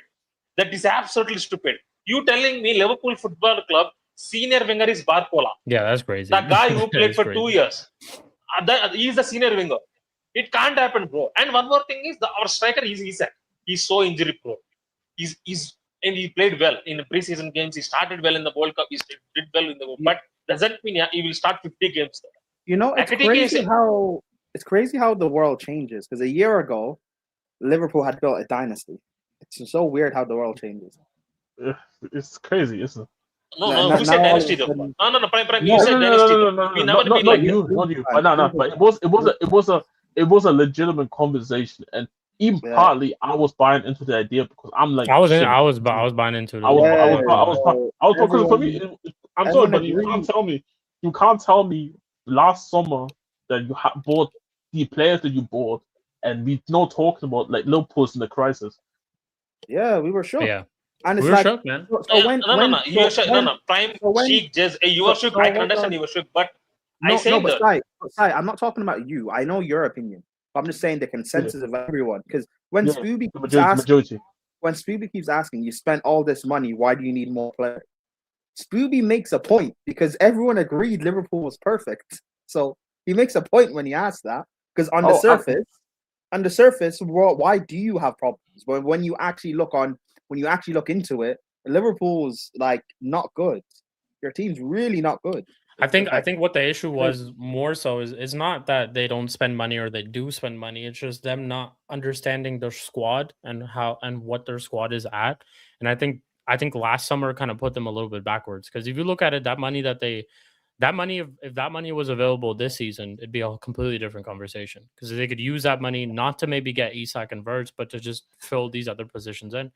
And I think that's where it's like we've always had this conversation. We've had this prime, me and you, about FSG spending money too.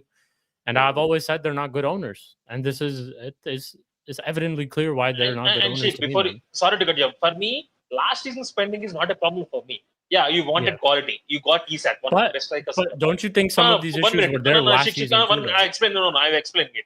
Yeah. You got strikers. You wanted 10 because we know Salah is going on. We have to replace goals or creativity with thirds. For me, the problem is you sold Diaz. You never replaced him. That is a problem for me. And unfortunate thing happened with Diogo Jota. I can understand it. But at least you have to try replacing them. And one more thing is, you have to plan a backup for Salah before this season. You telling me Liverpool Football Club can't find a right winger from last season onwards. That is the thing for me. People think last season spending is, we spent a little bit overspend on Isak and Bird. That is the market.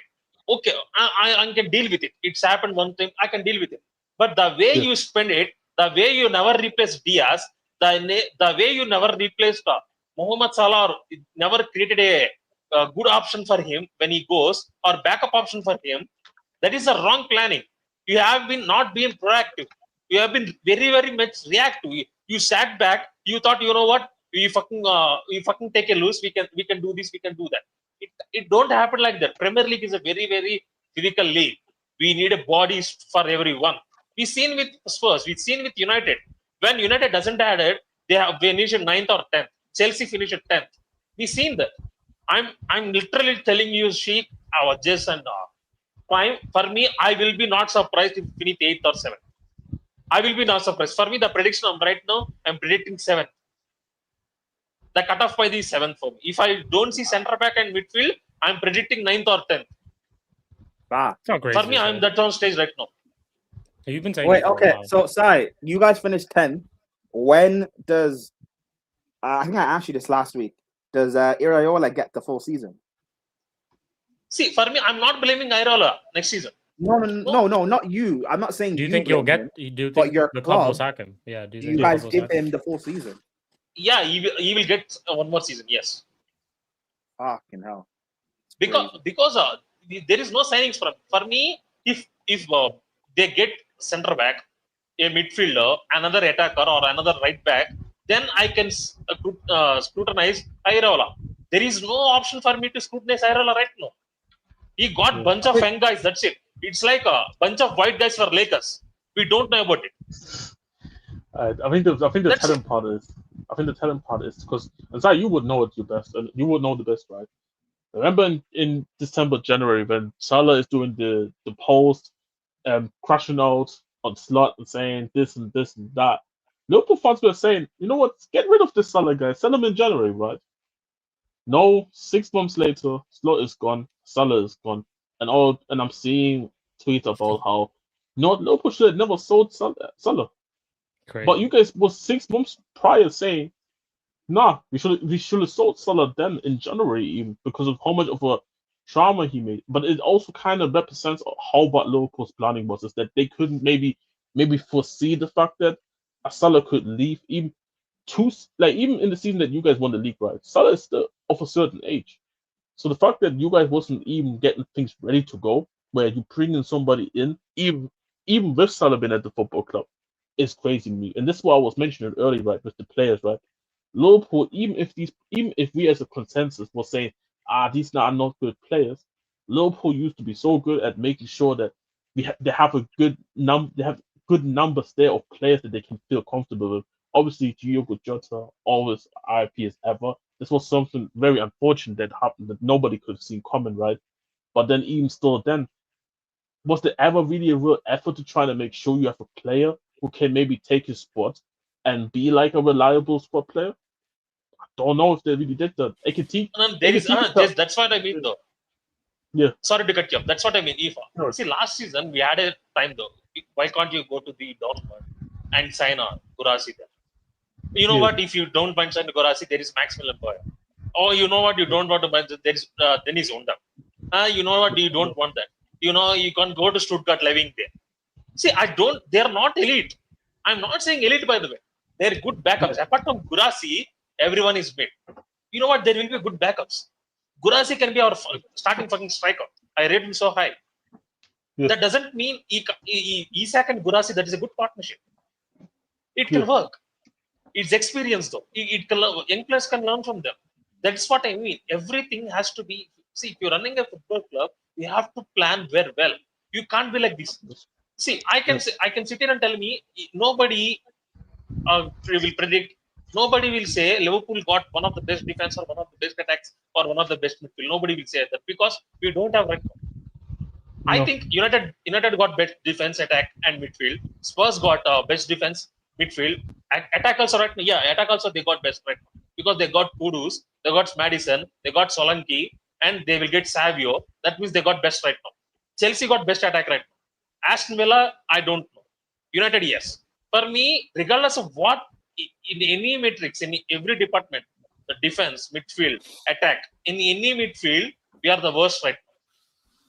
We don't have backups. I was gonna we say don't have anything. your squad really is the worst out of the big six, like all of them. Yeah, that's what. Yeah, it's not a surprise. That is where Shik. Including See, Spurs people as are well. telling me squad depth. No. People are telling me squad depth. Bro, first focus on squad. First focus on starting 11, but not squad depth. You can go to squad depth next. First focus on squad for starting 11. You telling me we don't have right winger? Exactly. The season starts in 18 days. You Fine, telling me like, we don't have another centre back? Season starting in 18 days. Stop trying to get a backup to your winger. Can you get a starting winger? Starting winger. Give me starting winger for right now. Give me a starting centre back right now. You can go to squad depth next. Give me starting centre back right now. Ironically, and this is the funny part about it. Ironically, even the starting left winger, right winger, wherever he's placed by Cola, for most of the better teams, he's a backup or a squad player. He's not a starter. Yeah. Exactly. And just that's my point. See, because Barcola played 36 games for right wing, he scored like 9 goals or 8 goals. Victor Munoz played right wing 1 game. That doesn't mean I can't expert. We got goals though. See, when he's on top, see when Liverpool are on top, we got Mane, Salah, Firmino, Origi. We got Diego Jota from bench, Diaz. We got Gakpo. Then it's fine because everybody can contribute. Right now, the fully focused on Isak, regardless of what people think Isak, words. So now this pressure will be on words. He's coming from very, very poor season for international football and last season with slot. That's mean he has to score goals right. And Barcola comes in, he does see people I don't rate Barcola that high. People will come in, what people expect? Give me 18 goals, 19 goals from him. I don't see him like that. That is my problem for me. It's for me that stupidity is happening from last season. Last season onwards, when we won that league, we should have planned better. We don't have starting right back, by the way. Don't tell me that Jamaican Kofi King is the right back. He's not a right back. And Bradley's injured. Bradley's injured. He got a fucking ACL. He's injured. I don't know when he's coming back. Ekatike got Achilles injury. Achilles injury is so hard injury to recover. Yes. In Chiesa is dead. Chiesa got worse than grand monies. And McAllister also, he's got worse than grand monies. For me, that can't be happen like that. See, Jones want to believe. Okay, you know what? Take the solution. I rate Jones, but he's fucking acting like a pillow right now. You know what, Jones, you fucking leave. I rate Jones, but you can leave. I see him as a squad player, Alex Scott type of profile. You know what, you fucking leave. But I don't have confidence that Liverpool will replace him. And that's the problem. I don't have that's the problem right there. That is the problem for me. See, when Gakpo linked to Spurs in the first time, I celebrated it. Afterward, within 1 minute, I thought, bro, Liverpool won't replace him. Now, for me, I am the guy who is defending Gakpo now. I am the guy who wanted to keep Gakpo now. This is how Liverpool turned me. I want Gakpo to stay right now because he's the fucking experienced guy right now. He's the guy who can score goals, 10 goals. If people remember, in Slot first season, we played counter-attacking football. He scored some important goals. Next season, in Irola, we play attacking football. In types of counter-attacking football, he can score some goals. Doesn't mean he's a very elite though. This is where Liverpool has to change. He's not a surprise because our fucking board is an absolute mess. For me, I will close it like this. FSG are waiting for opportunity to sell. That's it. They're waiting for right opportunity to sell. I said so many times. I seen from mile away. If the Liverpool Cup value goes 6.5 to 7 billion, they will sell it. They're just waiting for right time to sell it. That's it. They're fucking American owners, bro. That's it. Fair enough. All good, Jess. No worries. But cool. Yeah. I think it was only right that we left Liverpool for last because yeah, they're on paper right now currently the worst out of the big six, you could say, or at least going into next season. But just like how we were saying for all our clubs, you know, it might look impatient, or at least for United, it might look a little bit impatient, or it might look like, you know, clubs are not doing business. But Liverpool probably are going to get some of these deals done over the line. Barcola for sure. And Baye looks like they've just inquired into that. There's still some time left. Whether they get linked to other positions, midfielder, center back, for size, just for size, mental health, I'd say cool because size is cool. But if it stays like this for Liverpool, then yeah, it's a successful window for us. For size, So, mental health. yeah. Because size is cool, man. Size Bro, is no. nice. This sorry, Shik, I said to you, I'm focused. If Liverpool turn this, I will focusing on Chiefs more than Liverpool. Chiefs, I hear you. Yeah, and the Lakers. The Lakers. And I'm not expecting Lakers from the match though. No, I'm not expecting Lakers. It reminds me of Chiefs, that. that's Have you guys seen that video of Mbappe? They ask him what his favorite team is. He's like, "Of course, I'm gonna say the Lakers." Like he says it like that. That shit just had me. Yeah, I'm not expecting anything though. Shik, that's it. No, Yeah. as Eddie said, a friend of his decades, and we got some random white dudes coming from. We are not exiting whites, bro. I'm not like this ship on the exiting whites. This lake show. I'm not on that ship, bro. We need some wings, we I need hear you. other players. I'm not on this. For me, run me a Chiefs Super Bowl. I need that. It has been a long time, and I need. That's it. I hear you. Let's see Cricket. some of just the comments real quick before we do close out. Shout out to Blank for the super chat. He says, "Side, please, I beg, sign Barcola for 150 million." Big up, Black. Big up, Shik. Big up to you, man. Blank every single time, and yeah, man, I'm also with you. I'm also begging Side to sign Barcola. It's not up to him though. Bro, nobody but, asked you, bro. Nobody asked you. Yeah. You can continue. I'm just saying. So No, yeah, nobody I'm asked also me. with that. Nobody asked me. I'm also with Nobody that as asked well. And Flawless also said it as well. He says I'm with Blank as well. So yeah. Blank, I know. you've got See, bro, supporters. Flawless is a fraud. We know that Flawless is a fraud. He's W a king super of chat. tricks. W Hold super the chat. flawless. W super chat. No joke. If Curtis Jones, Mr. Trey Young hairline leaves, the only viable candidate I think can replace him is Alex Scott. No, not Wharton. Adam Wharton. I want Wharton. I want Adam Wharton. He's Adam the guy. Wharton's coming Adam to Chelsea, bro. He's coming to Chelsea. Prime. You linked it with Scott more than Wharton. Yeah, apparently, Side, you know how the bullshit that's going on at Chelsea? Apparently, we want to sign Wharton, right, to start, and then sign Alex Scott to replace Santos on the bench. No, Prime. What I heard was your primary target was Alex Scott. If Enzo leaves, then you will sign Adam Wharton. No, but yeah, that's what I mean. I expect Enzo to go anyway, so that's what. Wait. You think Enzo is leaving? I don't know. I hope he does, because I want Wharton, so he better be. Bro, where the fuck is leave though? Real Madrid is not. They come and say they're not playing. Also, another reason why, like, we need a midfielder regardless, because Enzo starts the season so slow. Have you not noticed that side? The 3 seasons he started at Chelsea, his first 2 months are always very slow, and I don't want that again. So if he stays, then we need even an Alex Scott will help to start the season, because Enzo's just going to be a liability in midfield. And by the way, and before Prime reply to you, Blank, McAllister will be 8. Sorry, Gravenberch will be 8. I want Wharton at 6.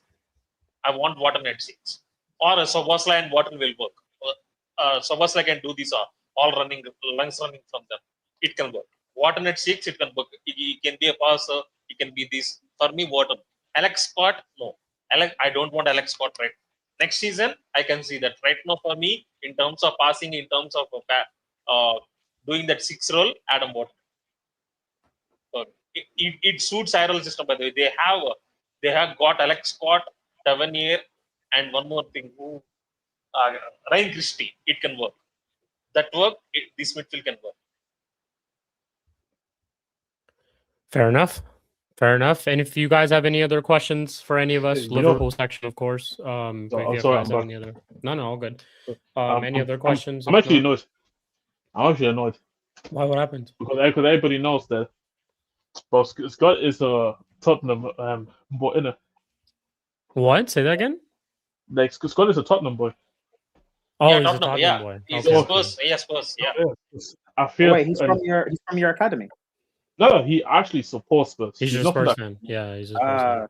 So I actually seen reports say that how he would actually give us priority to any club over any club if we actually went. Ah, but you've already signed those two midfielders, though. Exactly. You're going for Me another personally, one. Yeah, I said because you guys know about Madison's injury record, right?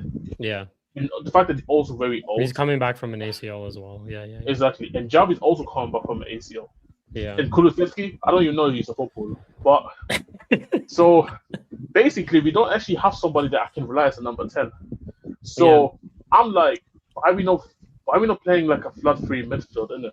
And this is where Yeah. I say, fuck it, we should actually low-key triple down on the if Bergwijn gets sold, I was like, why are we not trying to triple down and trying to get Scott in to go with Tonali, Scott, and Fernandes midfield instead? Yeah. I hear that. Because I didn't know honestly, that. He's a Spurs boy. I did not know that. Yeah, he's a massive Spurs fan. That's why when you see these reports about Arsenal and stuff, yeah, he will take Arsenal because at Bournemouth, right? But if the options were actually there, it's kind of similar to how the Essa situation last season. Like Essa was willing to join us, but if Arsenal was going to come in, he was going to go Arsenal any day of the week. So that's why I saw like a couple of reports saying stuff like that. But obviously, we're not interested enough, which kind of annoys me, man. Because I'm like, I really think he's a good player, and I think he really suits both Tonali and Fernandes as well. Like it hurts me, man. But Would you sacrifice? Jason, do you think he's a 6 or 8? For me, he's a 8 though. He's not a 6. He's a 8. I think he's an 8, but this is what I'm saying, Si. I want a midfield 3 instead of like a pivot. Yeah.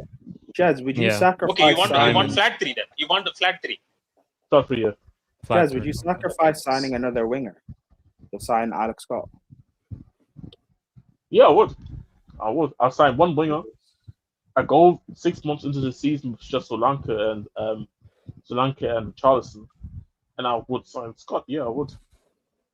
Because I like Alex it's Scott. not- And by the way, will you guys take Reinders by the way, for 45 million? Nah. Is he available? Nah. Yeah, what's the Yeah, whole thing he's with him available, and City? Yeah, Nah, he's available. City are still. Forrester City are trying to really- sign. Forrester training. Forrester trying to sign. Yeah, crazy. But what Man, is he like? Is there been like an indication that he's like not part of plans? or whatever? Not yet. But as of right now, it's been only reported that Nottingham Forest are looking at trying to sign him. But the fact that the even is like an opening just tells me that they don't mind selling. Yeah. Which is Yeah. funny, right? Because I'm still waiting for episode 2, but no, there was. Episode- No. I remember that. Just I remember that. Yeah. I remember. If you go, Bro, after Wolves game, everybody said it, bro. nah, 'cause Wait, what? I- Wait, what's going on? if we go on his Twitter account here, after the Wolves game, he tweeted season 1 is S1 episode is S1E1, which always stands for season 1. Season 1, episode 1. Yeah. We never got We're the waiting second for episode 2, man. No, We- we- Why did he tweet that? What happened in the game? Because he played a really good game, right? He went played off, a really yeah, good game, yeah, and it he was his went first. off. It was his first game. It was his first game for City as well. Yeah. Yeah, okay. Bro, So- everybody Bro, gassed up, bro. Everybody I gassed up. kind of forgot about him, bro. Because what did he get like an injury in between the season? No, like a no, quite no, lengthy he one. just no, Nah, he just was shit. It's not. Holy shit! Bro, he shit and Pep. I was sitting here Pep thinking he started got an Nico. injury. No, and Pep started Nico Gonzalez and Kovacic, Nico O'Reilly. Them. Pep never rated him. Oh, Reinders. yeah, man. If you're playing Kovacic over you, oh yeah. But do you not remember the hype when Reinders signed though? Yeah, was that's big why I hype was when like, he and signed. he Yes, cost a good amount of yeah. money, if I'm not wrong. Didn't he cost Bro, a good he amount of cost money 50. Bro, He he's did. 60 million. He got 60 million for them. from AC Milan, right? AC AC Milan, Milan, yeah. Yeah. The thing is, yeah, Reinders was kind of weird one. Like I rated Reinders at AC Milan, but Yes. I was like, man, hey man, I wish that we signed Reinders, because I'll be honest, and people might hate me for saying this, but I call it Celia ass. Like, Fair enough. because Fair enough. like, I'm sorry, but this league, there's too like the fact that I'm seeing Juventus fans trying to trigger Spurs fans over signing Kolo Muani and saying the history of Tottenham, it happened again. I promise you. Over Kolomwani. I promise you, any day of the week, I wish he wasn't part of my history. I wish he wasn't part of my history. Like, but I can't. Juventus fan. We're talking about Juventus here. Twerking for Kolomwani. Kolomwani, you know, that's crazy. Just I will tell you one more player for the. How the You want how the that perfect club has striker for fallen you off is No, crazy. perfect striker for you is Blavic. Dusan Blavic. Hasn't Kolo Muani been at Juve like 4 times? Yeah. No, Yeah. he was there one time. Bro, I He was there one swear time. he's just been hopping loans for clubs in the past No, no. couple of seasons. No, That's he was just there all one- he's been doing. He was there one time, and he had 6 months where he had a crazy start, kind of then went cold, and then the end of the season a bit strong with a couple of goals. But then Juventus obviously wasn't able to get him, and then he knew he wasn't going to play any football at PSG, so he had to accept the Spurs loan, because if he doesn't get any minutes, yes, this is how it happens. Maybe because he's always linked to Juve then. Because Yes, it's the link. It's the link. So It's funnily always enough, They we like actually got they like their scrubs, bro. They like their scrubs. United got linked to They Kolomwani got as well Kolomwani. last season. I think it was, yeah, something like that. Yeah, I remember there was a time where United got linked to him. So I'm done with this. I don't do this whole Farmers League thing. But Celia asked, I'm sorry, this league is a bit too funny. The league is too funny to me, because how is Amran the manager there at AC? Like, Yeah, what is going on? What is going on over there in the league? Like, hey, and Jez, I told you guys. Jez, and I told from you guys, one big- Well, I mean, how is like where's Allegri at? he's a Napoli. How the fuck is this guy still managing at this point of time? No. Shik, there is Like, how are Sarri. people Sarri still is also getting all manager, by these? the way. No. Sarri is also manager. Mauricio Sarri is a manager. Lazio? No, No. Like, he went to he's Roma or other club, not Lazio. yeah, he was. Bro, guys, just watch it. Conte is going to replace Amarim at AC. Was he Bologna manager? Who? No, sorry. no, I could be. No, wrong. he was Lazio. He was Lazio. Lazio, yeah. He sacked it. He sacked it to Lazio. Yeah, I know. Because she was asking. Yeah, his last club was Lazio. Because I remember I went to a Lazio game and I remember yeah. seeing him there. I literally remember seeing him. No, he sacked Lazio. Right now, he's not the manager. Right now, Yeah. But this is one. But I told you. I sent you guys literally. I think it was before the World Cup. Remember the photo that I sent into the group chat of like managers in Serie A? How they literally just that is loophole. They keep recycling between each other, bro. They just keep recycling between each other. Yeah. Like, this is what I call the Serie A ask, because it's basically the same shit, but with just different managers. But it's the same shit with the same managers, but it's different because they play at different teams. But it's the same shit. Yeah. Man, honestly. Jesse, you have to understand. Crazy. When Amrun does well with AC Milan, the amount of fans will speak on that, will come to United fans and say, you know what, thanks for Amrun. We'll say that. You remember that. If Amrun does well, it will happen. Shik, you know that stat, right? You know what's so funny, actually? Before that stat that United fans always post of a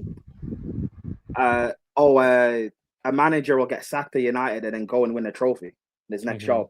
Yeah, that can get dark if it's Amarim. I'm not gonna lie. You know what's so funny about will go crazy. I saw like one of his like well, I didn't actively go out and look for it. It just popped up on the timeline, of course, because of all the other tweets and stuff that I've had about Ruben Amorim. But in one of his like first few interviews with Milan, he literally said again that they were gonna suffer. It's so funny. Also, AC He's on the Milan, whole Milan. suffer, he's on the whole He's suffering Favreau, thing he's yet a again, Favreau bro. Shik. It's not Also, Favreau, dude. AC It's Milan. Favreau. Jez, he's playing Samuel Chukwueze at wing back, at right wing back. Jesus. Like it's Shik, when is that game against United? The AC Milan. 15th, August 15th. Well, Yeah. I'm gonna tune in for that, bro. Yeah, man. I'm telling you, I'm still telling you, this game is a final. Like, there is no way we lose to this AC Milan team. Genuinely, we should have our better players. Cunha's back in training. Bruno's back in training. Mazraoui's back in training. I'm guessing Menu will be back in training by then. We should have our best 11 going into that game. Tielemans should be part of the group. Like, yeah, everyone should be there. So. I mean, what did they say? But it means more, man. It means more. Yeah.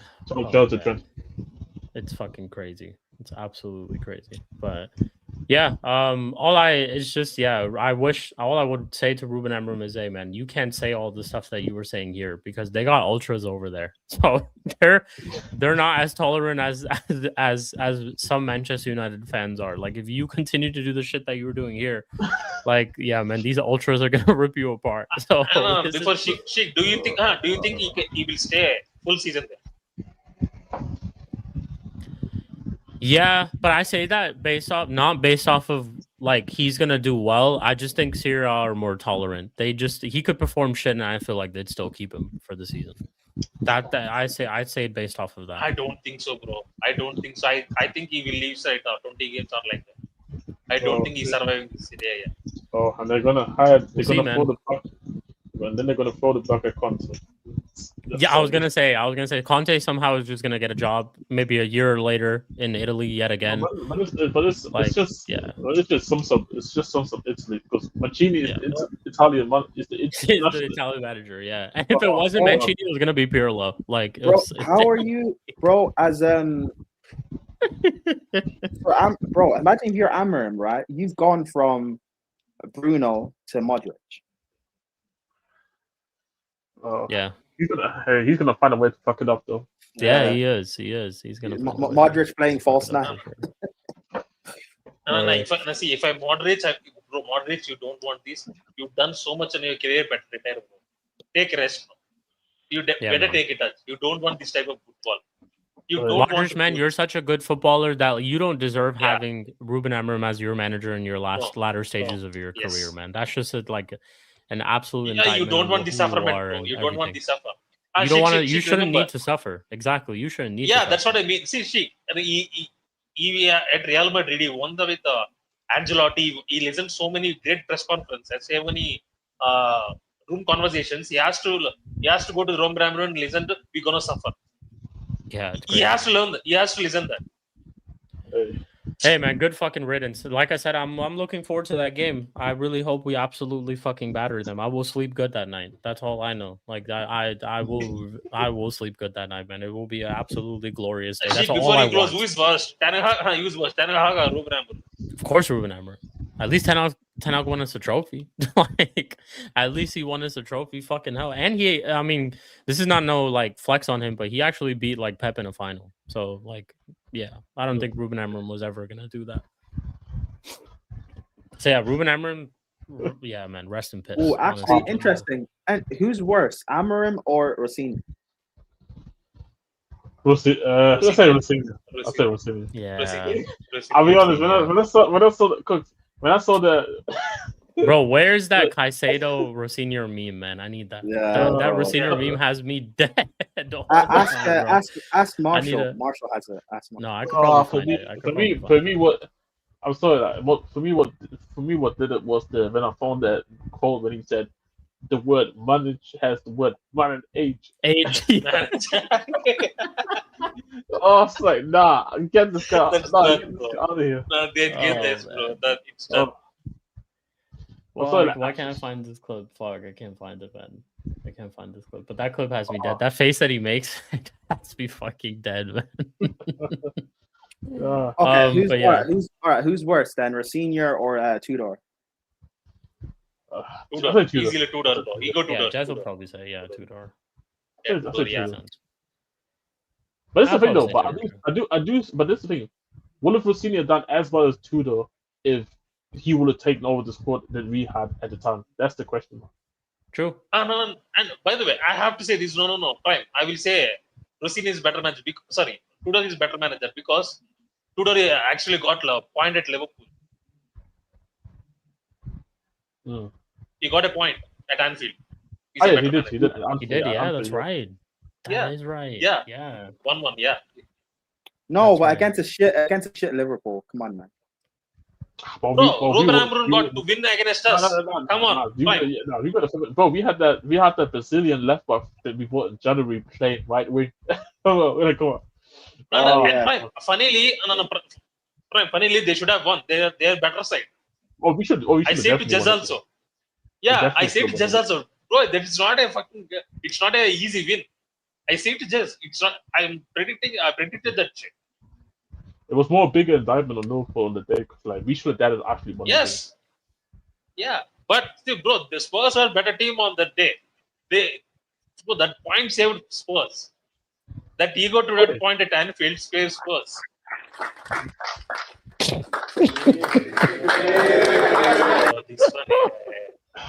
I'll be honest. I do gotta ask, man. Like, who came up with like this whole plan to make it everything? I think it's for. It was for his. Was it like for an engagement or something?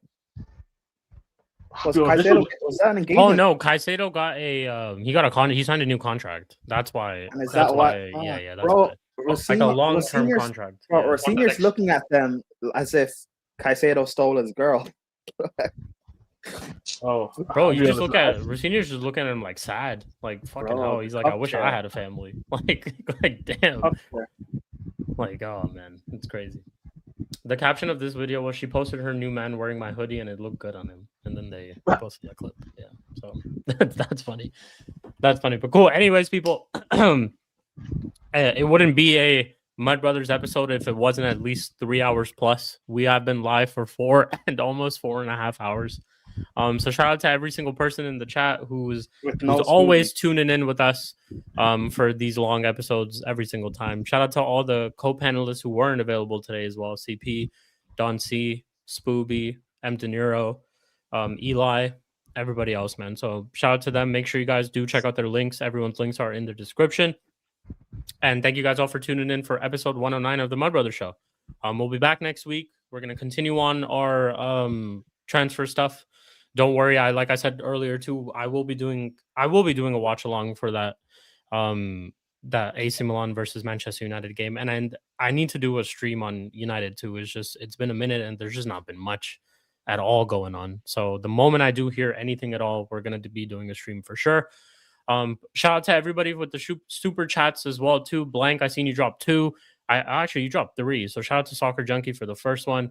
And Blank for these 3 super chats as well. Jez, big up to you every single time you join the stream as well, being the Spurs panelist in today's episode. So big up to you every single time. You're always welcome here. You always know that as well. Just ask for the link anytime.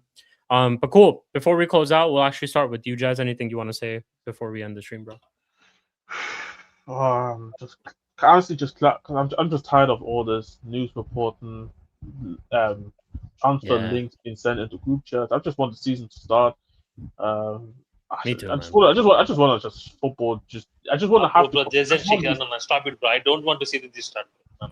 Wait, it's not your turn yet. It's not your turn yet. I was asking Jez. Hold up, man. It's not your turn yet. It's not your turn yet, man. I'm not even talking about just the Premier League season. I'm just talking about just football in general, where like panels are actually speaking about like panels or videos, but whatever shows on channels like where we actually just speaking about football and not transfers. Like I get it, man. Just say it how it is. You wish you could crash on Arsenal, like the season starts, and you wish you could just do that. I miss it. I do. Of course, like I said, like until Solis has shown something to me. Well, to me, his name is Toilet. That's crazy. Crashing on Arsenal. You know what the response is? We're Premier League champions. I don't know how crashing on them is going to work. It's okay, man. Like, No, we could. we- We'll find well, ways. We'll find ways. We will make a way, man. Yeah, we'll find ways, man. Agenda's always got an agenda. You know this as well, Prime. As someone who does Yeah, agenda true. himself, agenda's always got an agenda. So Agenda we'll happy agenda. always find some way. Like, look, they won the Premier League last season, and people still post Gabriel missing the penalty all the time. Like, it's Oh crazy. man, Shik, you know what's crazy? Like, for about 2 weeks after that final, someone would tweet something serious. I'd click on the video, and it's a penalty miss. Bro, I seen a tweet on Twitter. Someone, you know how like Black Ops 2 is back on like PlayStation and you can like play it again and all that. Someone made their like their like Call of Duty like emblem. Gabriel missing the penalty. They drew it. Like it wasn't that like they drew Gabriel missing a penalty. Oh, It's yeah, mad, bro. it's And they're not amazing. forgetting. They're not forgetting. So we're just gonna hold on to that. I love football Twitter, bro. Yeah, man. Or we might find ourselves seeing Vinicius Jr. scoring a goal in the Champions League for Arsenal and then pointing towards the Champions League badge when there's like Oh zero yeah, that did you he's see going, that? so Did you see that that could be AI that. thing? There could be See that that AI possibility as well. I see that. Yeah, Yeah, that was yeah. ridiculous. There could be that possibility as well. I guess we're all just gonna find out. But anyways, appreciate you guys every single time. Sai, your turn. Now you can go ahead and tell us that you're not going to be watching. I got a cut real quick. I got a cut here, so big up. All good, man, Jazz. Love to you every single time, bro. Appreciate you. Big up, Jess. Big up, Jess. Big up, Jess. Big up, Shik. Big up, Prime. Yeah. Thanks for the link, Shik. Turn up the like, chat. Hit the subscribe button. This is only trailer. There is song to go. There is full movie to go. This is only trailer. This is only snippets. These only samples, by the way. You will see Don C. You will see Spooby fraud. You will see CP, another fraud. I rather listen to Prime than CP. These massive frauds are there. I think. The massive frauds will be on the stream in upcoming days. You know what? Before I stop, Liverpool, stop this foreplay. Sign some players. Stop this foreplay. Stop this foreplay. It's crazy. It's crazy. Anyway, Prime, your turn as well before we close out.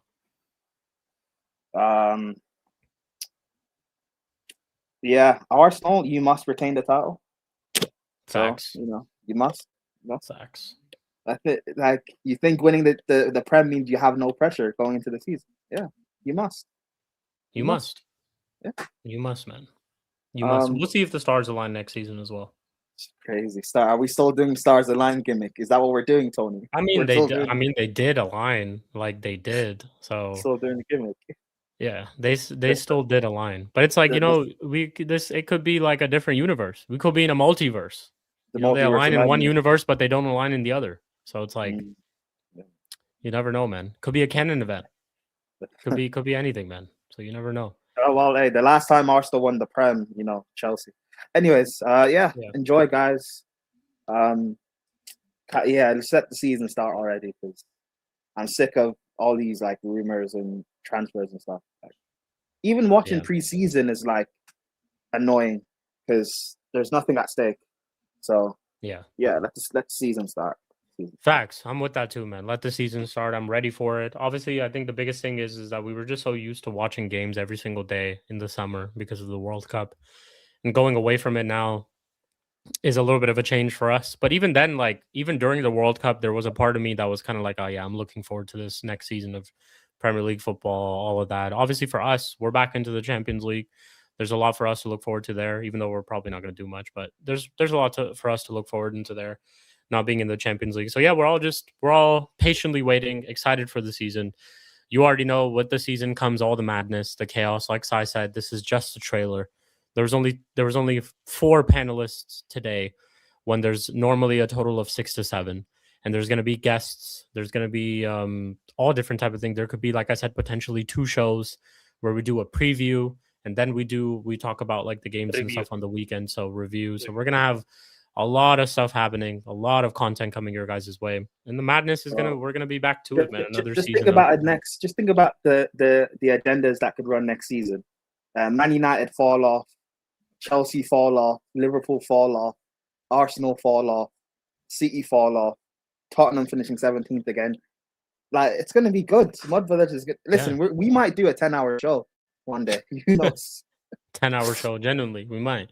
So, man, make sure you guys keep tuning in. And I do want to shout out everybody. You guys did show a little bit of love. Shout out to Flawless as well. He did raid the stream earlier as well. So shout out to him every single time. And you guys shown a little bit of love on the likes. We've got new subscribers. So keep supporting. Keep helping us get to 2K, getting us to 1,100 subscribers as soon as we can. And the show will keep growing and we'll have more and more exciting things for you guys. But cool. That has been episode number 109. Big up to every single one of you. We'll catch you guys all next week. Up until then, what are we saying? What are we saying, Prime? Barcola to Liverpool. Here we go. Make it happen. Thank you. Yeah. That's what I would say. You don't want anything to say for Chelsea? Arteta, you must. Arteta, you must. Arteta, you must. You must. Arteta, you must. Yeah. Winning one is Saka, okay. Can you win back to back? Saka, you must. We've all won back to back, have we? Have we? Yeah, Yes. we've all won back to back leagues. Yeah, of course. Yeah, I have. You have. When you're a big Pretty sure club, you can win Liverpool back have. to back, bro. Actually, you're a big Liverpool club. haven't. Not a Premier League. Yeah, but Liverpool have League 6 titles. Champions Leagues. Yeah. They have 6 Yeah, Champions Leagues. they're excluded. Yeah, they're excluded. But when you're a big club, you can't do back to back. You can't win a champs. It's crazy, bro. I don't know. Could never be my club. Never be my club. Could never be my club either. Yeah, crazy. But anyways, thank you guys all for tuning in. Episode number 109. We'll catch you guys all in the next one. Peace. Oh, actually, wait. Before I do that, let me see who's live so we can go and raid someone. Also, did you see Garnacho? I did. I seen that he. Yeah. That was bad. Killing the attack. Bro, that killed me. That killed me. There was literally nobody there. There was literally nobody there when he tried to make that pass. Bro, I saw the video, right? I thought like he was trying to go for an assist or something. And I clicked on the video and I was like, what Who the fuck was are you even the passing point to? of that? Yeah, like who the fuck are you passing to? Was there supposed to be an overlap? Like, what was the point of that? Yeah. Yeah. Yep. Cool. Let me see. Listen, I know we spend a lot on Rodgers, but like, he just has to be better than Garnacho. That is amazing. He just has to be better than Garnacho. Yeah. No, I have no doubt in my mind that he will be better than Garnacho. Bro, being better than Garnacho is like, bro, I think I'm better than him. You guys signed Cunha on the left, and the fact United fans didn't crash him the first half of the season was because he was still better than Garnacho. It's amazing. Yeah, that's what I'm saying. That's what I'm saying. So, and you've signed someone who people say, like, I have to see more of it. And I know it's also biased, but like a lot of people think Rodgers is better than Cunha. So you're signing someone better than him. So you should see an immediate improvement right away. 100%. Yo, why can't I fucking figure this shit out? Here we go. What the hell? What the helly? All right, cool. Let me see who's live. I think I'd seen Mally. Mally Talks AFC was live. So if he is, no, it's Rasta Stocks. Yeah, we're gonna rate him. Rasta Stocks. He has a video titled "The Post Shift Vibe Room. Come hang out." So make sure you guys go show some love to him. Subscribe to his channel right away. Like his stream right away, and support him like you support all of us. But cool. We'll catch you guys in the next one, episode 109. Peace, people. Take care. Peace. Love.